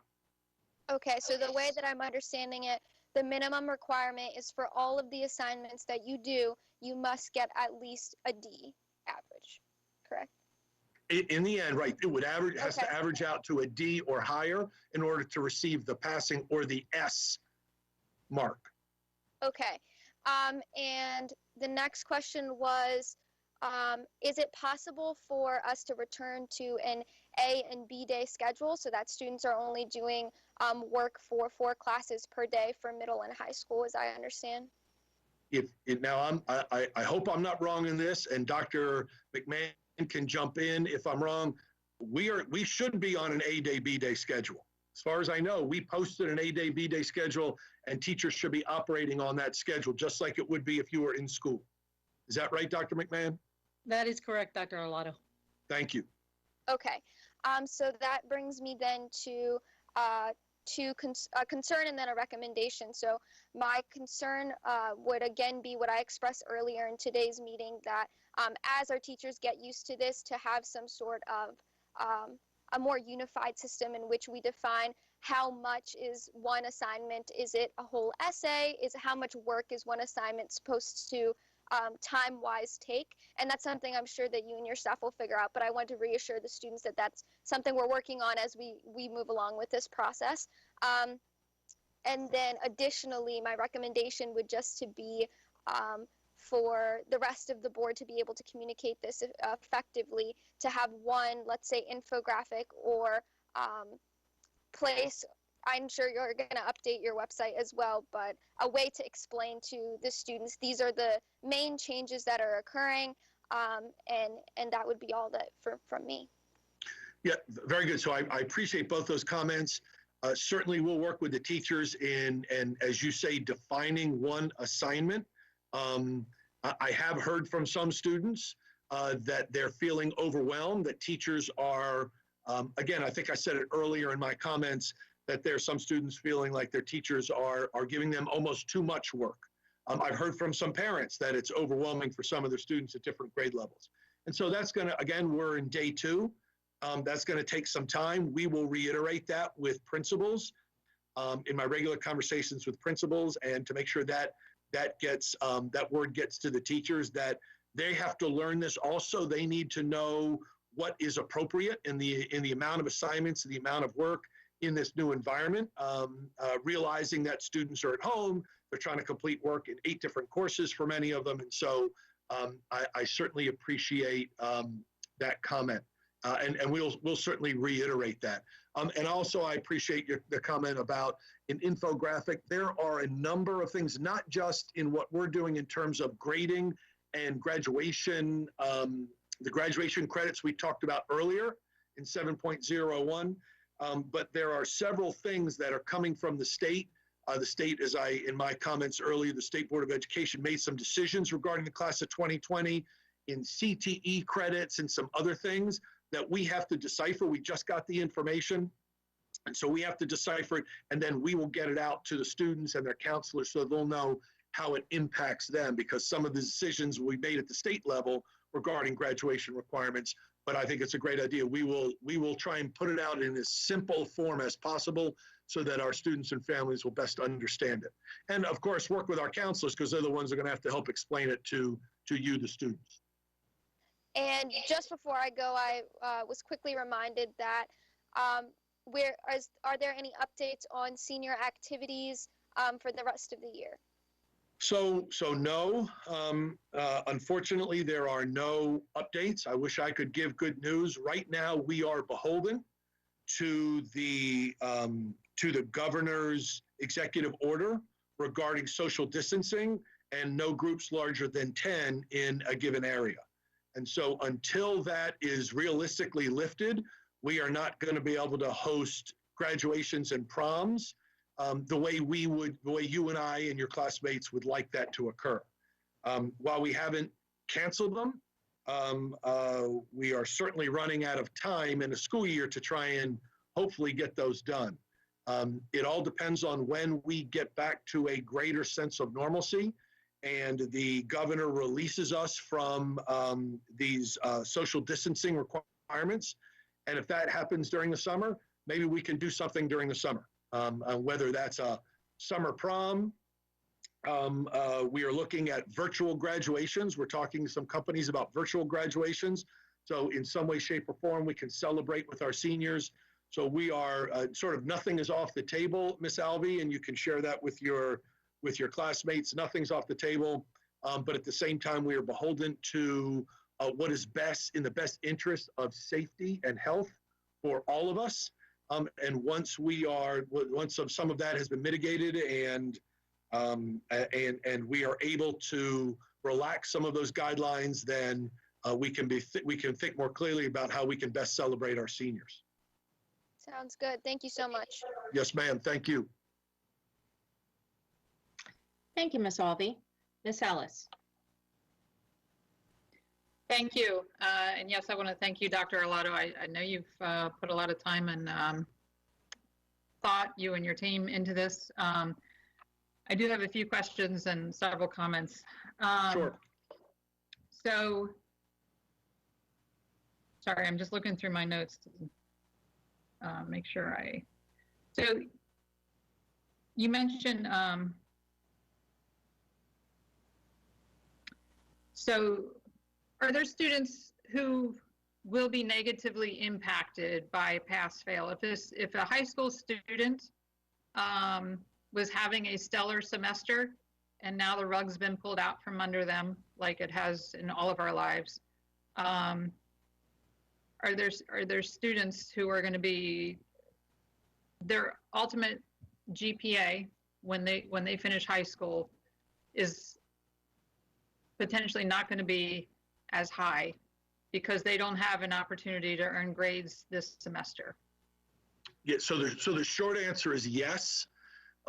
Certainly, I don't have any data on that in front of me, but certainly the answer is yes. There will be, as you say, if a student is having a stellar second semester, right, let's say, and they are, and they're knocking it out of the park and they're straight A's in all 8 classes for the 3rd marking period and all straight A's in the 4th marking period, and they've not fared as well prior to that. Certainly, that could impact their GPA by 1/10 or maybe 2/10 of a point. Their GPA could be raised. So yes, they would lose that opportunity if they were just having, I'll use your term, a stellar semester.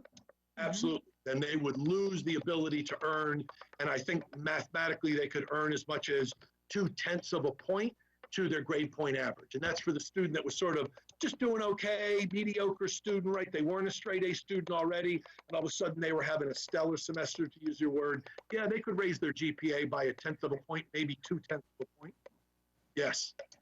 So there could be a student who 2/10 of a point could make a difference between whether or not they're eligible in their senior year for valedictorian or salutatorian. Correct. Right. Absolutely. We've got it. A valid sal could be much closer than 2/10 of a point, Absolutely. as you know, right? Absolutely. Right. Could be. And colleges often have thresholds for students who apply where there's a certain GPA that student falls within those averages, they're more likely to be considered, and students below that average have to have other factors often to be considered.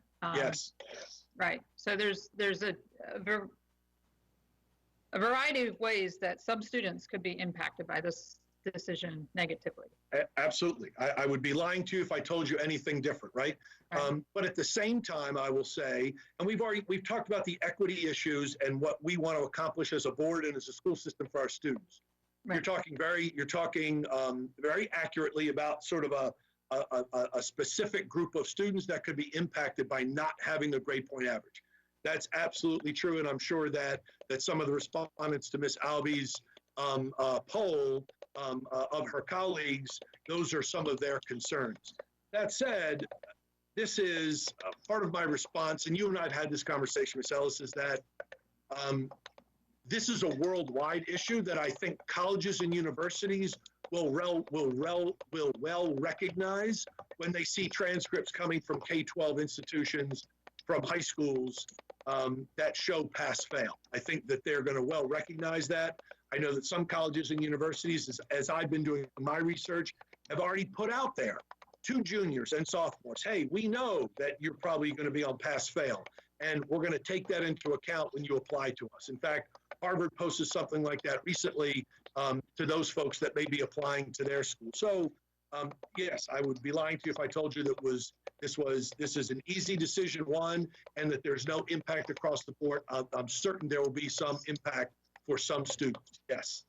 Right. So colleges and universities will recognize pass-fail. I haven't heard anyone concerned about that. So I don't think anyone's worried that an admissions counselor is going to see pass-fail and wonder what the heck happened there. Of course, we know. Sure. Right. We know that. But I also know that all of the Maryland public universities like College Park, UMBC, Towson, Salisbury are offering their students a choice. That way, no student is negatively impacted anymore. I mean, obviously everyone's negatively impacted right now, but no student's GPA is going to be negatively impacted. It is a student's choice based on their individual circumstances. AACC is also doing that, which brings another question. We have some students dual enrolled. So do we have students right now who will receive grades because they're in an AACC course? So currently in our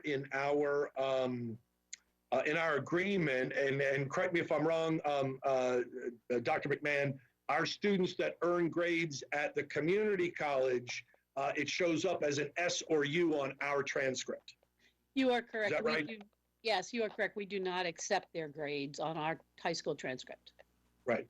Because they have their own grading scale and professors can do their own thing. So it already turns out they'll get a student that's at the community college and dual enrolled course has two transcripts. They have their college transcript with their college grades, and they have their high school transcript, and any college course they've taken for high school credit shows up as a S or U.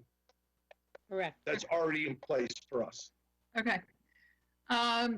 So I just want to, I jotted down a few words that I heard mentioned around this topic as before I began speaking. Compassion and flexibility of our students, a great deal of stress and anxiety. For those students who are going to be negatively impacted by this in their GPA,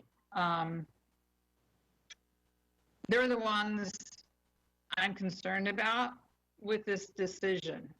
I believe this creates a great deal of anxiety for some high school students.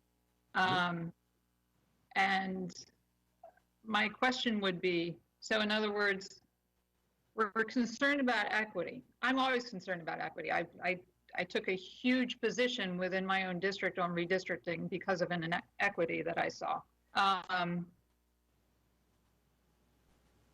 But we have a group of students here who are being, I believe, with this change. They're being negatively impacted. And I have to ask, when is it advisable to take away from students when inequities exist rather than to address the factors creating the inequities? If we offer a choice, if a student is not I'm sorry, before answering that question, I did research across the country, school systems in Nebraska, California, Ohio, South Carolina, Oklahoma, Green Bay, Wisconsin, Alexandria, Virginia, Texas, throughout the country. There are other solutions being offered in this brand new environment that we're all in. The two most common that I saw are, one, students are offered a choice, like our public universities are doing. A student can choose to take grades, or a student can choose to take pass-fail. Considering that our Maryland public universities are offering that choice, I don't think they would question that for a second when on a student's application. Another solution that I've seen in some school systems is grading students, and the way it works is they're taking the grades that students had when schools closed, which was really at the end of third marking period for most school systems, and students, that would be their semester grade. However, students can continue to earn grades. Their grade can't go down, but they can improve their grade by the work they do the rest of the semester. So I have to go back to the question, when is it advisable to take away from students when inequities exist rather than to address the inequities? I'm having a really hard time with this. I personally know students that will be negatively impacted by this decision, and they have a great deal of anxiety about it. Sorry, I've got all of these things, all these different thoughts that I want to make sure I don't miss something. I don't know if I remembered, you mentioned uniformity across the state is important. This school board has a responsibility to the students of Anne Arundel County. I went to the website this morning of MSDE, and the only place this issue is addressed, it says local school systems may use a pass-fail option as outlined in their grading and reporting policies. Grading as defined by COMAR is a local decision. There was no strong statement there to compel us to all do the same thing. I guess I'm assuming that there's going to be an opportunity to come back around, but I'm gonna,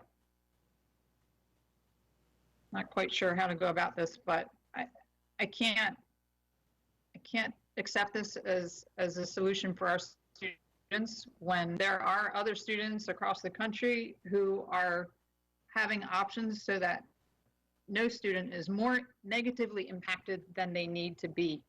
So I would like to make a motion that my fellow board members support me in directing our superintendent that we need to offer our students a choice. If that's a motion, I'm a second. Point of order, Madam President. Point of order recognized, Mr. Ladd. As I understand our policy and our regulations, this is a matter that's under the superintendent's purview. Our policy is set, it gives the superintendent the authority to make this sort of decision in grading and regulation. And it's not our place to step in and completely change that at this time. That's just, where I come from on this. Those things have been laid out for a period of time. They've stood the test of time, and we need to defer to that, I believe. Okay, I'm going to suggest that we take upon a legal opinion on this. I don't want, this is not the moment for us to make suppositions. Mr. Burns, are you available for comment at this time? I am. I want to make sure I clarify. Hold on a second. I'll make sure folks can see here. No, take your time. This is It's important. Not, it should click open. You can hear my voice. I'm just trying to see if the video is on. For some reason, Yeah, that isn't working. we can hear you. We can hear you. And video's optional. So you can keep rolling. And if video appears, great. And if not, we know you're there. We know you're you. I'm going to shut That's off where we my are. stuff so that you can speak, sir. Excuse me? Yes, now we can see you and we can hear you. You may proceed, sir. Okay, both of my things are on. Can you hear me now? Yes, we can. Yes. Okay, great. The question was the point of order question, I think related to whether or not board policy, as it's written, dictates that grading is within the purview of the superintendent. Again, when I went to look at the policy, it seemed you lost the sound for me, so I'm not going to be able to click back and forth. But as I recall from the policy, that's not what the policy says. It does say that there are to be regulations issued, which the superintendent has issued. In fact, he referenced them earlier. But it does not say in your policy that grading policy or grading details of grading policy are, quote, within the superintendent's purview. I think what Mr. Lai was getting at is that you've delegated regulation to your superintendent. He's issued regulations. He now wants to modify those regulations. And on that point, he is correct. But as a pure point of order on whose purview is policy, you have a grading policy. So to state it correctly, grading policy is within the board's purview. So, Mr. Burns, then, does that make Ms. Ellis's motion appropriate to proceed? I heard in Ms. Ellis's motion, and I was listening carefully as I realized she was going to make a motion. It sounded like she was moving for board members to support her in her request that the superintendent be directed to do something. So I'm unclear if she was seeking a policy change or seeking a directive to the superintendent, regardless of policy and regulation, because those are two different things. I remind the board that you have a policy setting policy that requires a fairly straightforward but yet multi-step process for establishing policy, developing policy, or amending policy. If the intent of the motion maker is to amend an existing board policy, there's a preliminary step that has to occur first, which is you have to override your the timing procedures in your policy setting policy. So again, depending on what was intended by the motion maker, if it was to modify policy, then a step was overlooked. If the intent was to, regardless of policy, regardless of regulation, issue a directive, well, that's a different kind of motion. And to get back to Mr. Lai's point of order question, I'm unclear from the motion what was intended. Okay, based on Mr. Burns, this is Mr. Grant, and I have a quick question. I understood your President Corkadell, this is in direct response to Mr. Burns' advice. Absolutely, please go ahead. I understood you to be saying that the superintendent was suggesting a revision of his regulation that implements the board's policy. That's what I heard. He's had a prior regulation on grading that he would be informing us through this review item that he's suggesting that be changed. Now, under the current circumstances, it seems to me that a majority of the board could simply say, no, we don't agree with you to make that change to your regulation, right? When we propound regulation, the superintendent comes back, or rather, when we propound policy, the superintendent comes back with regulation obviously, if we're not comfortable with the regulations that he or she has promulgated to implement our policy, we then would make a change. So there's always a board review option for the superintendent's regulations. And if he's saying that he's proposing to change that, if a majority of the board is not happy with that change, it seems to me that it's perfectly appropriate for the board to express that now through a vote.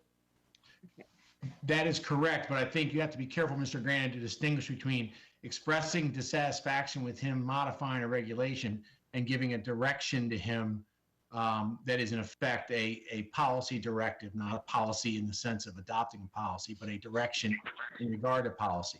And again, I'm just unclear. I'm getting back to the reason why you asked my opinion. The point of order got to the question of, was this somehow within the superintendent's purview? And I answered that point of order, which is the superintendent's purview is to craft regulations that carry out your policies. And if you wish to modify a policy, there is a way to do that. If you wish to give a direction, there's a way to do that. I only refer to the regulation because Dr. Arlotto referenced it.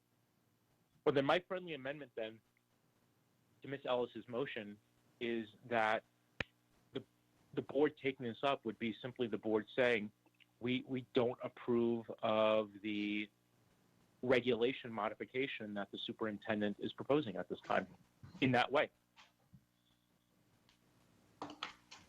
Okay. Mr. Burns, I'm going to ask you to stay on point because I did have a follow-up question to continue with my original inquiry with you. Ms. Ellis, you do have a proposal of a friendly amendment. Are you choosing to engage that at this time, or are you standing with your motion as is before I proceed with my question with Mr. Burns? And may I, President Corkadell, Vice President Ellis, before you proceed, I want to clarify another point of order. Mr. Grannon, I paraphrase what Ms. Ellis said, but I wrote my notes. Ms. Ellis actually did not move to direct the superintendent not do something. She actually moved, I believe, that the board support her in asking that he offer choice. I believe that was the word. It's in my notes. I want to make sure we don't, in the last 10 minutes, misstate Ms. Ellis's motion. Okay, so Ms. Ellis, this is now to you. Thank you. Yeah, it's certainly a very complicated territory we're in right now. I'm not seeking to change the policy because I know, let me bring up another phrase that actually Dr. Arlotto said, and that's that we're making decisions on the fly. Decisions that impact in a great way our high school students. And our high school students, I just have to repeat, all of us have had the rug pulled out from under us, but to add to their stress when they're concerned about their future, I would love to make a change to the policy, but I don't think that our policy creating policy affords us the time to do that right now. We are making decisions on the fly. Dr. Arlotto has presented a plan to us. This was added to the agenda yesterday afternoon. There are many, many, many members of our school community who don't even know that this is going on right now, or have not had time to form an opinion and express it. So I'm a little perplexed at how to proceed, but I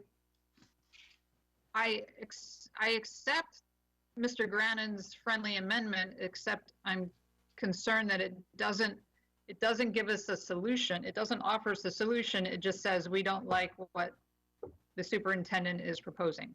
So should this be a two-step process? Should we say we all agree, or a majority perhaps agree that we don't like this, and then talk about what the solution is? Or should we just offer a solution? just to clarify, Ms. Ellis, my friendly amendment was intended to just give context what you were suggesting, which is that if a majority of the board agrees with what you said, I want to say I agree. I think students should have a choice. I think we would meet the equity goals that Dr. Alato kind of correctly and certainly justifiably articulated by giving students a choice. And it could be a class-by-class choice. He explained that students will still be getting grades on their assignments. Teachers will still be providing grades. And we could provide an environment where students could receive their grades and then have some workable period, a 7-day period, 10-day, whatever it is, to say, no, I don't want to take that C, I'll take an S. Or, yeah, I do want to take that A, I'll take that instead of an S. And I think that would be really accommodating all of our students in this scenario. So we could express that we are not in support of the superintendent's proposed modification of his regulation, which is what his proposal was, and that we would be amenable to a modification of his regulation that provided students a choice of keeping their regular grade pursuant to the current policy or taking an S. I accept that friendly amendment. Okay, so could we please get I still have a couple questions for Mr. Burns, but before we do that, could I get a full restatement of the motion, just for clarity, I think, for public and members? I motion that this board not accept the superintendent's proposed change to the grading regulations, and that instead our high school students are offered a choice between S or U or receiving grades. Okay, thank you very much. Mr. Burns, I have a question too. Okay, I need just one more legal question clarified, and then we can proceed. I think the point of order was correctly, and I did call Mr. Burns, so I'd like to, and I deferred my time temporarily. Mr. Burns, there is, and I do not have handy with me of all the crazy things that I bothered to print out. One of the things was not, because I didn't expect this in this way at least, is I know that the state defines where the limitations of the board's duties and the superintendent's authority is, and the superintendent is granted authority under the state that the board is not able to take away. And I'm a little confused because on numerous occasions, not numerous, but I can count up two in particular where I had made a proposal to modify regulation and codify it as a motion.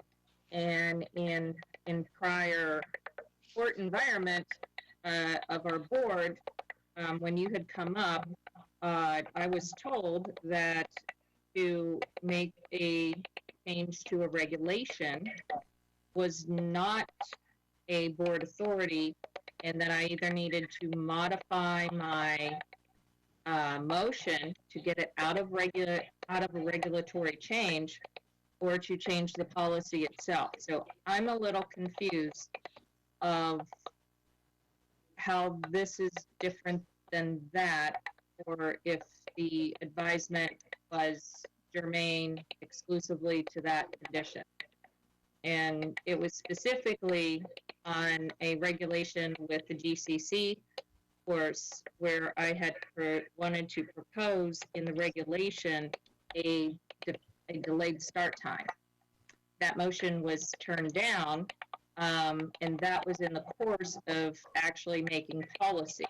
However, it was made perfectly clear to me that regulation, the state does not afford us that opportunity, and that it is through our policy that we would redirect regulation. So I just am a little confused. If you could clarify maybe what that looks like and what the difference is between the two, because I just want to make sure if we're going to pass a motion, if it ends up passing, that it is in our authority as the duty defines. Because the superintendent does have specific duties that the board cannot trump on. And I thought regulation was one of them. So can you just please go back over that again? Because it is not in line with what I have heard about motions that I have proposed. I can do that. I think I caught all of that. It sounds like someone is not on mute but typing, so a little bit of noise was overlaying what you said. That has been happening periodically, so whoever is doing it, please stop now. I can. Darren, before you proceed, I have to make sure that this stops. Whoever is make sure your mute is on. And if it is not on, stop typing. Thank you very much. This has been happening periodically.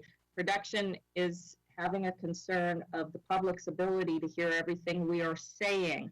So please, I want to make sure we're transparent to the public, especially on this particular item. Thank you very much. I see that the typing has stopped, or at least the sound of typing. Mr. Burns, please proceed.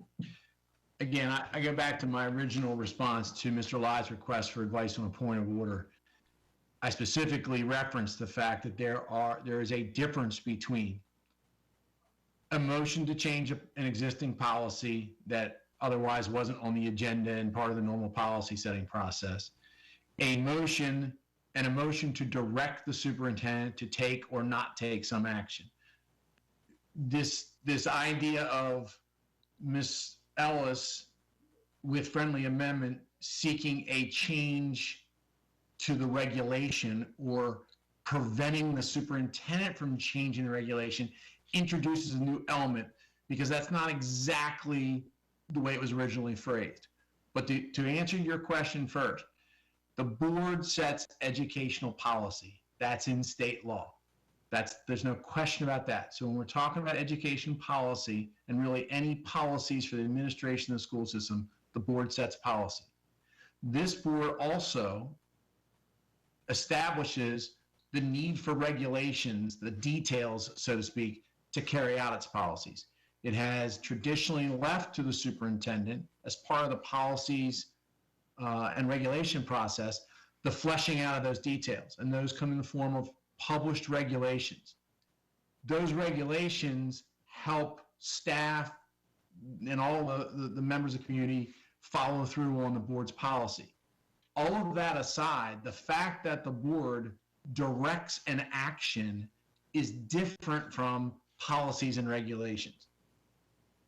And so, and I give you an example, and that's not at all the situation here, but if a local superintendent were to either issue a regulation or decide to change an existing regulation to require something to be done that directly violated board policy, the board could step in and say, don't do it. And so I think I don't want to mix what may have occurred in other situations in matters that you sought action on with this situation. This situation is you have a policy. The policy is pretty general. Having read it, it's fairly generalized. It does not give the superintendent unfettered regulatory authority, nor does it say what he should or shouldn't do. It's the normal type of policy. He's issued regulations. He's coming to you under these circumstances suggesting there's a different approach than what's set forth in the regulation. Again, I heard a motion originally that started one way, started going another way. It's now been amended. I think it's been restated. If it is a motion now to dictate regulations, that is not your normal process. But by the same token, this board in the past, forgetting public policy and regs, has issued directives to its superintendent. Okay, I just want to make sure that we're complying in the state law, Comport. We are going to, so Ms. Ellis has made a motion and we have a second. We have disposed of the point of order and we are now going to roll call. Could I have a clarification? Yes, sir. Yes, you may. And you also have the first, you also have on the first roll call, question and answer, so. Aren't I lucky? Yeah, so you can just keep rolling with Well, the as response. Mr. Grannon explains his friendly amendment, as I understood it, and Eric, please correct me if I'm wrong, because I want to be sure I'm hearing this correctly. You said that if a student gets his grades, he can decide after he has his grade, he or she has his grade, whether he wants to accept the satisfactory or take the numerical grade. I would think if you approach this, the student has to commit, at the beginning of this marking period that I am going for the grade. I'm not going for the pass or the satisfactory or unsatisfactory. Otherwise, you're just giving everybody an unbelievable choice saying, well, I'll try and get the good grade, but if I don't, I can just take the satisfactory and it doesn't matter anyway. Do I understand that correctly?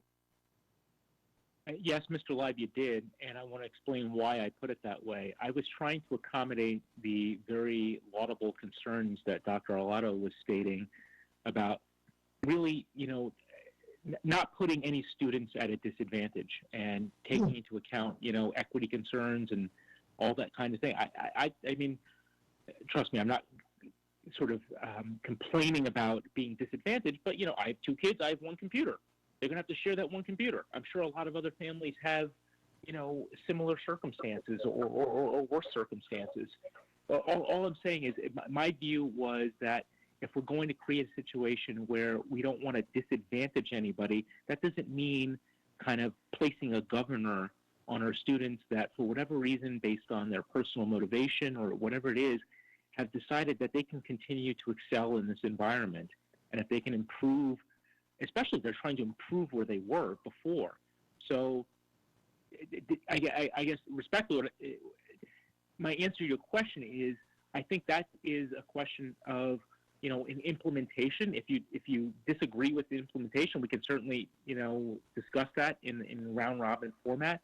But just to make it abundantly clear, what I was suggesting to my friendly amendment is everybody's on board. There's a consensus now with the support of our legal counsel that the superintendent was proposing a change to his regulation for this current environment. Very understandable. All of the superintendent's regulations still come before the board to be reviewed and to be discussed in the public forum of these board meetings. They can't just be changed because something was delegated to the superintendent for regulation.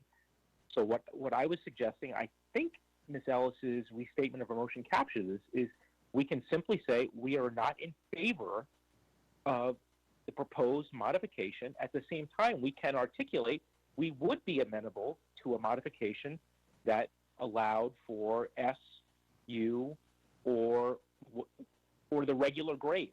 I did have a technical question, by the way. I never, because we kind of stopped at Ms. Ellis. I hope we kind of get back. I had a technical question for Dr. Arlotto about why the U's wouldn't count. If it's,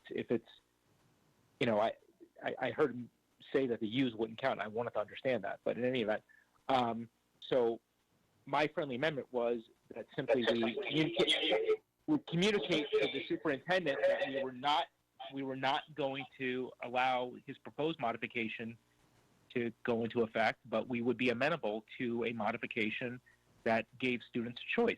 And to me, the best way to implement that was to let the students see what their grade was, and not to make it personal, but just like, hey, I went to Brooklyn College, one semester or another, I might have had regular grades mixed in with my regular grades would have been a P or an F, which is something that my school permitted. So I think that colleges and universities will understand in this situation if they see AAAS, that student chose an S in that class, and then the A's are seen by that school. And if they see all S's, they'll understand that it's not hurting that student. Thank you. Okay, I believe we've got clarification on Mr. Leib's point of order and the follow-up question. So we have a motion on the table right now, and hopefully this will answer Mr. Grannon's question. We were in the process of going round robin for the information because this was originally a review item and did not have motions associated with it. So we were going around simply asking questions of Dr. Arlotto, and we have not had a chance for all of the members to weigh in with generalized questions prior to the motion. And that can and will resume. They can also choose to ask their questions within the confines of the motion because it is germane to it.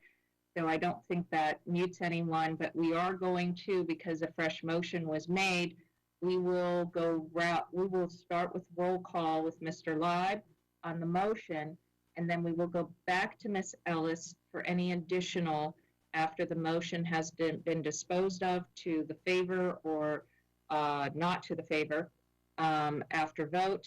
I do want to ask Ms. Ellis before we proceed with roll call, because your motion appears to be near identical and germane to Dr. Arlotto's intention of the review item. And we have 8 individuals who in advance checked in commentary. And typically that would be to the agenda item. But since we didn't have motions and we now do, I guess as the motion maker, do you want to include those comments prior to vote?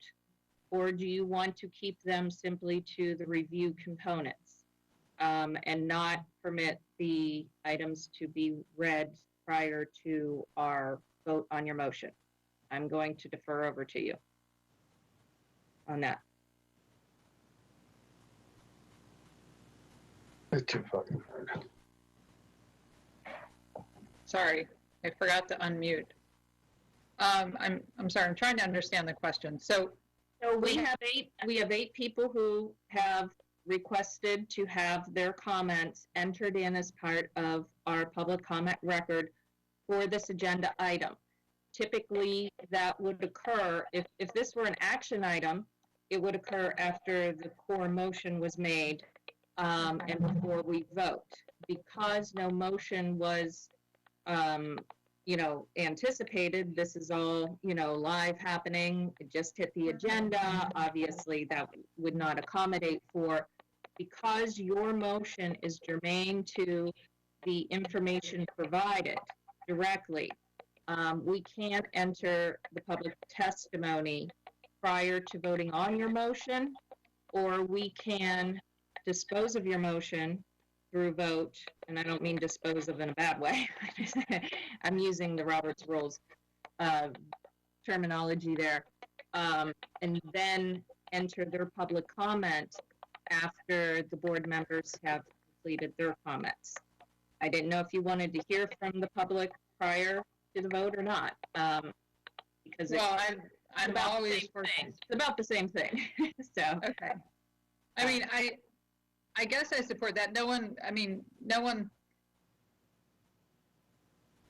the public had a comment on my motion because no one knew I was making a motion, including myself, until recently. So. And that's why I'm asking, right. Because they were commenting on that.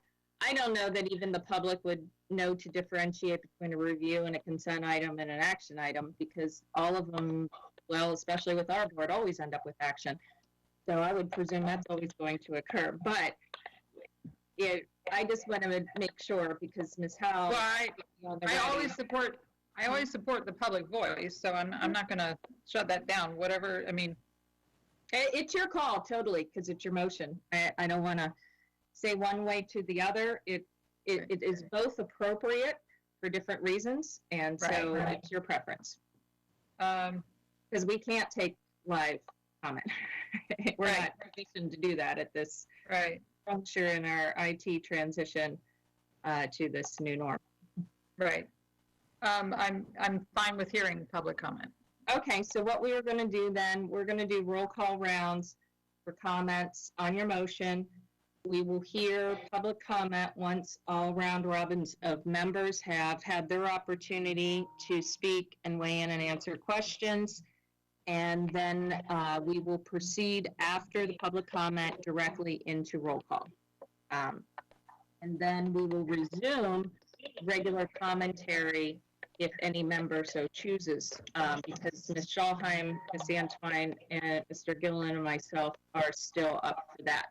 And so that's also just for public following us, because we did have a lot of back and forth so that everybody knows what to expect. So with that in mind, we're going to start with Mr. Ladd on the motion of Ms. Ellis. Mr. Ladd, comments, questions? Just comments and questions? Yes, sir. Unless Let's do a vote on the motion. It's just comments and questions? No, we're just taking comments and questions. Our vote will be after the public comment. I had none. Thank you. Okay. Ms. Hummer? Yes, I'll just echo what I said before, that we are in an imperfect, challenging time. There's no perfect solution. Any decision that we make is going to cause some children stress. Everything about this is causing stress to students. I do believe that this is the best option is what Dr. Arlotto has proposed to give the most equitable outcome for all of our students. And yes, it won't be the ideal for every student, but overall, to address the real equity disparities within our system, I think it's the best way to go. Thank you, Ms. Hummer. Ms. Alvey? So I did have a series of yes or no questions for Dr. Arlotto as we were discussing this motion that I think are relevant when it comes to the implications of if we are to implement this choice. The first being, if the choice is given, when would it be implemented? How would seniors determine GPAs and class rank if some of their classes are pass-fail but others aren't? Or if some students are using letter grades and some aren't? How does that become equitable then? When would this be determined? So are we waiting until all grades are done for us to then determine class rank and GPAs and all of that transcript stuff that then also affects students going to college this year and juniors? For younger students, 8th graders, who's going to be determining if their classes are pass-fail or not? Because I heard discussion of just having this option for high schoolers, but our 8th graders are enrolled in Algebra 1, and some of our even advanced 8th graders are enrolled in geometry at this point. So it's, are they going to be making that choice? Because that then affects their high school transcripts. So I don't see why they wouldn't be given that choice if their high school counterparts are in the same classes. And then another thought, are there any other LEAs in the state that are implementing this kind of a choice? I'm sorry if I missed that. I know Ms. Ellis mentioned a lot of places around the country, but I was thinking particular to Maryland, considering that we are following MSDE guidelines. And if they haven't implemented it, I'm sure that it came up in discussions with Dr. Arlotto and the other superintendents across the state. So if there's any kind of background we can be given regarding those things. So these are just things that I've come up with in the past few minutes listening to you all talk about it. So I think I'm hesitant to vote on this only because I feel that it's like we're creating our own recommendation if we don't support Dr. Arlotto's, and there's a lot of thought and time that's been put into Dr. Arlotto's recommendation that includes what these kinds of implications will be. So, I mean, these are all questions that I'm sure will be asked if we are to take that choice, and I don't know if that's something we should consider before we vote on it. So those are my thoughts and concerns, and the main question for Dr. Arlotto would be about the LEAs and if it was in their conversation. Thank you. Ms. Corkdale, may I respond? Yes, sir. Thank you. So thank you, Ms. Alvey. So the majority of questions that you asked, I don't have any answers to because we've not been considering choice. Our system literally can't do choice. Like our computer system and how we do grades, we're not equipped to manage choice, where you could choose between a grade for IB chemistry and a pass-fail for IB English in the second semester of your senior year. We're not equipped to manage that. We're not equipped to handle that. And so I don't have answers to what would it do to your, it's a great question. What would it do to your GPA? If you've got some grades that would average in and then the S's and the U's that would not average in, we're not giving choice to the 8th graders. Our concept is what we believe is most fair and most equitable for the overwhelming majority of students, right? Miss Ellis asked some good questions and she's got some real concerns, and I understand that, but I haven't yet made a decision in my 32 plus years as an educator that's made everybody happy. I believe going to choice in grades, one, I don't know how we could do that. I don't even believe our management system would not allow for that. But even if we could work it out, I think you are exacerbating the equity issue by going to choice. Because now you're giving the most informed parents and the most informed students the ability to pick and choose their grades where you're not giving that to others. Because we already know that some students have the ability to sit in front of a computer with great internet access and great snacks all day, and they're ready to go, and their parents are supporting them. And we've got some students that are living in homeless shelters that don't have internet access. Or families that are literally driving up to in front of their high school, in front of their school, and getting online with the Chromebook that we lent them in their car because they can get internet access, and that's just not equitable. So I think what is being suggested is exacerbating equity in our school system. So I don't have an answer to, because we've not looked into the concept of choice, and I can tell you it is not something that any of the superintendents discussed in all our conversations about grading. It was one or the other. It was, I don't know anybody in the state that is doing choice. I could be wrong, and somebody could be doing that, but I'm not aware of any of my colleagues in the state that are going to choice.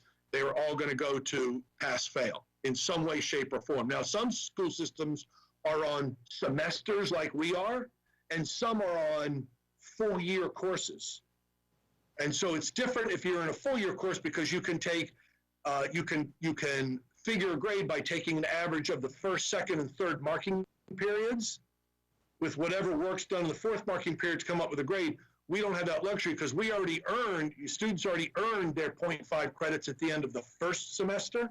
So now we're in the second semester and we have just the third marking period with grades in it. And those are when we stopped our third marking period short. Some classes you got 3 grades, some classes you had 4 grades, other classes you may have had 5 grades because we cut the marking period short and not all the grades were entered, not all the teachers had gotten to where they wanted to be. So I think I think what is being considered would exacerbate the equity issues. And I would just conclude then my comments with saying that, you know, these are implications of the decision if we choose to go that way, and I would encourage my board members to think about the issues we may be creating without knowing it. If we are to provide a choice, although I would love to give every single student the choice to finish off their school year as in the best way possible for them, I really have to think about equity for everybody. So those are my thoughts on it, and thank you, Ms. Ellis, for even bringing this up as a consideration, because I do think it is important to consider if other people are. Thank you, Ms. Alvey.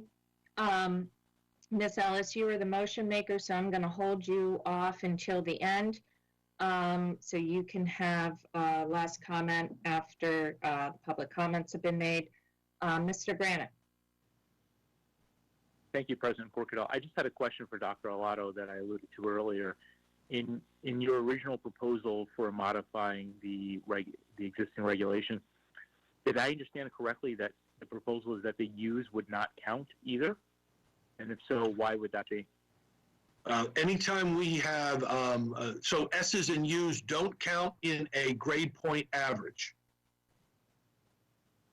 Because mathematically, there's no number associated with it. So with an A, it could be worth 4 points, and a B could be worth 3 points, and a C could be worth 2 points.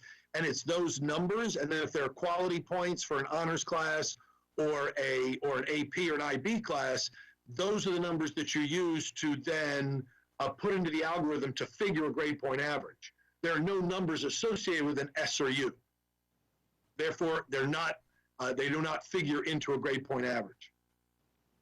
Okay, so as a follow-up, then that means the U just means the student would, under your proposal, the U means the student just would not get credit for that class. Correct, right? Some school systems say credit, no credit, pass, fail. We use the term, our terminology is an S or U, but you're 100% correct. That would mean that they would not be earning credit in that class. That's correct.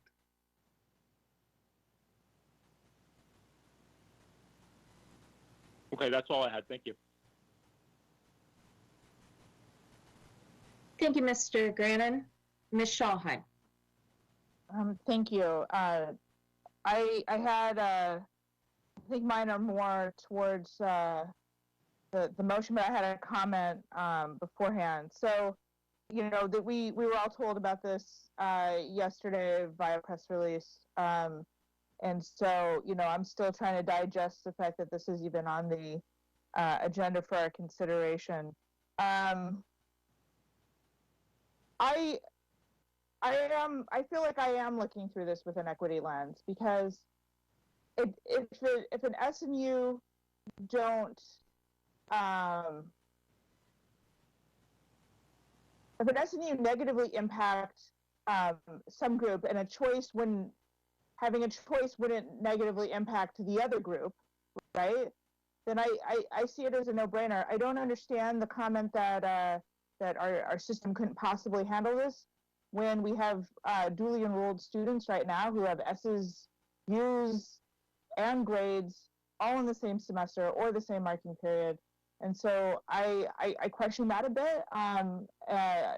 You know, I'm not trying to be confrontational or abrasive, but I am reacting to that statement, and I don't understand where the rub is, because we have S's, U's, and grades simultaneously in a quarter, in a marking period now, and our system handles that just fine. You know, I when thinking about this, I went to the person I trust the most in this world, and that's my husband, who also incidentally, you know, was very successful throughout his K-12 career with grades. And I asked him, you know, how would you feel if things were, knowing, you know, how good of a student you were, how would you feel about going to an S or a U system? And he said that it would remove all motivation to strive to achieve for better for him in his particular situation. And so I'm for this motion, unapologetically. I think I am looking through this with an equity lens. I'm happy to read off what, you know, the card that Mabe gave us all. We all have one, and we can go through it point by point if people want. But I don't see a downside to this. We are accommodating for all situations with choice. I would echo what Ms. Alvey said, and that if we do this for high school, then by golly, we got to do it for middle school, for those students at least who are taking classes with high school credit. It would be a disservice not to. But I personally don't see a downside to this, and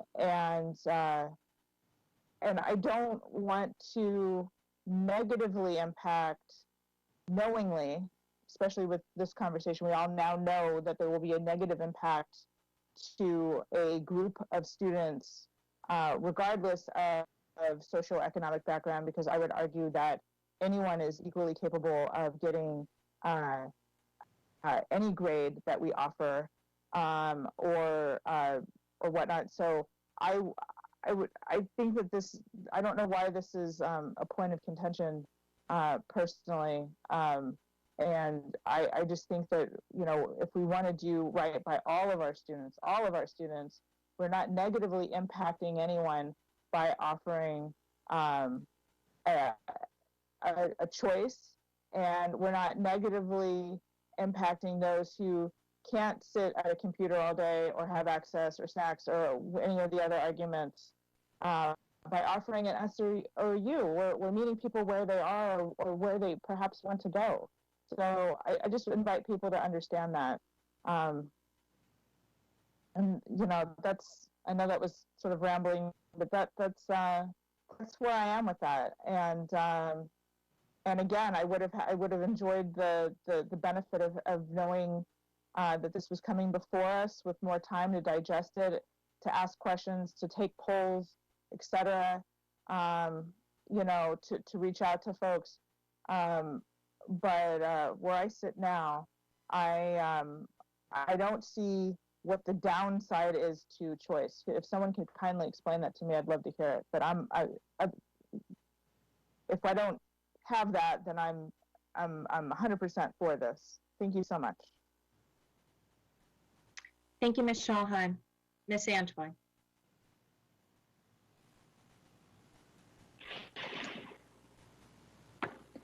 So if we are just addressing at this point in time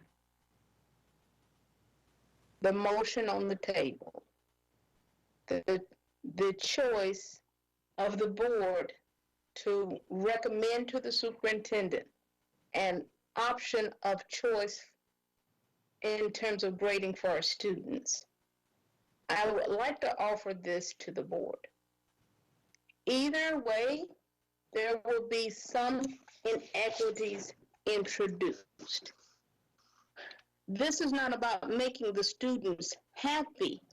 It is about educating those students in an optimal manner. We have a crisis on our hands, and we must accommodate the crisis. I have appreciated the option of pass-fail for several of our students who will not, no matter how much you outreach to them, have the same equal opportunity as other students in this crisis, period. It's understood. It doesn't keep us from trying to make it equitable, but here is that reality. They need the opportunity to be educated in a system that takes the weight off of them in crisis. I, though, also take it from the perspective of, at one point, I was that senior who concentrated and went out of her way, despite anything going on with her personally, to ensure my grades were top-notch. Circumstances didn't allow that in the end. However, the integrity that I had at that moment carried with me to this day. I apply that when it comes to my own personal education. So the conundrum here is, how do we minimize equitable opportunity for all of our students? I believe with the parents involved, giving students the choice upfront and early would be a better option for all. And then we can work. The option is, do you want your traditional grading or do you want to pass-fail? And so, although I don't support rejecting what has been introduced, I do support an additional choice with those options. Thank you. Thank you, Ms. Antwine. Mr. Gilliland.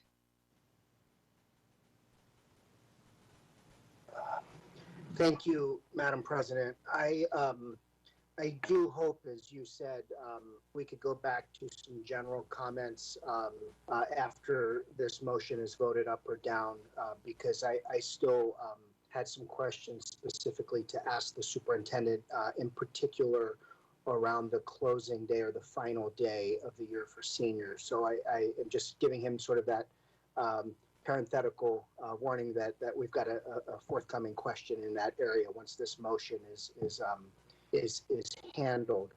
On the motion specifically, though, between the last two speakers, Mrs. Schalheim and Ms. Antwine, I think both of them worded very well sentiments that I agree with, and I don't need to repeat all of them or regurgitate all of them verbatim, because I think they were well said, and If it was me, it would have been the combination of what the two of them said. But when I speak last, I'm left with just a few me toos here. I will say though, out of frustration, again, I do support the superintendent's pass-fail option, but I unapologetically support the option for choice. And my rationale there is that student who is a C student who has performed exceptionally well in this semester, regardless of grade level, it could be a junior, it could be a sophomore, who has that potential to reach a B because of their outstanding performance this semester ought to be rewarded for that. A B student performing exceptionally well that could reach and potentially become an A student ought to be rewarded. My frustration point, and this is not directed at the superintendent at all, by no means, and it's not directed really to anyone in AACC, but I am just very frustrated, very concerned that in the year 2020, we are dealing with system limitations in the way that it was expressed a few moments ago by the superintendent. That a system, or really I should say a vendor that AACPS has hired, cannot adequately perform and have a system that's as flexible with a satisfactory or unsatisfactory grade and a letter grade. It seems as though something's in place already. I forgot who said it, but if an Anne Arundel Community College grade can be imported into our system as an S and a U, and a student who is attending classes at AACC has their grades equated in such a way, and at the same time is in an AP chemistry class earning an A or a B or whatever the letter grade may be, the system is doing that in some way, shape, or form already. So if our vendor,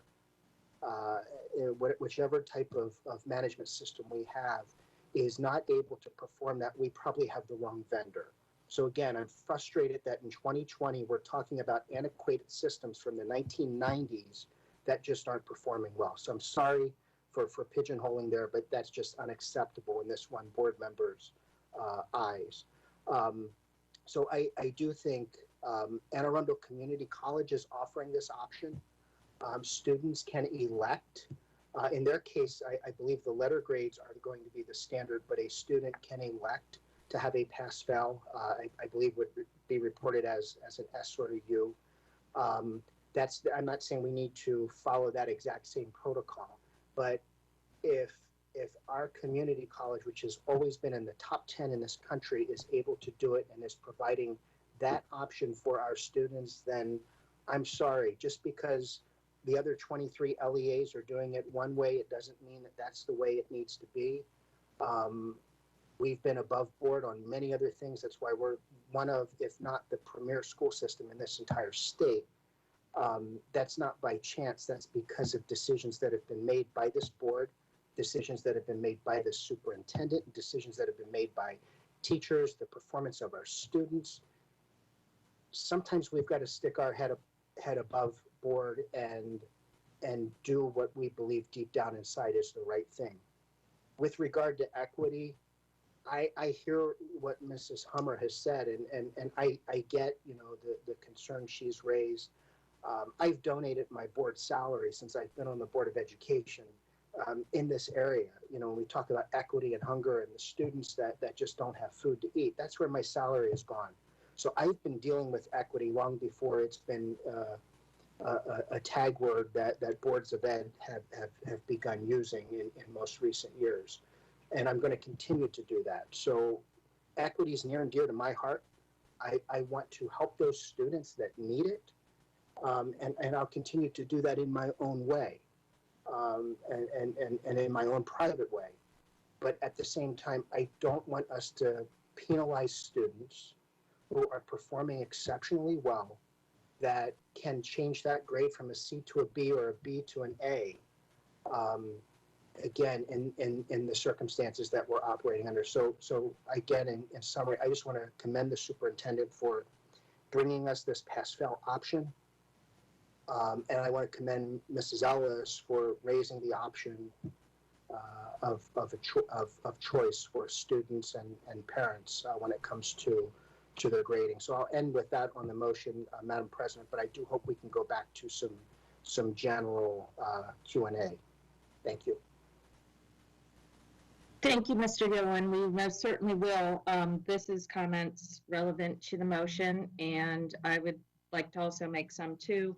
I'm happy to offer a second round. Some folks may want to weigh on it back in on some things that they may have heard.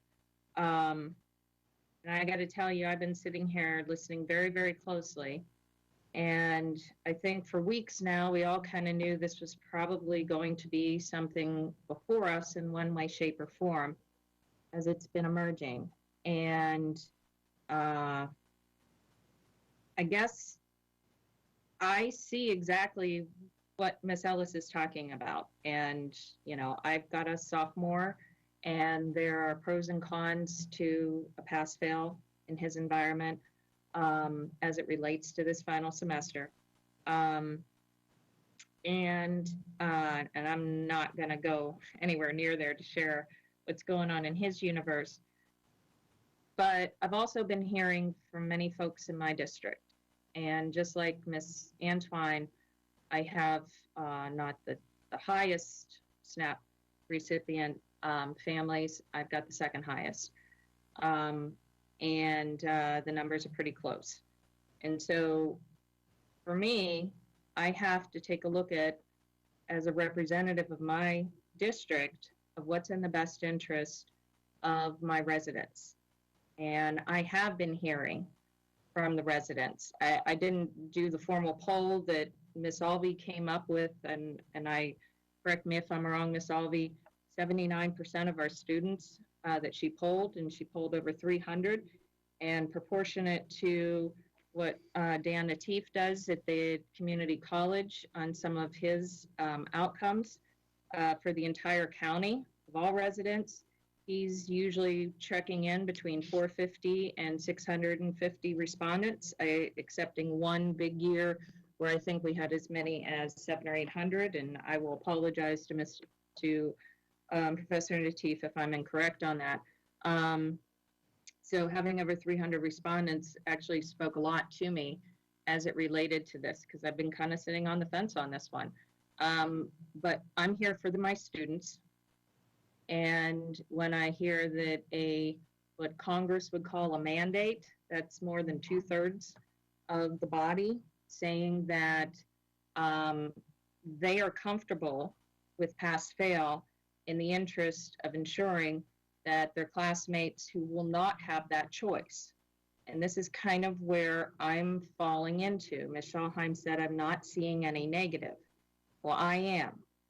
Because a choice, and the word choice, is only truly a choice if the person making the choice genuinely has it and has the resources or ability to do all of the options. So if there's only two choices here, pass, fail, or grades, and the student has no option to get to the grade viably, they do not have the choice. I don't mind choices to be presented to students, provided all the students have at least the choice. And I'm not seeing them having that luxury of choice. And yes, Ms. Antwine is absolutely correct in my mind. We will be there will be haves and have-nots in the room, regardless of whether or not we adopt a motion of Ms. Ellis's or a similar one that may follow thereafter. Not too similar, because that would be against parliamentary, but nonetheless, I just don't see what happens in the next year. Because for a senior, this seems to probably make the most sense and to be the most practical, giving the senior the choice of a pass-fail versus a grade because of their circumstance allows them to continue to proceed into the next phase of their environment. But when I look at the kids of what are they really getting? And here's what I'm talking about, folks. if I've got a kid who's going for the grade and the others are going for pass-fail, and they don't have the ability to connect with the proper resources to vary a grade and to get that additional information. When we get to the next year and we're talking about build upon curriculum, in other words, they've got to get from point A to point B. In that environment, that disparity is going to, in my opinion, exponentially create a bigger inequity in the years to come. And in the pass-fail environment, the immediate inequity sounds, at least to me, that the universities, and if all the other schools are involved in it in our state, would be at truly an even playing field. Does it discount hard work? Absolutely. But think about the kid who has been working hard for that C to go to B that I keep hearing the examples of. What about the kid who doesn't have the resources to make that happen? So they're stuck with an S, and the other one now has a grade to attribute to a GPA. When those two kids go to apply, and you're looking at the transcripts side by side, the only reason you would offer the choice is because you honestly think that there is an advantage to that grade point average and that extra work. If that's truly the case, then these kids are even further left out. And this is not a judgment on any board member, because I could also equally probably argue several points that would be just as compelling in my mind to go ahead and vote for this motion. But I've got English language learners, I've got special needs kids who I don't even, we're talking about catching them up in a quasi-pass-fail environment at the state level, and all of a sudden we're going to be issuing grades. Well, a lot of our special education children actually participate in the same classes that the children who don't have a 504 or an IEP, and they're going to have to build upon their successes as well. And what do we do with the curriculum? So the kids that went ahead and got ahead, are they going to be ahead in that upcoming year? What do we do with the rest of them? It seems to me like the motion is just going to be delaying an inevitable consequence, and transcends beyond the desire to provide choice for those kids who are working so hard. Not all the kids who are working really hard and want that grade have the support at home. And lastly, I have to think about our first responders. Our first responder families are not going to have that choice either. They're out in those fields 12-hour shifts, and I know some of our board members and others are in that situation. But what about that single mom doing that? Do the daycares that we're providing for those first responders have the ability to do that? When I start adding up our minority, vulnerable, special needs, first responder populations, I'm not in that 10 to 15% anymore. I'm more like 25 to 30%. And I think that that is now a much more significant disparity than perhaps would be considered. I will move along regardless of the decision of the motion and support whatever the board does, because I truly do see the arguments as being valid. And I'm not saying this to say that my opinion has more weight or bearing, but for my residents in my district, I really believe that pass-fail is going to allow for us to better present opportunities for all of our students in the upcoming year and give them that equal playing field. Because we work so hard on closing these gaps, I would hate for a haste of us taking a pause on the grading and deciding not to do that in its entirety, and the consequence of that for many years to come.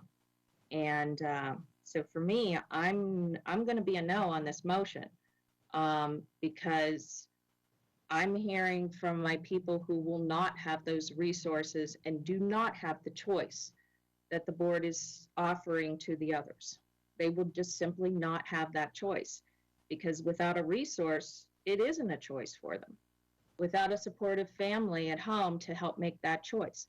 We got kids still not checked into Google, and now we're talking about saying, well, not only are you not checked in, but you're clearly going to have to be in an SU. To no fault of your own. I'm just not comfortable with it. I'm not comfortable with any of this in this crisis, quite honestly, as it relates to grading. But I am a lot less comfortable knowing that I would make a decision that is not a choice for, I think, a much more significant portion of our residents than perhaps the quintessential farm vulnerable population. We've got, 10,000 residents checked in Anne Arundel County of brand new unemployment. Our vulnerable population is exponentially rising at a crazy rate. And we're not going to have necessarily the money resources to fill those voids as quickly as perhaps we would like. I think we're 4 weeks into a crisis, and if our superintendent is seeing that the inequities in our systems are not capable of supporting it, as disappointing as that may sound, I have to live in reality. And the reality is, if we don't have it in place, we don't have it in place. And I'm not going to make a decision, lastly, based on a hope that somehow the system is going to materialize something that it's not. But most important, that this to me is about truly representing my communities that I know have reached out, expressing these concerns about even getting their kid to sign in, let alone having accelerated grades. So unfortunately, I will not be in favor of this. We're going to do another round though, really quick. So just because we're already at 11:20, but this is way too important to call time on. So Mr. Leib. Thank you, Madam President. Thank you. I have nothing to add. Okay. Ms. Summer? Yes, I'm just going to repeat again that this is an equity issue. We have brought it up again and again tonight, that how are we helping these children that don't have access? What's going to happen to their grades? It's an advantage for certain of our families that they will be able to raise their GPA and others will not. It's an advantage that students could manipulate their grades in order to have a better chance to be Val-Sal next year. They could choose to take the A's and make the others pass-fail, and they will have an advantage over the children who didn't have internet access or didn't have that ability. There are so many things. I think Ms. Alvey raised numerous very important questions that before we jump into this choice, what are the ramifications? What about our 8th graders? What about Val-Sal? What about all these things? Mr. Gilliland was critical of perhaps what our grading system is, but as Ms. Corkadell said, that is the reality that we have right now. And to totally want to change and overhaul that, is that even possible, or should that be the priority to do with our resources in the middle of a pandemic? To me, there's no question about this, that if we want to give a level playing field for our students, we need to offer the pass-fail option. It is not perfect. Nothing is in this time. And I can't see in any way that this is not a way that will privilege and give more access to more privileged and families and give further potential harm to our least advantaged. And I mean, that's no indictment against any other board members for their opinions, but I feel very strongly about this. And if we want to do everything possible to meet the needs of our most vulnerable and try to bridge these gaps, we need to even the playing field. And allowing some students to take a grade who may have extra help and things at home is just widening that gap for them coming through. And, I cannot support that in any way. Thank you. Thank you, Ms. Hummer. Ms. Alvey? I just had one question for Dr. Arlotto. Go for it. Okay. If he's willing. Considering all of the arguments, which I think have been very good on either side, I'll ask one last time. Is it possible, yes or no, to have this choice in our current state for our students? No. That's all I had. Thank you. Thank you, Ms. Alvey. Ms. Ellis, would you like to speak or do you want to wait or do both? I'm going to give you the choice because we're in a second round. Sorry, took me a second there.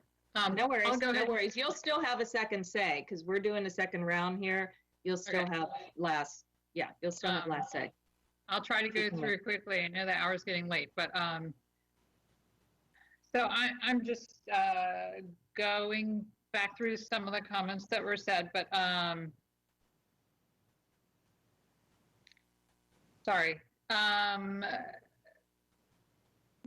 Ms. Alvey and Ms. Hummer mentioned that there's a lot of questions about how we would do this. And I strongly encourage Dr. Arlotto's team to reach out to school systems that have already made this decision, because I know there's lots of them out there, and I'd be glad to point out some systems that are already doing this.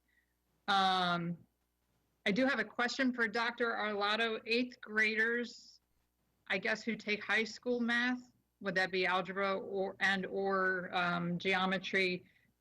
Do their grades factor into their high school GPA, or do they just get credit for those math classes? I believe they factor into the GPA. Is that correct, Mr. Dykstra? Yes, sir, that is correct. High school credits earned in middle school are reported on the transcript. The grades are reported on the transcript, and they are counted in the GPA. As I thought. Thank you.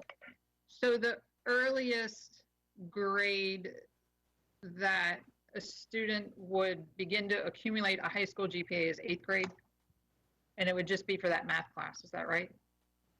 They have the ability to take math or foreign language in the middle school years that can count on their high school transcript. Could that happen in 7th grade or only in 8th? Could. It can, Yeah, okay, we had 7th graders take high school classes, okay. Sure. Okay. And then I really love the way Mr. Gilliland put it when he was talking about equity. Equity is a concern for all of us, and we've had many conversations about equity in many different contexts. It is our responsibility as board members to look out for our students and to ensure equity to the greatest extent possible. But I also loved the words "my own way." Many of us do things to help bridge the gap for our students. I can tell you just last night I was alerted to an organization that is seeking mentors to help our students with remote learning. I found out about the opportunity. I immediately spread the word through my social media accounts and volunteered to be a mentor. So my point is, I will never be convinced that the way to bring equity is to bring students down, but instead to address factors contributing to the inequity. And we all need to do our part to do that. I applaud Ms. Alvey for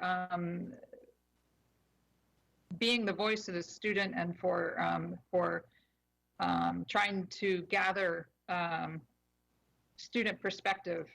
I always caution about polls. It's very difficult to do polls scientifically. Obviously, this particular poll was not scientific. I don't believe my own high school students were aware of or participated. So there may be a specific type of voice that participated in that.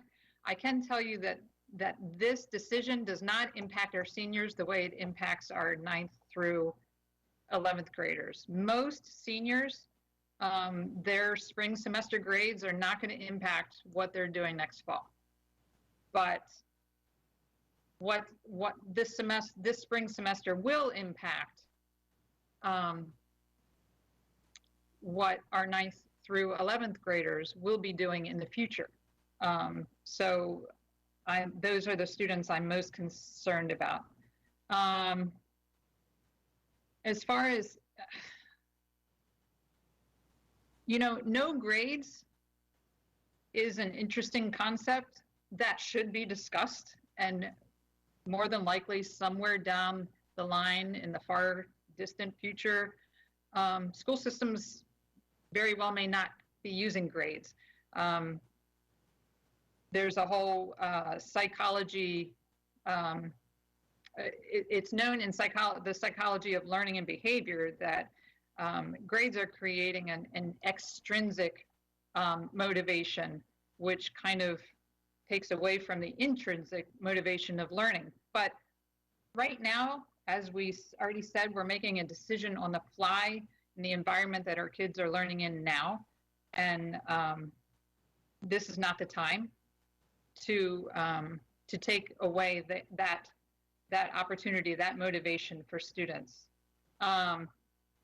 As far as equity, another way to look at equity is, again, there are going to be students across the country who do receive grades this semester, and so they will have the opportunity to improve their own GPAs, and our students are going to be competing with them for college seats in the future. So we need to look out for our students in that way. I have a grave concern about transparency in the way this is happening. Parents were told report cards are coming, and no one had any idea that that would not include grades. We had information just maybe 2 days ago about Power School going down so that report cards could be created. I have a hard time understanding how the system can't handle choice. If you can convert a AP calculus class that was taken in the fall for a grade to now give it an S or a U, why can some students not just keep a grade? I have a little bit of trouble with that, but I do share Mr. Gilliland's frustration with the technology being the roadblock. So I would like Dr. Arlotto's team to get whatever sort of technical support that is needed to make this change. Dr. Arlotto mentioned that a choice was not discussed in all the conversations that the other LEAs had throughout the state. That's very concerning to me. All of these, many different ideas should have been vetted before landing on this particular decision. So those are the notes I have right now. Thank you very much. Thank you, Ms. Ellis. Mr. Grannon? Thank you, President Corkadell. My second round comments are going to be pretty limited, and I'm going to put them in the form of, I guess I would call them two gold stars for Ms. Schalheim. One is by noting the very detailed and important fact that students who take classes at the community college already have on their transcripts S's or P's mixed in with their regular grades. To me, gives a demonstration that our system actually can accommodate that kind of mixed grading, and those students certainly had GPAs, and so we will be able to deal with this. It does not seem to me that there is any insurmountable technical challenge to implementing a choice. And then I guess I also want to give Ms. Schalheim a gold star because she's the only one, I think, it wasn't even in my comments because it wasn't something that had come up before I spoke, that acknowledged that, it's almost presumptive and paternalistic of us to assume that, there's not, quote, disadvantaged kids that would not benefit from the choice. there's many poor students who have great grades. And, you know, I'm not making this based on my own personal history, but, you know, I'm a high school dropout that grew up on welfare. There are people that come from humble circumstances that can do very well in life. And I hope all of them do a lot better in high school than I ended up doing, because obviously I dropped out. But what I'm going to say here is, by giving students a choice, we're not giving a leg up to any socioeconomic position over another. There's many students who could benefit from this choice who may well be disadvantaged economically. And all we're saying is, we're not going to let this COVID situation take anybody down. It's not going to take any students down if you give them a choice to say, well, you know what, I was making an A and I'm going to keep my A, and that A is going to bring my GPA up. Or, you know what, this is not the best situation for me, I'm going to take an S. So that's the way I see it. Thank you. Thank you, Mr. Grannon. Ms. Schallheim? Yes, thank you. I just want to reiterate, not to take too much time, the points I made earlier. If our grading system can easily accommodate an S or a U from AACC simultaneous with our grades that are sometimes weighted, sometimes not, unweighted, whatever it is, then certainly this wouldn't be a huge leap, a huge jump from that. And I also want to touch again on motivation. Some students are very, very motivated by excelling in their classes. And so when you have this already very anxious time, anxiety-provoking time, and then you knock the wind out of their sails by saying, you know, sorry, you were making an A up until now, but now you have no choice, because that's what we're doing. S and U is no choice. This is a choice. And so I feel very strongly that that we're already compounding an already difficult situation by removing a motivating factor. And thank you, Mr. Grannon, for your kind words. You know, I'm not very articulate during most times of the day, especially now that it's almost midnight, but I stand by what I said. We are reaching out on the daily, the system, the staff, Mrs. Jackson, Dr. Gillens, Dr. Orlato, his entire team are reaching out to get folks connected, to get kids what they need. And so I agree with Ms. Ellis. I don't want to bring anyone down. We should be lifting people up where we can right now. And this does not negate those efforts or diminish them or get in the way of them in any way. I am a yes on this. I stand behind that. I will live with my my vote as I do all my others. And let's not make this an even sadder time for some of our students than it already is. And let's vote yes on this. And thank you for allowing me to speak again on this. Thank you. No worries. Ms. Antwine, I think we're going to have to do another round because there's other people. If I could jump in, Mrs. Schallheim now has said on several occasions that our system, because of our partnership with AACC, is equipped to handle the SRU within our grading system. That just simply is incorrect. Those college grades, those grades aren't even in our grade book, because we never know what students are going to take in any given time, in any given semester at the community college. So those community college grades, the SRU, again, a student has 2 transcripts when they're enrolled in the community college. They have the community college transcript, in which they receive the letter grade that the professor gives them. They have the high school transcript, and we just mark it on there so that colleges know that students were enrolled, or some others may know that it's college, that student was enrolled in a college class at the community college, and it comes up as an SRU because the college doesn't have a grading system. We have a grading system.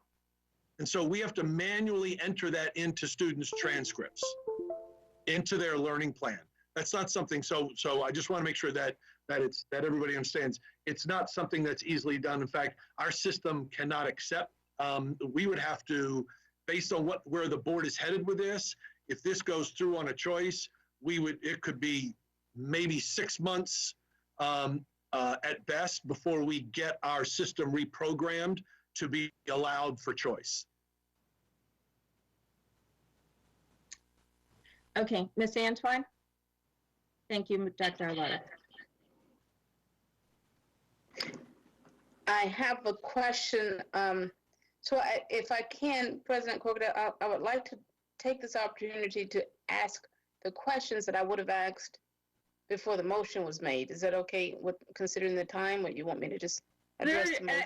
As I said, for the same reasons that as soon as we're done doing our round robins on the motion that I offered to enter in the public testimony, it is definitely germane to both. So please feel free to, because I think it's all part of the decision. So. Excellent. My first question would be, in making the decision to utilize satisfactory, unsatisfactory versus traditional grading, how did scholarship opportunities factor into this, please?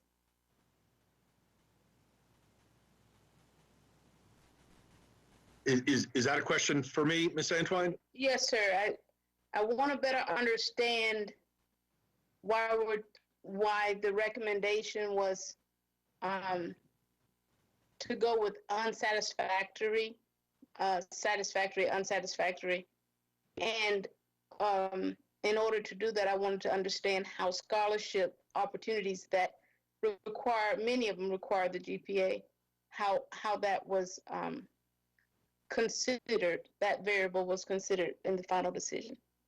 We certainly considered it. We thought about it, but again, we went back to, we think what's in the best interest of the overwhelming majority of our students is to go to pass-fail for this second semester of this school year. Okay, the reason I'm asking is because there again is an introduction of inequality for many of these students, and many of the students that have been referenced tonight will certainly be having scholarship opportunities would definitely benefit them once they finish high school and move on to higher education. My other question would be the procurement. You talked about 6 months. But if we were to tonight introduce some funding that would allow modifications to the current system and procure an entity considering the crisis, I believe there will be software, or maybe technological organizations that could come in and streamline the time that it would take to put it back on the system. I also was, earlier in these conversations, the colleges were referenced. The colleges actually offer the independent student the choice of how they want to do it. They just allow them to do it upfront and early. And finally, I'm misunderstanding. I understood that the final grade would be a satisfactory or an unsatisfactory. It wouldn't be individualized per course. So could you help me to understand how that's determined? Is it pass-fail for the individual course or pass-fail for the overall grade? It's pass-fail per course. And so then in terms of an unsatisfactory, why could it not be just a no grade rather than an unsatisfactory? Because the insinuation of unsatisfactory means you didn't do the work to satisfy the requirements of the course, whereas the no grade or even the incomplete, I guess, would send a different kind of message to those reviewing the student's transcript.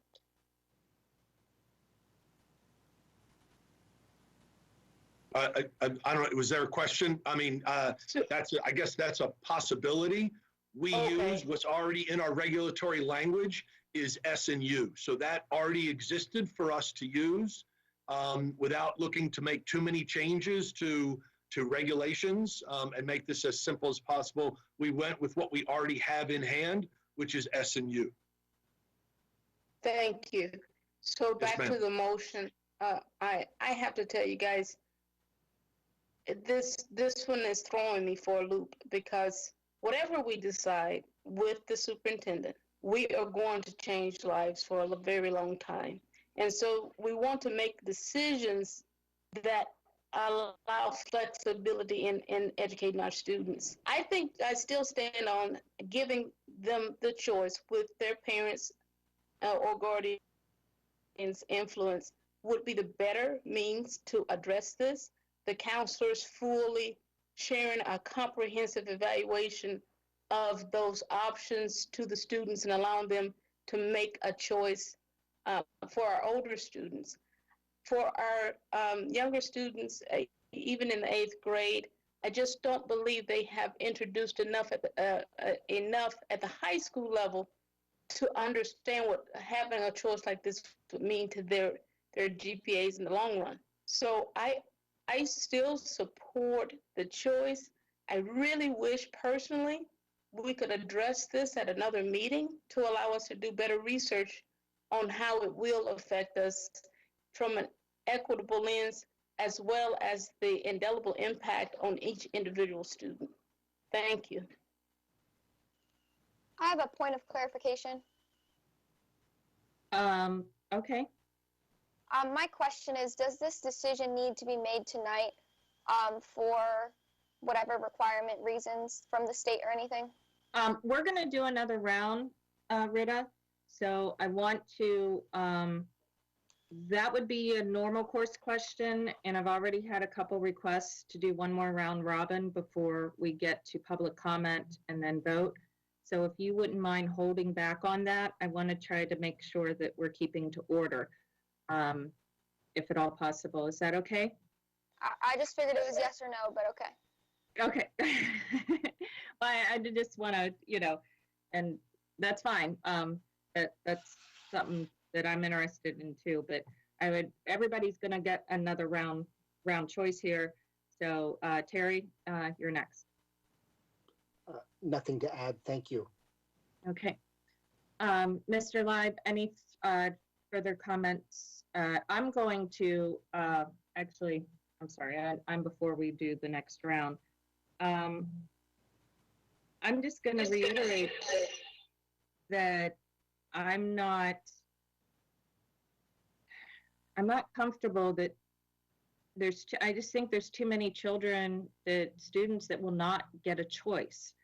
The choice that we're not offering to all because they don't have the choice in the first place. If you don't have the resources, and the choice is already made for you, and then we're not offering it. I just think that, I get the idea that we're starting at a baseline, and I fully comprehend that. I understand my equity lens, and I'm not saying that our motion, if it passes, is somehow going to be outside of that equity lens.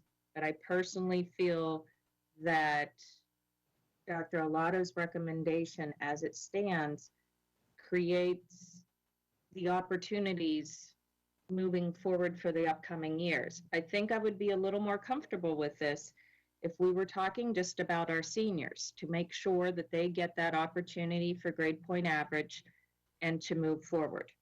But to suggest that a freezing of one semester in a universe of a student's career will create more damage than the choice option that so many students will not be able to engage in. I think that damage is more significant than the damage to the momentum and what I would consider those externalities and softer indirect consequences. I think the direct consequences outweigh the indirect consequences. Both have their place in time. And I just go back to 79% of our students. That's not chump change, and it doesn't have to be a formal poll or not. I've heard fellow board members make very significant change suggestions based on 2 and 3 emails and hang their hat very strongly on it. And I'm not saying that to disparage those who have done it, but to turn around and then discount our students who clearly have made a loud voice in this, and all of the other people that I've already heard from in these stakeholder groups saying,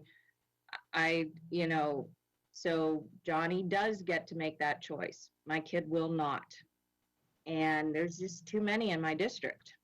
And I got to go based on representing the majority. And although this is not just about vulnerability, this is not about just about socioeconomics. There's a whole group of students right now whose parents are on the front lines.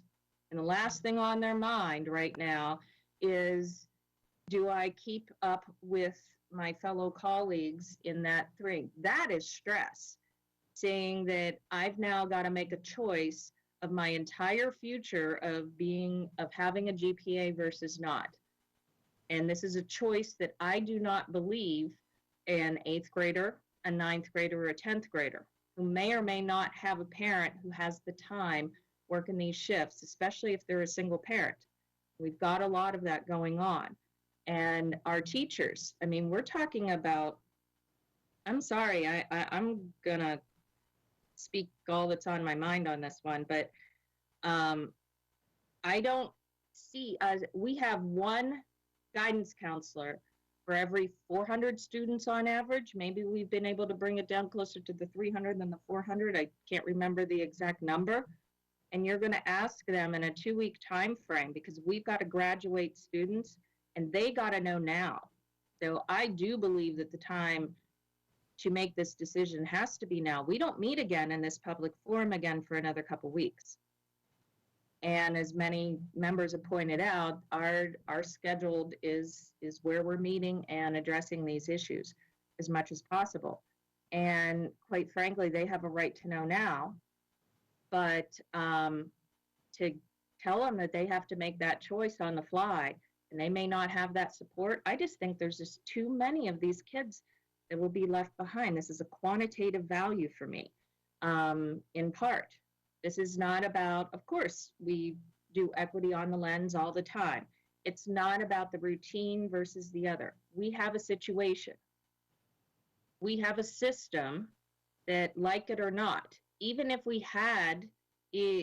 company had a fast course and procurement was not an issue, because I don't even know that it is.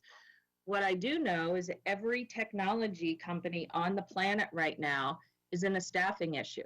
And many of the companies that were not considered emergency, necessary, or otherwise, and even the ones who are struggling just to continue.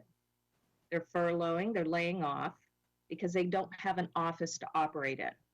So we're not only going to ask our staff to stop the food service and the instruction going on and drop everything and do this, but then we're also asking our vendors to do something that we don't have control over. I don't like motions where we are motioning people outside of AACPS to perform and have an expectation and a reliance on its success for it to perform too. If our system can't do it, then our system can't do it. And we've got weeks, not months, to decide this, because our seniors are getting ready to close it on out. And everybody kind of wants to know what they're performing to now. So I understand the urgency, and I am prepared to make those decisions on the urgent, as uncomfortable as they may be for everyone. We're going to have many more decisions just like this facing us, where the state's going to say, I would prefer this, and they're going to want to try to uphold our power of local rights. And I respect that, and I applaud it, especially in this emergency. And to give us that right, I think is wonderful. But the state coming in and saying, By the way, though, our experts, the doctors, the people who study this, the people who are engaged at all the levels, the ones responding to our constituents, we only get to see a very small fray, maybe what, 20-30% of the constituent concerns going into staff. I have to rely on part in the staff, especially in this circumstance, to know that when they're telling me that they do not see a path to perform to, this is just too important. This is not a preference of a board or anything like that. And we could track grades maybe, and if the decision, to impose otherwise, I just don't think we have those luxuries of having that dialogue.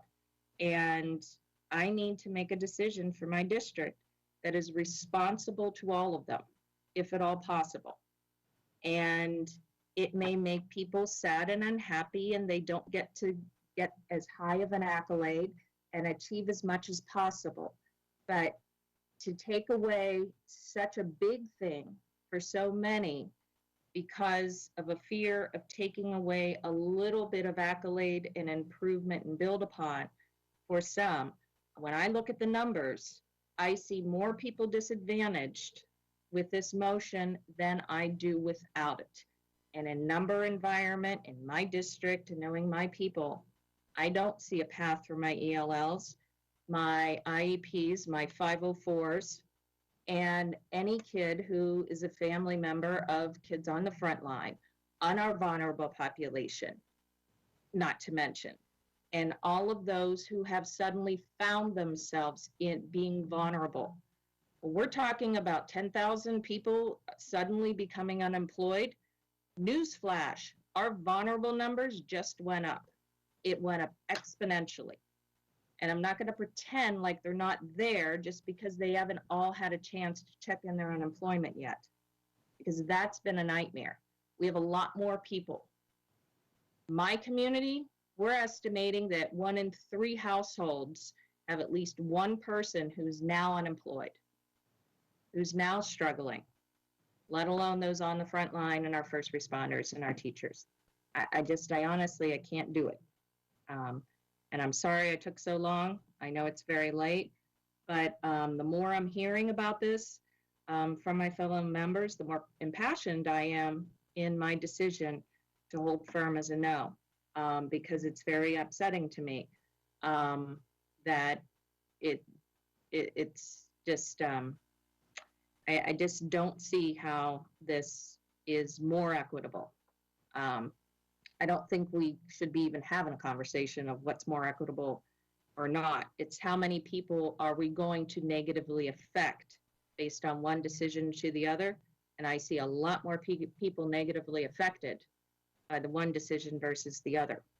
Neither I want, but I will err on the side of the experts who I know are on the front lines and our staff. And I don't always agree with them.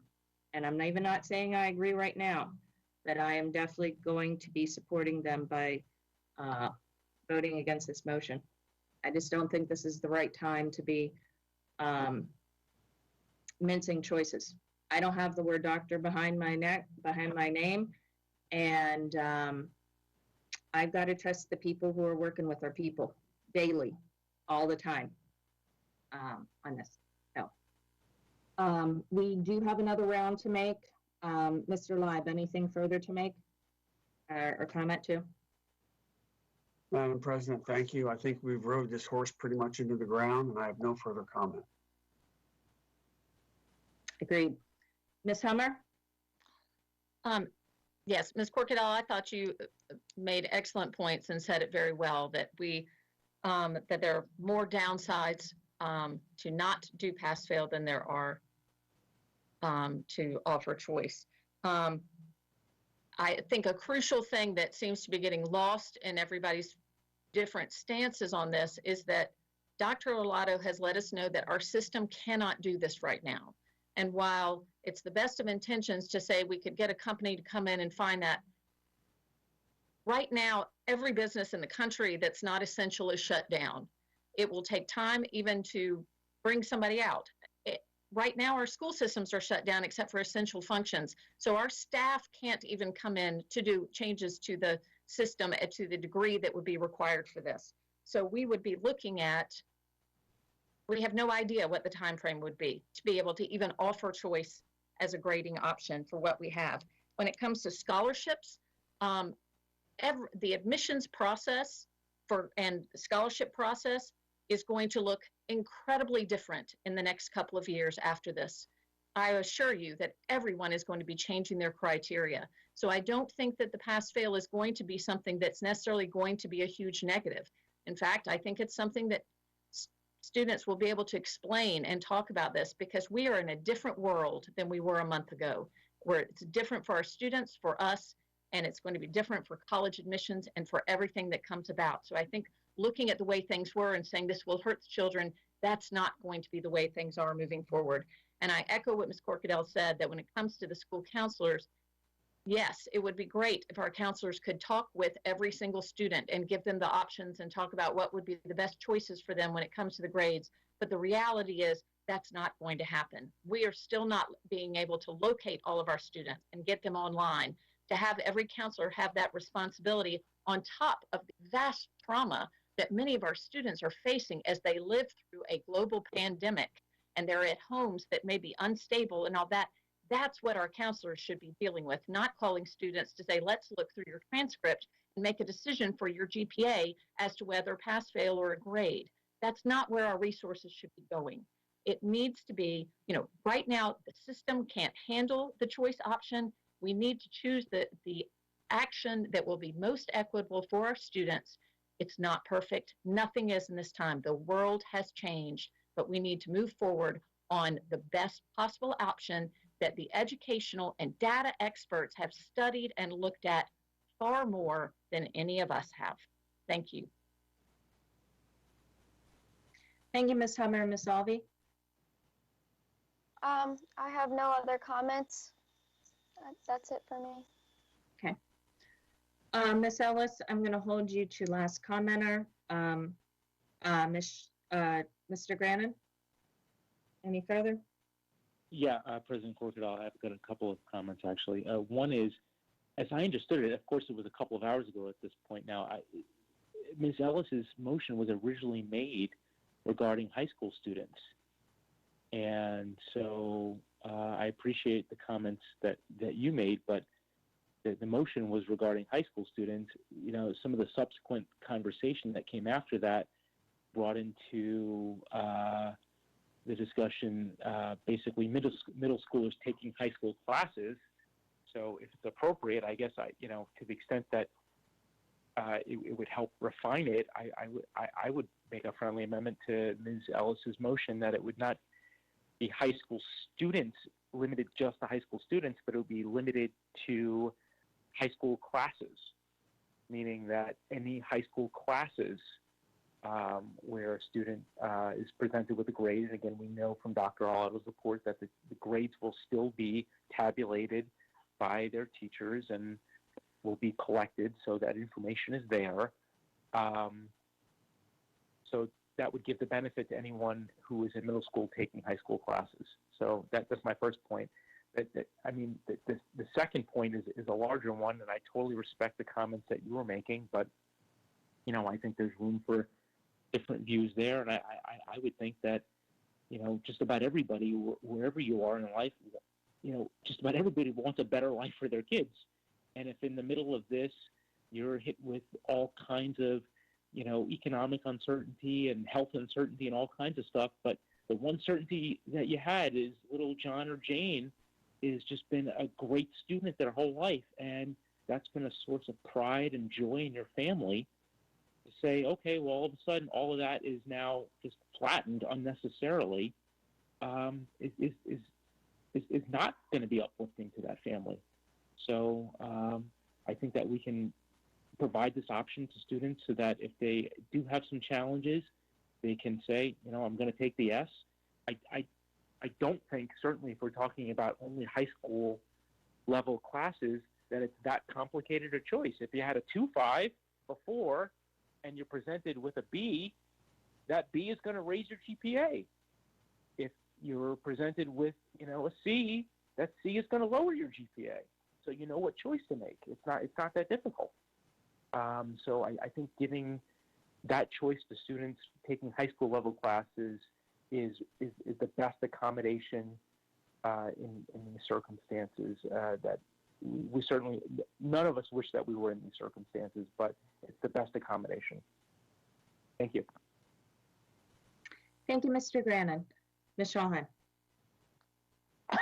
Yes, I agree with everything that Mr. Grannon just said. I'm not going to remove the joy of working hard to achieve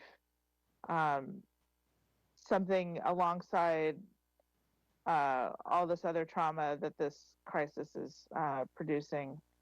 I disagree with a fair number of points made.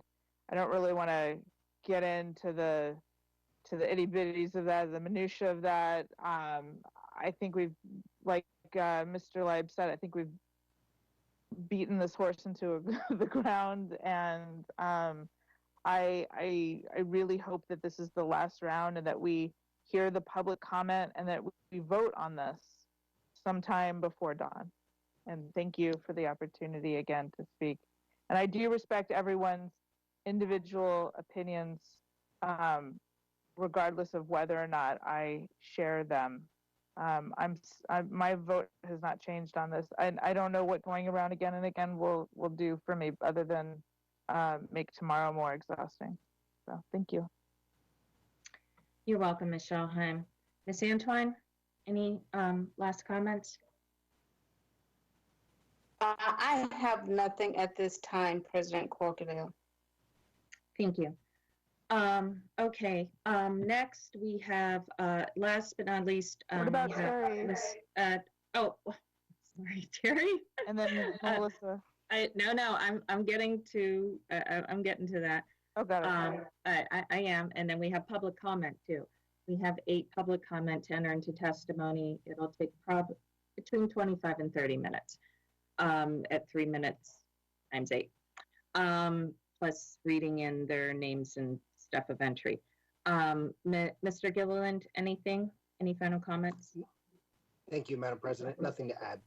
Okay. Ms. Ellis, final comments before we go to public testimony.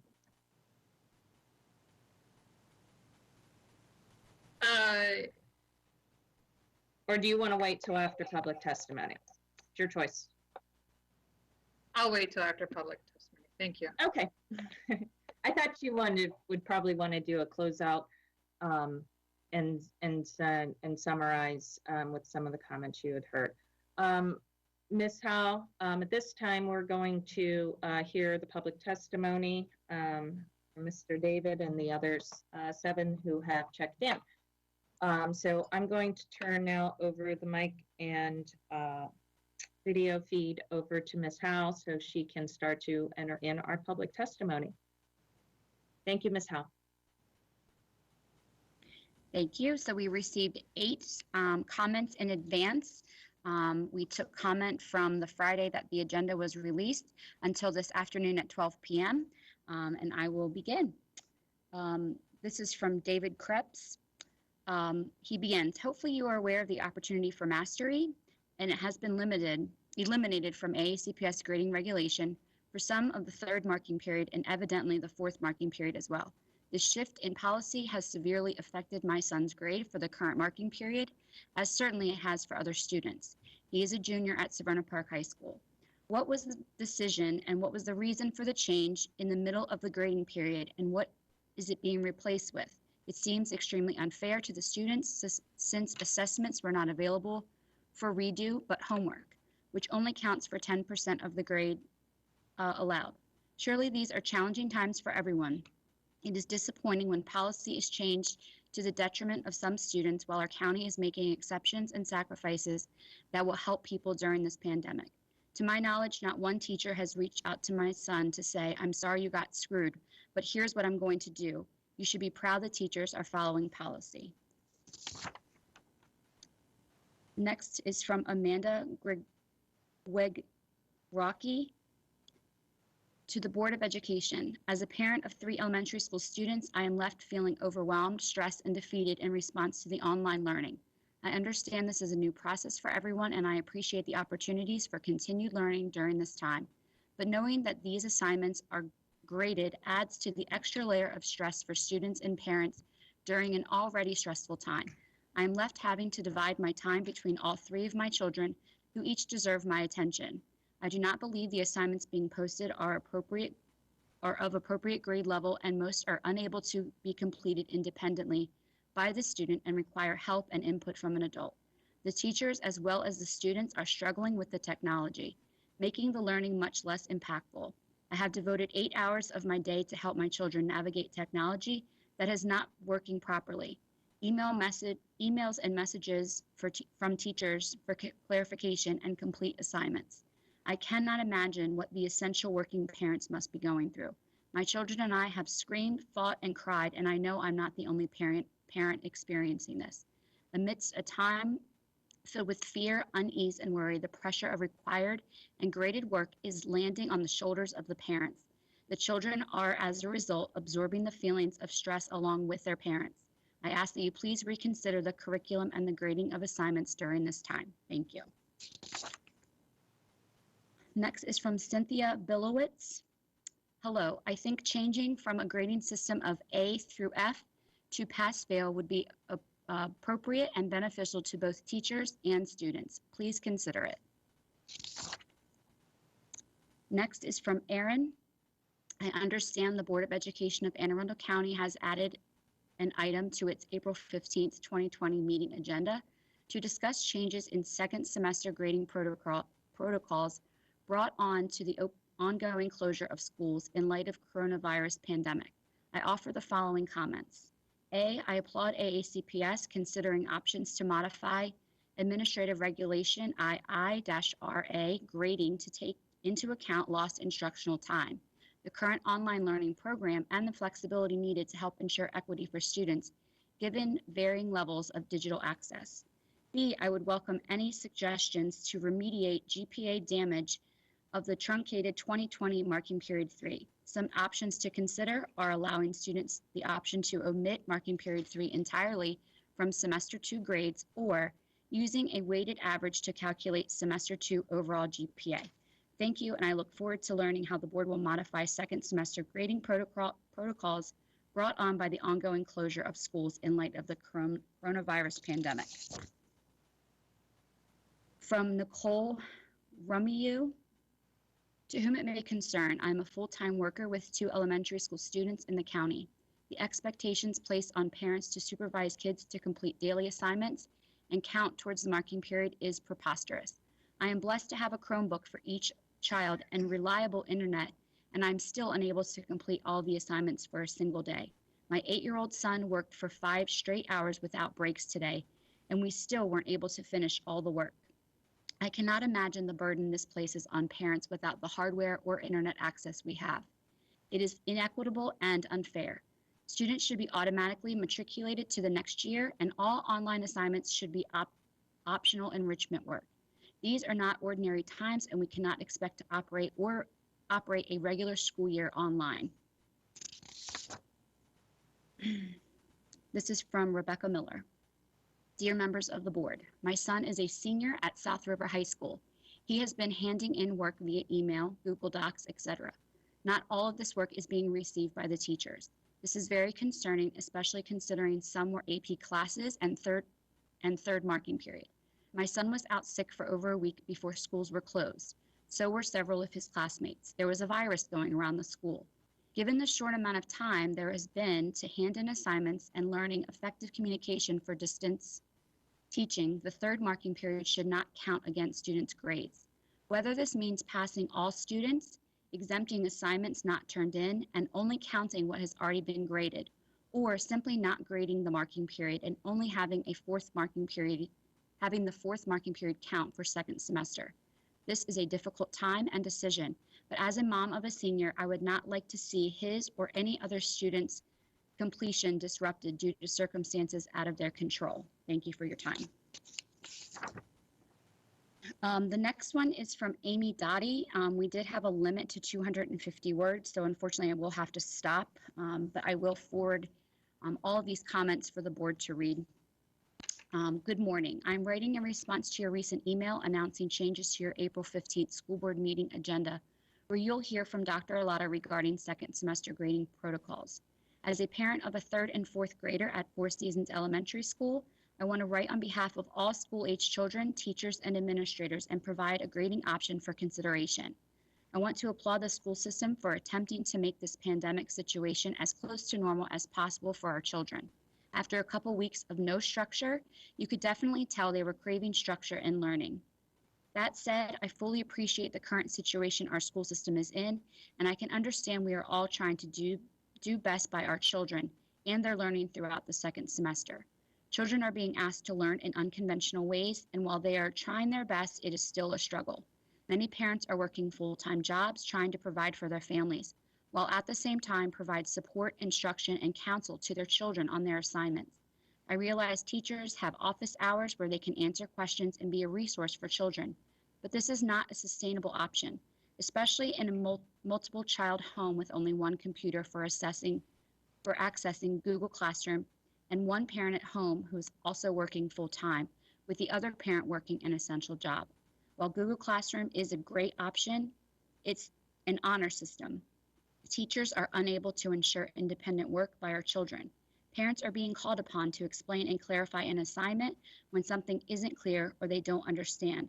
And personally, I don't feel I'm providing the same level of support and help they would receive from a teacher in a school setting.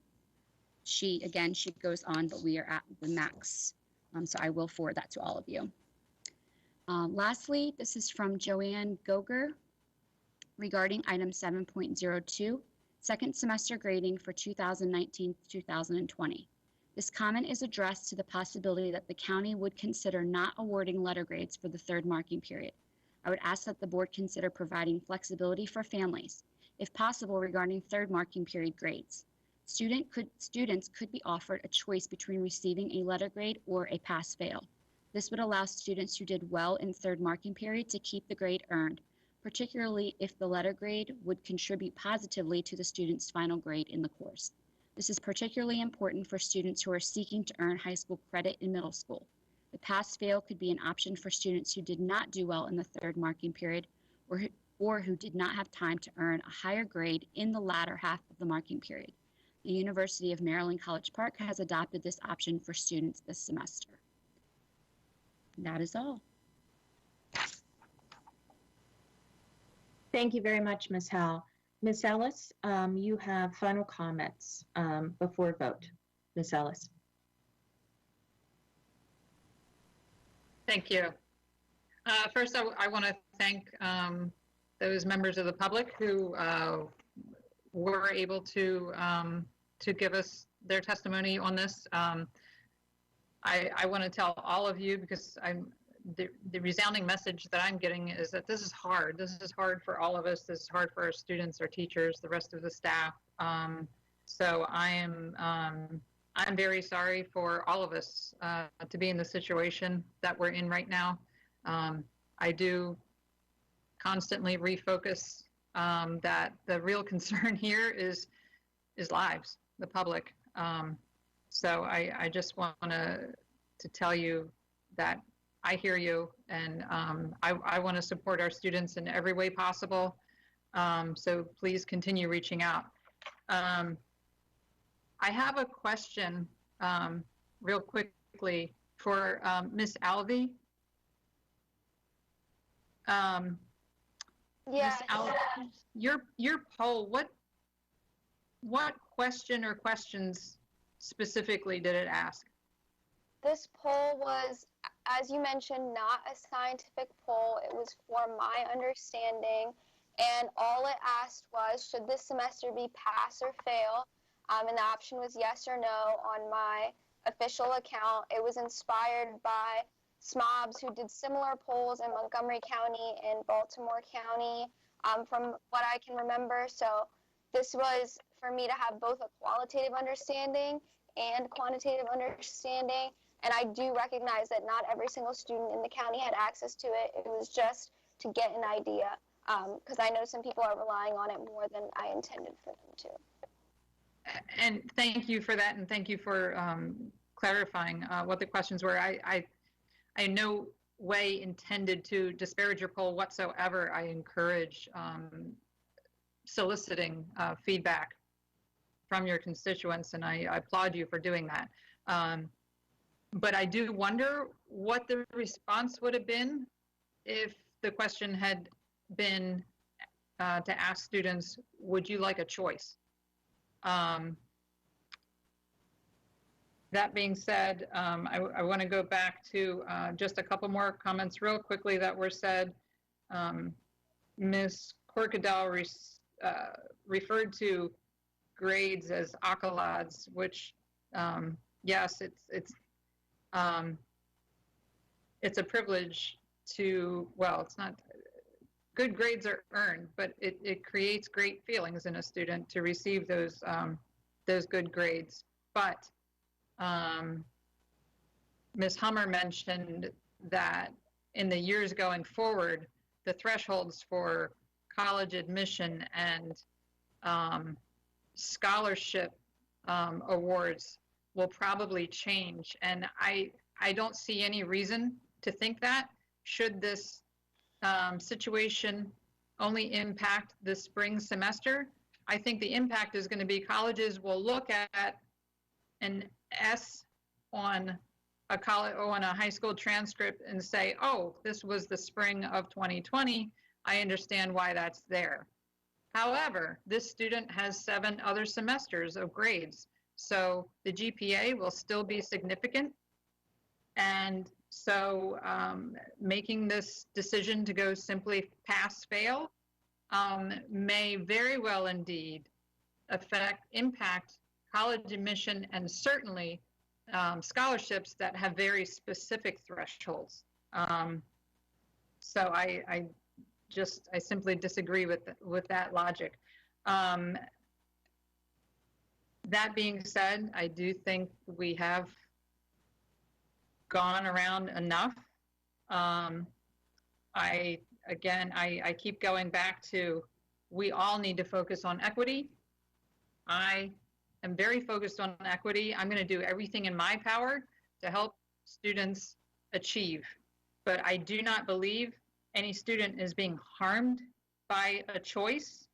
And similar to what some other board members have said, and it's a point I wanted to bring up earlier, is we have students who live in very dire circumstances on a regular basis who achieve amazingly well in our schools, and they deserve the opportunity to earn grades. I truly believe the most equitable solution is to offer a choice. And again, knowing that there are many school systems throughout the country that are doing this, we can find the means, the way to make this happen. I'm not worried. I do not think our system should be a roadblock for our students. That being said, I call the question. Thank you, Ms. Ellis. I don't think we need to go through a formal call the question motion because you were the last person speaking and I didn't hear any dissent to that. So without further ado, Ms. Howe, please call roll. Mr. Could Lodge? we restate President Corkadell? Yes, that was going to be my request as well, please. Yes, absolutely. I think a lot of time has passed since the original. I'm going to suggest that Ms. Ellis state it in the interest of time and clarity. Ms. Ellis, could you restate your motion again? That's a lot easier said than done. I know. I didn't write it down. My mistake. I have it written if you'd like me to read. That is okay, if you have it. I thought maybe she had it. Thank you. Okay, no, that's fine. I didn't know who had it written, who didn't. I took a stab, and I knew I had a 50% chance of being right on that. Ms. Howell, could you please restate the motion prior to calling roll, please? Sure. The board not accept the proposed change to the regulation and instead offer choice to high school students between grades and satisfactory or unsatisfactory. Okay, please call roll.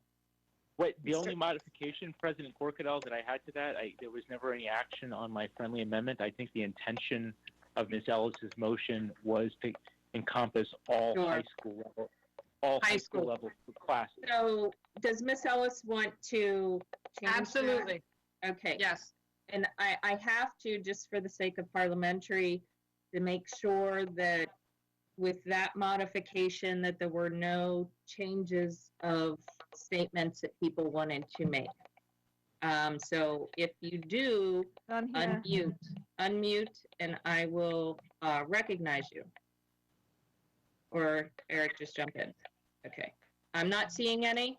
So Ms. Howell, please call roll on the motion as amended by Mr. Grannon. Mr. Libe? Nay. Ms. Hummer?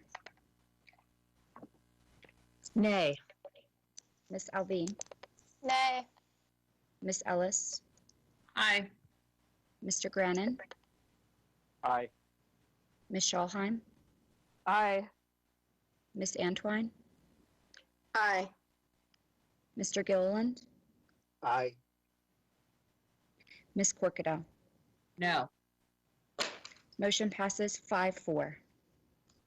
Okay. We are now going to resume if anybody has. There's no point in her saying no. She just said.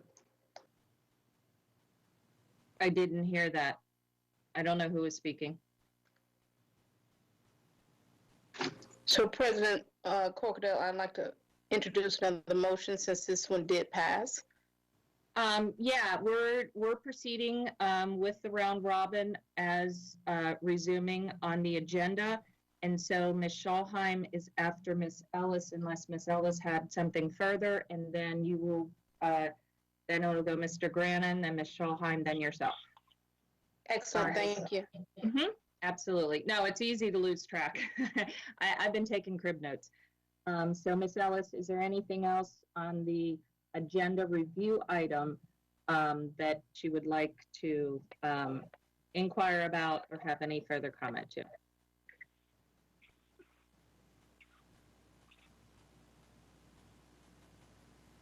None at this time. Thank you. Okay. Mr. Grannon, anything else to add? I guess I'm not sure what, I mean, the motion passed, right? What are we talking about The now? motion passed, but the motion was a subsidiary to the review item of 7.02, and other members had expressed a desire to still ask questions and speak on it in general and possibly even make motions. So we left off with Ms. Ellis. She has now passed over, and we are now on to you. I see. I think that the length and depth of our conversation and all of the serious views on both sides has greatly informed the board's vote, which obviously was close, but it nonetheless does constitute the will of the board, and I think that constitutes sufficient guidance for Dr. Arlotto and his team. Thank you. Okay. Ms. Schalheim? I have nothing more to add or to ask at this time. Thank you. Okay. Ms. Antwine? Yes, I would just like to make a motion tonight on several occasions in our discussions. Dr. Arlotto emphasized that our current system is inadequate for accommodating what just passed. So my motion is that we identify funds to allow him to upgrade our current system to accommodate the pass-fail hybrid. I have a motion presented by Ms. Antwine. Do I have a second? Second. Okay, we have a motion and a second. We will follow roll call order on Ms. Antwine's motion for comments and questions. Mr. Libe? No comment. Ms. Hummer? Yes, I would have a question for Dr. Arlotto. Is this even, is our system one we've created ourselves? Is this something that could even be put out to people? Are the funds available? What kind of timeline would be looking on? I have a number of questions before I could ask to direct that. If Dr. Arlotto could possibly address any of those. So Mrs. Summer, great questions. I'm at a complete loss by the vote that was just taken by the board.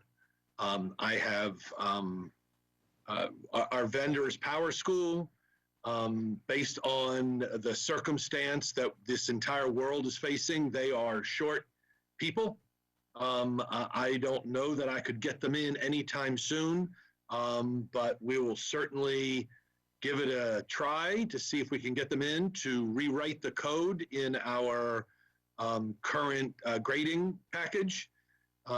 Like I said, it will be months and months before that is, I think, realistically completed and ready for operation. So it's not something that we'll be able to do for the current grading semester that we're in, the third and now entering the fourth marking period of the school year. I don't see it happening. And so what we're left with is giving grades as per the current regulatory language for the remainder of this year. And the second part to your question, Ms. Hummers, I have no idea where the funds would come from. And we would have, right now, we couldn't even estimate what those funds would be or where they would need to come from.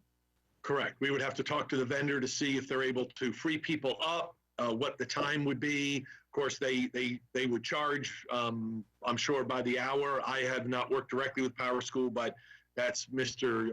Dykstra works very closely with that, with the Power School team as we've upgraded our systems over the years. But I don't, in all reality, it's not something, we're not going to be able to offer choice based on the vote the board just took for this certainly third marking period, nor do I believe we'd be ready by the end of the fourth marking period. We'll just have to go back to grades as they are written in our current regulatory language. Thank you. Yes, ma'am.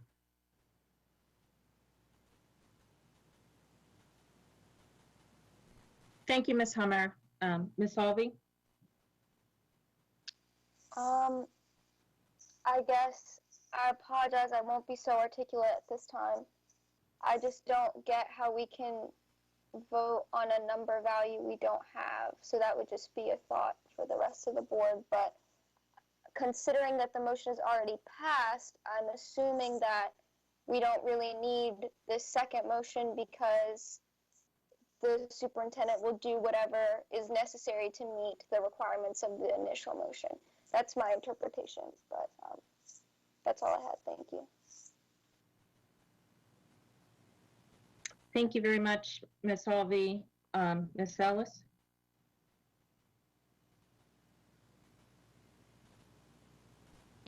Thank you. I'm a little confused what Dr. Arlotto was just stating, that he would revert back to the regulations, which is, I believe, not what the board just voted for. So I understand that it cannot be determined right here in this moment how this is going to, technology-wise, be put into the system. But I just want to see if I understood the statement correctly.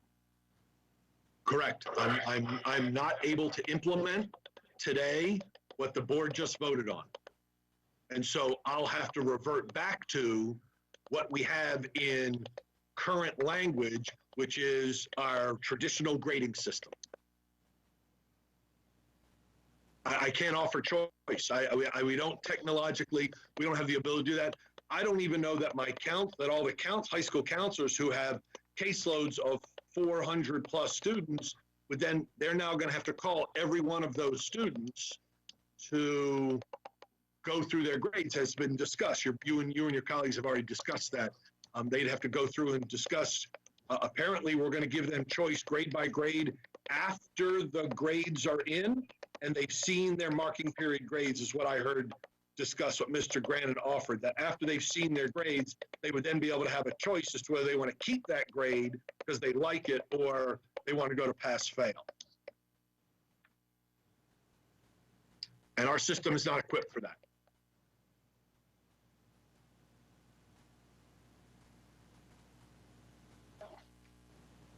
This board wishes for our students to have a choice the way students in many other school districts across the country have.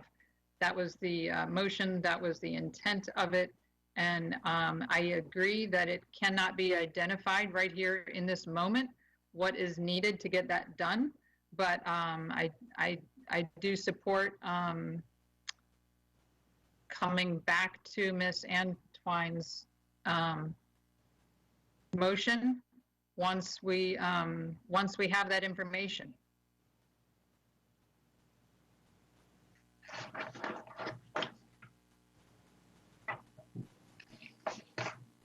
Okay.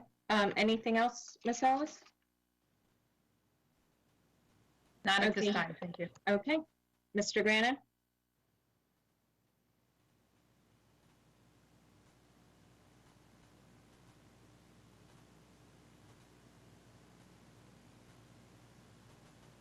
Eric? Any comments on Ms. Antwine's motion? I'll come back to Mr. Grannon. He may be experiencing some technical difficulties. Ms. Schallheim? Yeah, I guess I'm just a little confused. How, forgive me, this is going to be even more inarticulate than normal, but we just, as a board, debated for hours and voted on and passed something, a motion.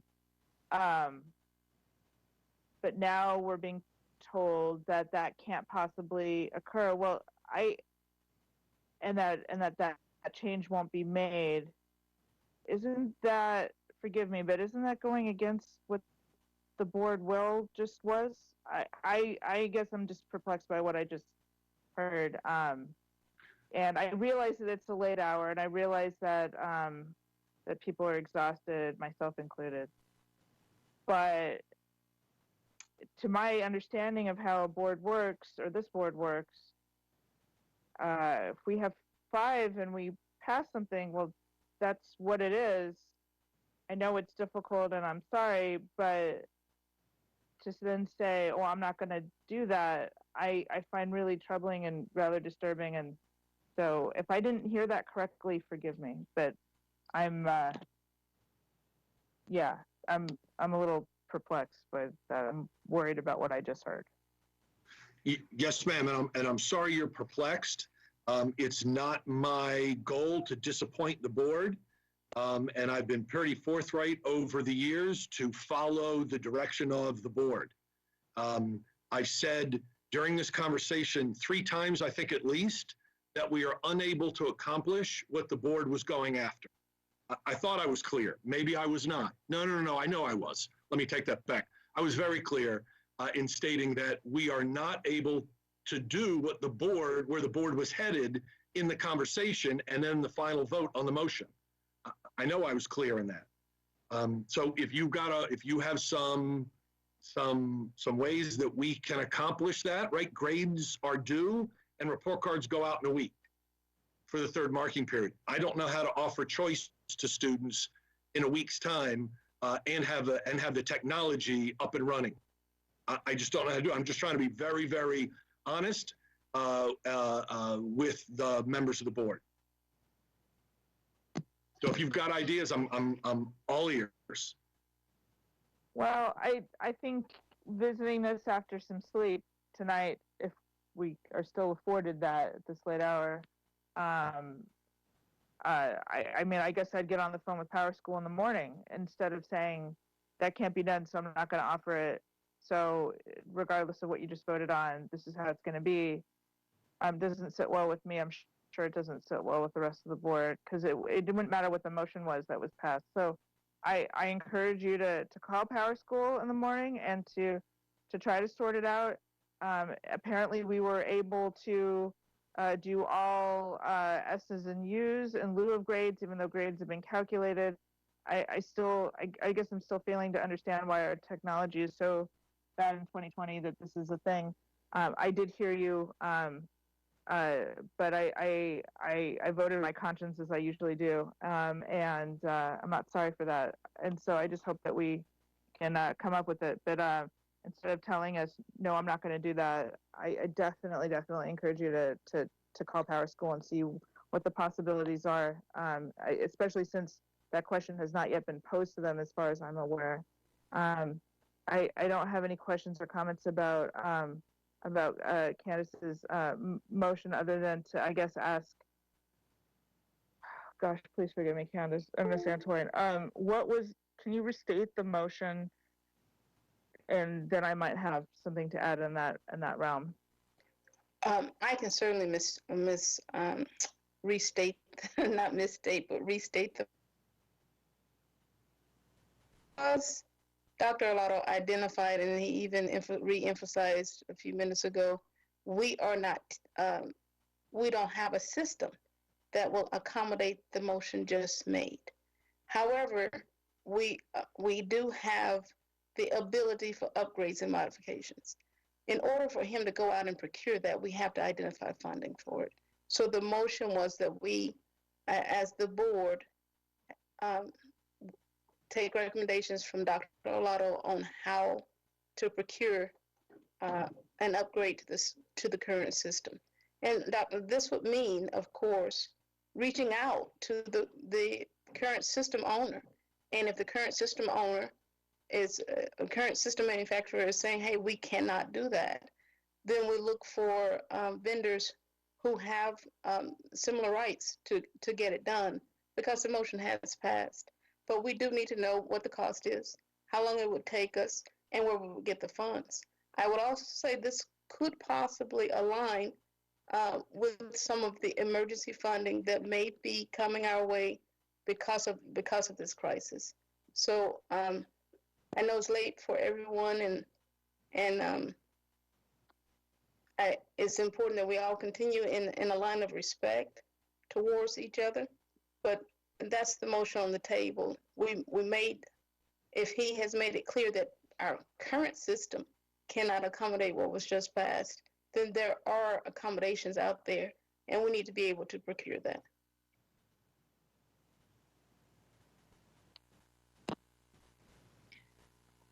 Ms. Schallheim, did that answer your question? Yes, I think so. And so we're voting on, or we will vote on whether or not to seek recommendations for him to figure out where the funds are coming from. Is that a good, did I boil that down correctly?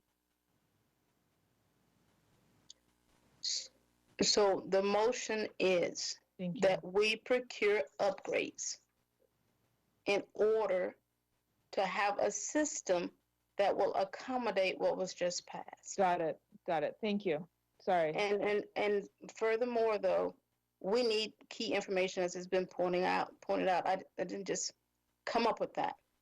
So in order to procure it, as we do all procurements, we get information back from the superintendent and his staff to give us our best means of getting that done, to include where the funds could come from as a recommendation. Okay. All right. Thank you. Okay, I'm going to see, we're going back and forth here. We're trying to get Eric back on. I'm going to ask if Eric is somehow on here, although I don't think he is. Eric? Did we figure out Eric yet? We're going to try to get Eric back on, so I'm going to ask that we try to hold the vote to give him a chance, because it's a technical issue, if at all possible. So we're going to keep on rolling down through roll call. In the meantime, Ms. Antoine, this is your motion, so I'm going to hold your time slot for the last person speaking. Mr. Gilliland, any comments? Nothing for me, thank you. Okay. I do have a brief comment, and I'm not going to rehash a motion that we've already passed, but I do recognize that we're not the funding authority, and our budget for this current year is already sitting there and being utilized. And even in our circumstances where we are spending, monies in different places and stuff as it relates to food service, perhaps in some of our units, as we are well aware of, there's reallocations. As it relates to contractors, vendors, and procurement, I'm not aware that we have been, I've not seen, at least between George's information and Darren's information, that we have any ability to bypass any state procurement rules. And if our only choice is to seek procurement, whether it's to create an addendum to an existing contract with our current vendor or to do another one, I just don't see how we get our graduating students these grades that we just passed in a timely manner. I mean, they've got to know their grades like in a matter of, 6 weeks or so? They're going to have all their grades checked in. They have to. And I thought, and I'm going to ask Darren to check in on a legal question. I thought that there was a time frame of 45 days sitting in the education article is when we have to check in our grades. And there's a separate protocol for graduating kids. And I just don't see how, I'm having a hard time struggling of how we're going to perform to the current motion. I think this motion, we're furthering it because there's just, I understand what Ms. Schallheim's saying. We made a motion and there's an obligation there. But there's a practical limitation to our authority in making a motion and just saying, snap your fingers and make it happen. I don't know how responsible that is to our fiduciary folks as it relates to accountability.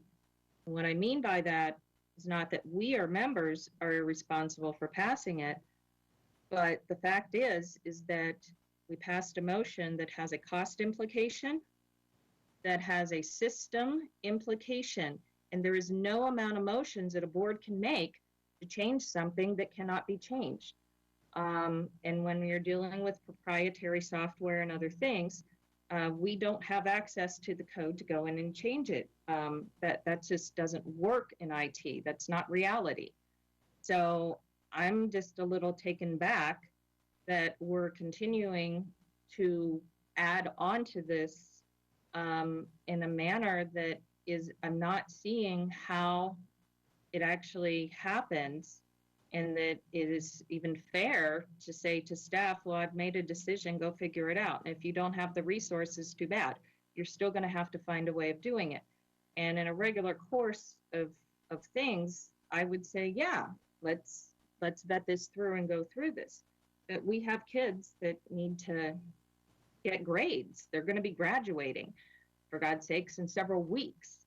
And I'm just, I'm jaw-struck because it's sounding more and more like with this motion that we now have a budget implication, and we don't have fiduciary authority, the county does.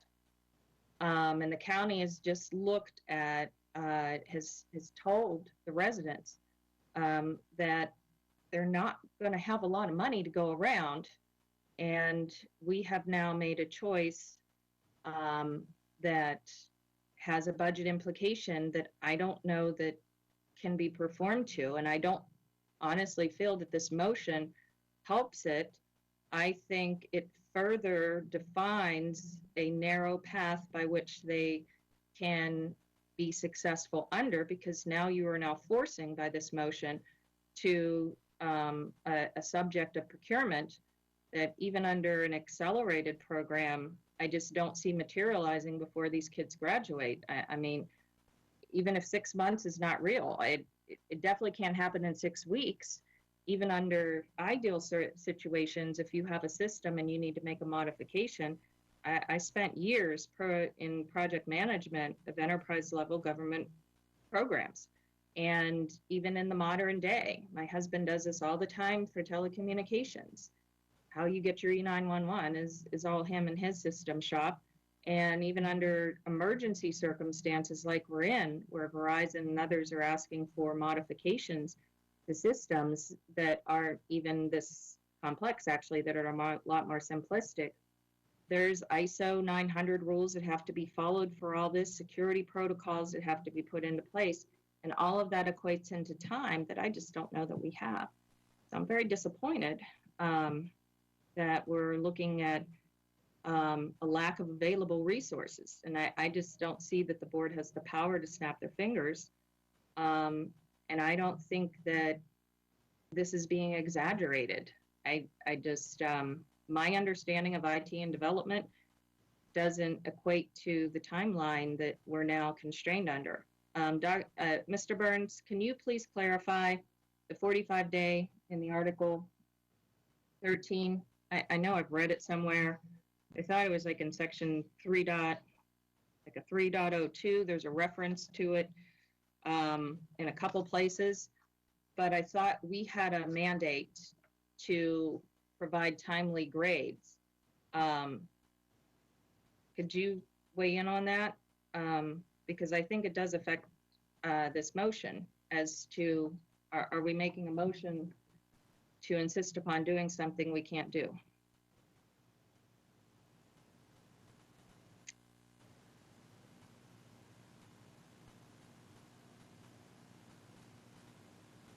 Mr. Burns?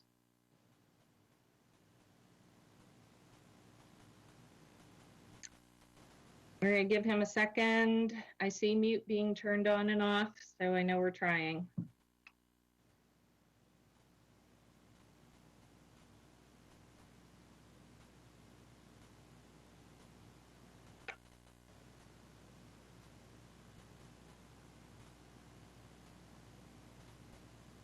Is Eric back?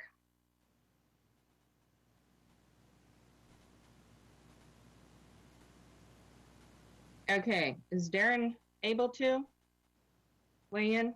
Okay, well, if he's able to, or Eric is, before we go to vote, that would be great. I'm gonna have to rely, I guess, on my my recollection of the education article in that regard. I'm gonna have to be a no on this. I'm not gonna require a procurement that we do not have the authority budgetarily to do, but I'd be curious to know what this is, how all this is going to land. Darren, are you able to? Ms. Corkadell, Yeah. Point of order. I think we're having technical difficulties. I think we are too. And I'm concerned about continuing. Yeah, I am too, because I'm not getting legal questions answered. I can't pull up right now on MSEA's site or on Comar's site. I cannot put my finger on it. I've been clicking here trying. I just, because I want to make sure that, you know, any follow-up motion that we're making actually tries to accomplish the goal. I'm not saying, you know, retract the original motion or anything, but I am a little concerned about us dictating the way they're going to move forward as it relates to a procurement requirement or not, because we may not have the luxury of money. And that is something that no motion of the board can change county funding and county funding rules. Could we maybe in the meantime, Dr. Arlotto, is Alex still around? On transfer of monies and stuff, how does that, I mean, this is not considered an essential emergency financial decision. This is a will of the board in the course of the emergency to decide, I know we're tracking the money and some of it we're going to get back and some of it we're not. And the some of the decisions we've made as it relates to our units and like in food service category, that there's been constant interaction with the county as to how we'll be able to ensure the funding. Is this something that we're going to have to do more research on to even determine, or is this something that we know whether or not we have the ability to do a fund transfer? Because I know there's category limitations and stuff like that. And our IT category definitely didn't have a lot of love compared to some of the other categories last year. Right, so there is some latitude to move monies. There's some definitions of emergency in the state law and COMAR and education article, but it would be likely hard pressed to justify buying a new or altering a grading system to change something from a letter grade to a pass-fail option or vice versa as a true emergency. The emergency provisions are the roof blew off the building, a large catastrophic failure of an HVAC system. Those are the emergencies that that COMAR contemplates. This, again, I would imagine it would be hard pressed to meet a definition of a true emergency, but it's certainly something that we could inquire of the state agency. Okay. Thank you. No, that's very helpful because I always get confused as it relates to some of what we're allowed to move around and what we're not from time to time. Madam President? Yes, sir. May I ask a question? Yes. Yes, I'm happy to yield some of my time over to you. Go for it. Just an off-the-wall suggestion. Dr. Arlotto still on the line? Yes, we do. We've had some technical difficulties with Eric and Darren right now. Would there be a path forward through this? The board's voted, I understand that. If we say, working with our system, we're going to assign grades for the third marking period, and we're going to assign grades for the fourth marking period. And those grades are assigned in our system. Until you get to the end of whenever our school year is, I don't know when that'll be, June 1st, who knows? And then at the end of that time, then we offer the student the choice of the grade they've earned or a satisfactory, unsatisfactory. And in the interim, you can try and see what could possibly be done, which I doubt is as you said, it's most likely. I mean, the system is not Tinker Toys. It's a multi-million-dollar system that took up to 3 years to install and get up and running. But that could give us the breathing room to try and carry out the spirit of what the board has enacted, and not just in order to make this all come to fruition somehow. That's a possible way out for us. Yes, sir. So I think in your scenario is a possibility. That's in short what I put on the table when my answer was, and I know that Mr. Schalheim stated that I said no. I never said no to what the board voted on.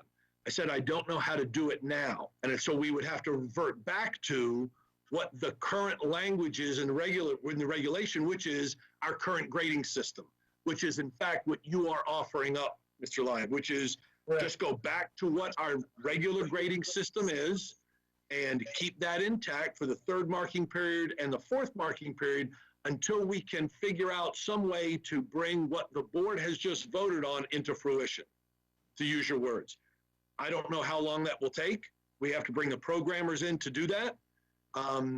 But we certainly can, what we are left with is not being able to immediately enact what the board just voted on and having regulatory language that remains unchanged, that we can continue to offer grades the way we always have in our normal grading system, and then look to see what happens down the road. Now, is the will of the board then if we get to the point that you've described, that at the end of the fourth marking period, we're now going to give everybody a choice. Do you like your grade or do you not like your grade? Is that the will of the board? I mean, if that's where we are, that's what Mr. Grannon put out there. But I think that is, I'm not sure that I would support us giving students choice after their grades have come out. But you are right in that what we're left with is a current grading system that we have to keep intact and allow grades to move forward for the third marking period and the fourth marking period until we came up with an alternative. Correct. Okay, thank you, Mr. Leib. I'm going to return to mine. I'm gonna, I don't have any further questions with it. I'm gonna just state that I appreciate what Ms. Antwine's trying to do, which is to provide that follow-up motion to give resources to Dr. Arlotto and his team to try to perform to our motion. I just don't believe that that helps get us to accomplishing the motion. So I'm going to be a pass to that. That hearing what Dr. Arlotto is saying, that does make sense to me as part of implementation. I didn't see anything in Ms. Ellis's motion that would prohibit him from exploring what he stated and incorporating what Mr. Leib had indicated too, or even what Ms. Schallheim was saying. I'm just not comfortable with creating a motion that would limit those outside of the boxes or force us to have to come back in when time is definitely not on our side, with our graduating students needing to know what they're up to, let alone the rest of the student body as a general whole. I would think we'd want to try to just stay as far out of the way as possible to allow them to deploy as quickly as possible, whatever it ends up looking like. So I will probably be a pass on it, but I do definitely support the spirit and intent of it. I just think it may be a little too narrow for my taste with it. Do we have Eric back? Okay, I'm not hearing Eric back. Sorry, I was on mute. I have Eric with us. Oh, good. Okay, because I know that I just got the thing. We're still having problems. We are still having trouble. He's on my speakerphone. Okay. I did want to get the clarification on the education article from Darren, and he's also back on again. Yep. And then I'm going to jump over to Eric so he has a full clean, and we don't have to keep coming back, so I can just complete me as a member taking my turn here on this first round. I'm sure we're going to need to do another round, it's sounding like. Mr. Burns, as it relates to the state article. Yes, and I heard you. Actually, I was responding to you, but for whatever reason, you weren't hearing me, so I just hung up and called back. Anyway, the COMAR provision you refer to does have a timing provision in it, but it's not, it has to do with changes of grades, and basically within 45 days at the end of the year, any changed grades must be completed and reported. Otherwise, it's left up to the local school system.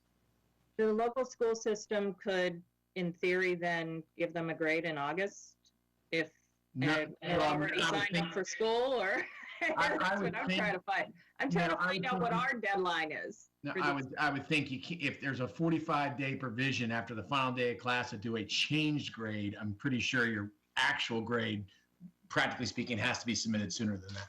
But it's not in here. It's going to be it's going to be up to you all. Okay, gotcha. So that's an LEA thing onto that. Okay, I was just trying to see if there's if we have a harder deadline from the state. Not that I could find. I don't have your regulation in front of you, but looking at COMAR, this is the 13A.03.02, which I think you had referred to. That's where that 45 days comes from, but it's not on point. It's not on point with the rest. Yeah, I wasn't sure if it was germane to something bigger that I just couldn't pull up. Not that I could find. Okay, thank you very much. Mr. Grannon, please jump on in here before we do round two. Hold on 1 second. Okay, no, take your time. We're already approaching twilight. I think it's a little premature for us to assume that this necessarily has a physical impact until we get a report back from Dr. Olato. So with respect to Ms. Antwine, I suggest that this be tabled until we have a report back from Dr. Olato as to whether it actually has it. This may not actually be something that you need additional funds for. Is everyone hearing Mr. Grannon? I am able to hear him. Okay, great. Mr. Grannon, I do have a clarification question. Are you proposing? They heard you. Yeah. So I had a follow-up question for Mr. Grannon. Is he proposing, this is a presidential point of clarification. Are you proposing a motion, because once a motion is made and seconded, it's no longer an individual's motion, it's the board's motion, pass or fail. And so any member can propose tabling a motion once it's been seconded. Is that your proposal this time, or is that a friendly suggestion to Ms. Antwine? I guess that was a friendly suggestion to Ms. Antwine. I guess I don't want there to be any question. Obviously, the board already voted on the substantive question as to the change to the grading regulation policy, whatever you want to call it. But we don't have the information to know that this would actually cost any money. It may not cost any money. It may just be a little elbow grease to make it work. And so I think Dr. Olato will report back to us on that, in the next meeting or even the meeting after. And then we can decide then if you need additional funds to do this. You may not need additional funds to do this. Okay, thank you very much for the clarification. Did you have any other further comments or questions on the motion? No, so I guess I do offer that as a friendly amendment to Ms. Antwine. I totally respect what you're trying to do, and as I respected your vote on the original motion, but I guess I would suggest that maybe at 1 a.m. in the morning, we don't have the information right now to decide whether he actually needs the funds. So for us to vote to authorize to give him funds that we don't even know that he needs, and if he does need them, we don't know what they are, maybe it's a bit premature. Okay, Ms. Antwine, are you willing to accept the friendly amendment, or would you like the motion to stand as is? Or I was actually patiently waiting on my time to come around, so I appreciate the offer of the amendment. I would like to withdraw the motion because, one, it went on a tangent that it should not have. I'm talking about procuring and upgrade to an existing software system. That means the superintendent reaches out to the current vendor, gets a proposal, brings it back, and we move it forward as the board. But since it's being made complicated, I will withdraw the motion and offer that we direct the superintendent to bring us back some information that's critical to us getting the upgrade of this software system. I also have a question about the current program. What software application with Power Schools what version of Power Schools are we currently using?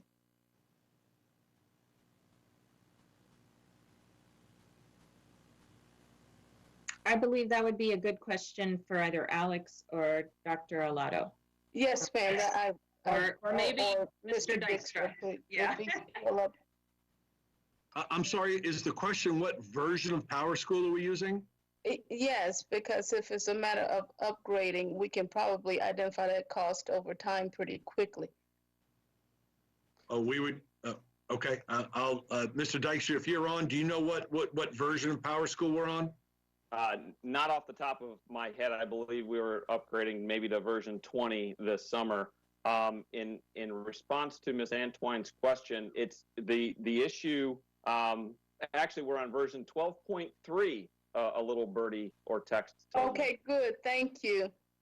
But Ms. Antwine, in reference to your question, the issue regarding giving students choice is not regarding an upgrade. And Mr. Gilliland alluded to it earlier with regards to working with the vendor. Our system is powerful. It is robust. It is highly customizable. We can make modifications. We can do all of that. And this is one of the most powerful student information systems literally not only in the country and probably in the world. It is top notch. It is the top of the line. The issue is the amount of work that it would take behind the scenes, as Ms. Corkadell alluded to, with respect to IT, right?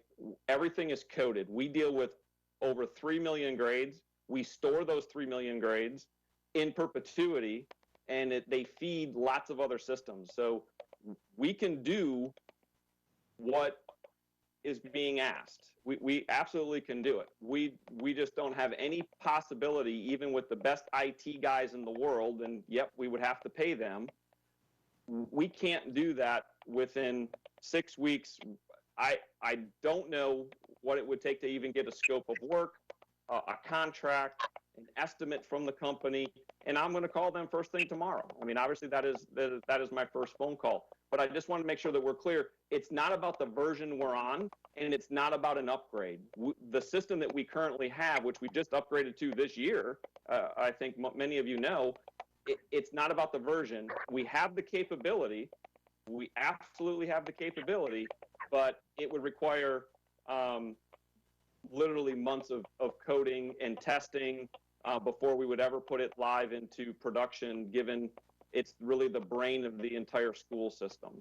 So it's not about an upgrade. We're good, and our system can do it, but we would need time and money to make that happen.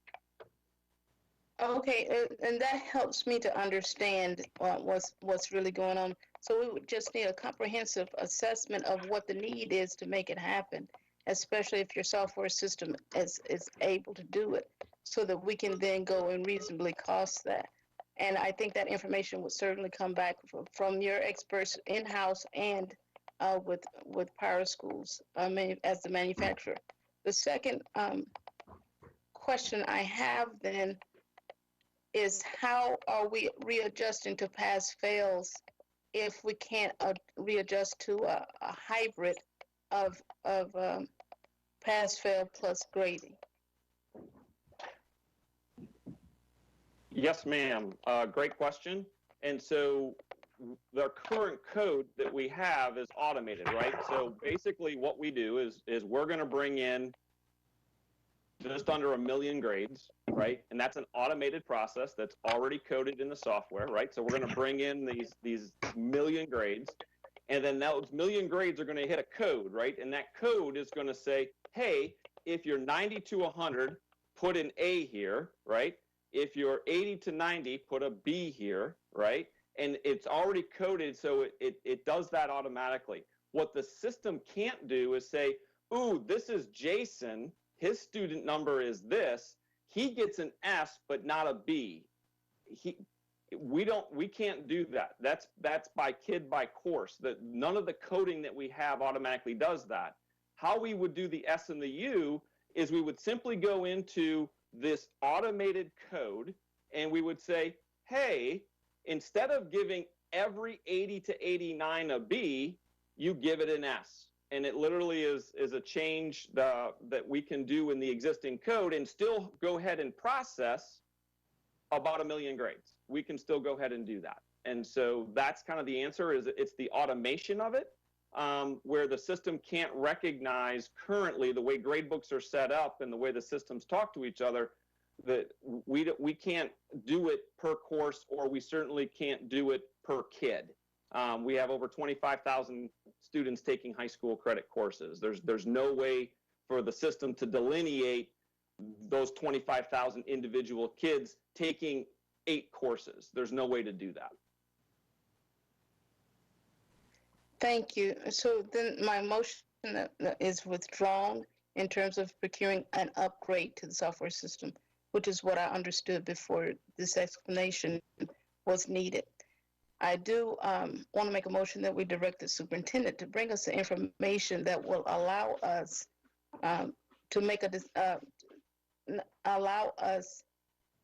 to better understand what it would take to upgrade the systems. I hear you and definitely trust what you're saying, but we would like to be able to see that come back in a more comprehensive manner so that we can make decisions on how to move forward. As Mr. Grannon pointed out, it may just be level of effort and not a cost. Okay, thank you, Miss Antwine. We're a little out of order here. I want to make sure that the motion is hereby withdrawn. So Ms. Antwine, did you have anything further on this agenda item at this time?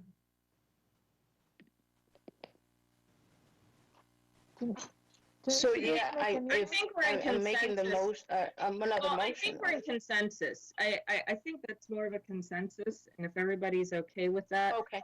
I think that's where we were kind of leading to, that we need to hear back from staff on follow-ups as it relates to the vendor, to the money, to the stuff like that.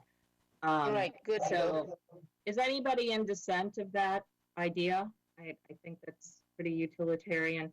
Okay, moving along. Mr. Live here. No, I'm not in dissent of that, but I just want to make sure we all understand that in the interim, grades are going to be assigned. That's how it's going to move forward. In 1 week, the marking period's over. So in the interim, grades will be assigned to everybody. Yeah. That's all I wanted to make sure is clear to everyone. Okay. Duly noted. Mr. If I may, President Corkadell, I understood earlier that grades would not be assigned in earlier presentations, that especially for those that don't have current access, that they would get a no grade. So I understood that grades were going to, that assignments would be graded this week.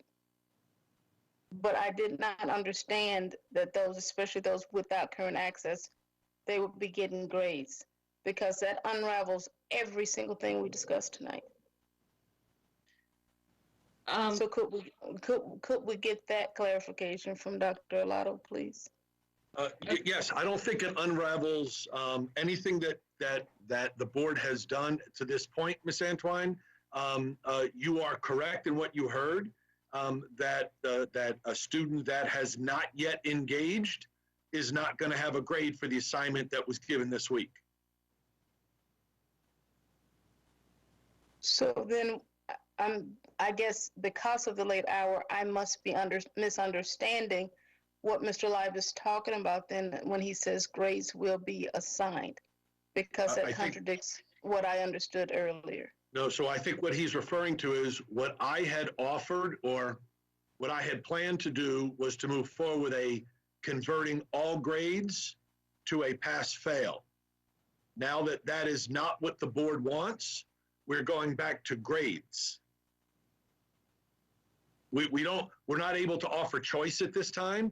We may be able to do that into the future, because now we've been directed to get in touch with Power School and see what we can negotiate and see what code we can change.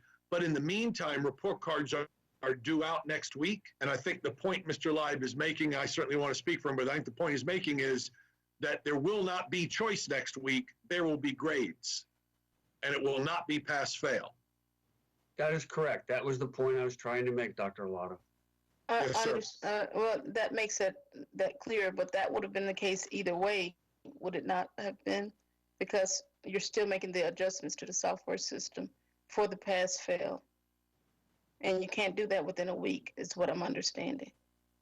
Yeah, that's way off into the future. Right. I think he was just trying to make it clear that everybody understood that grades will be on report cards next week, and there will not be, we're not able to offer choice as the board has directed. Okay. Okay. Mr. Gilliland, anything further? Thank you, Madam President. In the interest of time, I know it's late. Dr. Arlotto and others I know are still at Riva Road, and we're all at home, so I want to be as respectful to them as possible. One correction I want to make to something I said earlier when I referenced the vendor. At the time, I did not know the vendor, who it was. Now that we know who the vendor is, or at least it's been said multiple times, I'm very familiar with this vendor. I know their LMS more than I know their SIS. And they are a highly competent vendor, and I'm very confident, as Mr. Dykstra said, in their performance. I'm pretty sure this will be worked out. My question that I had referenced, I guess now a couple hours ago, was just a broader question, Dr. Arlotto, as it relates to seniors. Is there any guidance at this point, either from you or from the state superintendent, on the last day of school for seniors? Is that changing along with the myriad changes that exist? As of now, no. So it's still on our calendar, your calendar, for May 21st will be the last day for graduating seniors. So as of right now, there's been no change to that. Great, I appreciate the clarification. I think there's just been some confusion in the world, so to speak, and just there's a lot of that. Validated is helpful. So I appreciate that. Thank you. Yes, sir. Okay. So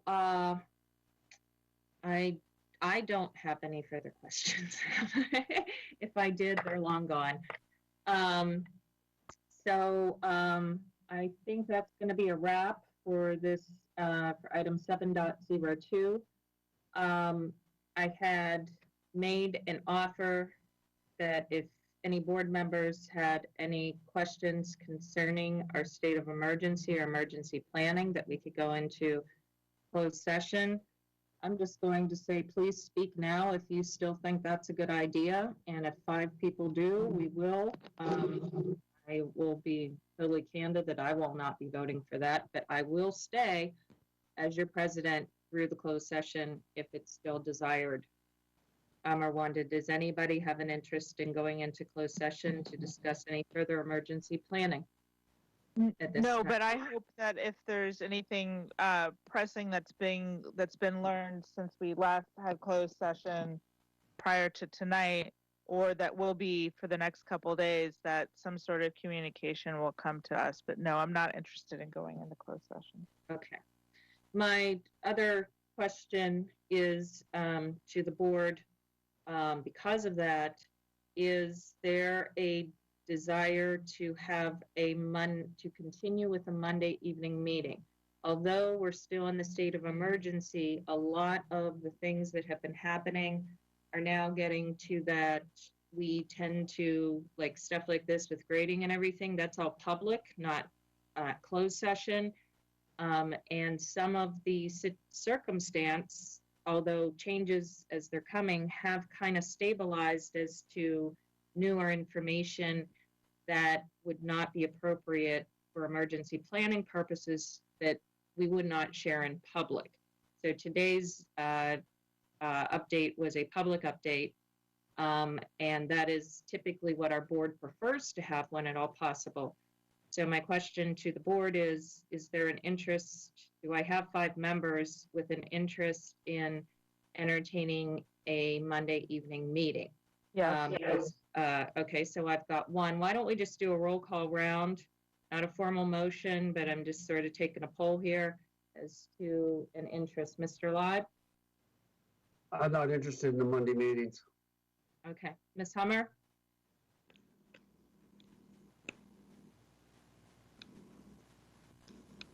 Sorry. I'm not interested in Monday meetings either. Okay. Ms. Alvey? Not interested. Ms. Ellis? I'm not interested in a regular Monday meeting. It'd be, I guess, kind of nice to keep a regular time frame open if there are major developments within a week, but beyond that, no. Okay. That may be a very good viable option, is that we just keep a placeholder for emergency happenings. Ms. Schalheim, I believe you've expressed a yes. Anything further to add? Yeah, yes, if there's something to say. So I agree with Ms. Ellis. If there's something is learned between now and then, I would rather us have the ability to talk about it if it falls under closed session guidelines, and to ask questions rather than hearing about it in a press release first or on other means. So yeah, if there's something that we're allowed to talk about that it falls under those guidelines that happens between now and Monday, then yes, of course I'd want to hear it on Monday. Otherwise I'm good without. Okay. Um, Mr. Grannon, what's your thoughts about Monday? Do you want to keep her placehold or axe? Mr. Grannon had to drop off. Okay, no worries. Miss Antwine? I support placeholding it, and if there's something that comes up that the board needs to be advised on, that we'll have the placeholder there to move on Mondays. Okay. Mr. Gilliland? I guess I'll just say me too. Okay. Yeah, it sounds like what we're going to do is we're going to go ahead, and I'm doing this in part for public folks, even though I'm not confident how many, if any, we have left streaming in with us and watching us on TV, which we cannot calculate, of course. But it's sounding like if we need it, to still try to keep that as a placeholder. What I'm going to do at this time is ask Ms. Howe, our executive assistant, to put a hold, the word hold in bold, for the meetings. So that way, if we have negotiations that come up, issues or other such things, emergency planning, as Ms. Schallheim pointed out, there's always those Friday afternoon press conferences that we never know what the topic or the focus is going to be. And so we'll go ahead and not advertise it as a regular meeting anymore. And we always have a ability to, Mr. Mosier and his team is totally awesome, and Diane, for us to get out fast press releases and on the fly if the meeting becomes necessary. So just everybody please hold Mondays at 5 p.m. For a couple more weeks until we have a better understanding of our duration, which doesn't sound like we're going to know between now and Monday. And also, I know that Dr. Alato, myself, and Ms. Ellis are definitely always available to answer immediate questions or to, point people in the right direction and make those connections in the interim between our meetings. And since we have approved, our next meeting is going to be on, as a result of the motion, under item 5.02 that was approved, we will be our next meeting will be May the 6th at, with going into closed session at 5:30 and public hearing at 7 p.m. And I believe, Ms. Ellis, you had also indicated that you guys, that the budget committee may be meeting as soon as like the 4th or thereabouts. So once we have that date and time finalized with that committee, we will definitely get that out and as part of a press release as well. And policy committee, just to remind everyone, has resumed meeting. They always meet at 4 p.m. prior to our second meeting of the month. So that's going to be May the 20th, I believe. I could be wrong on that date. Will be their next meeting. And thanks everyone once again. I think we may have exceeded our budget, how long it took us to pass the budget tonight. But we had some very important things. Thanks everyone for hanging in there as long as they did. And moving forward, moving onward, everybody stay safe and healthy. Good night. This meeting is officially closed.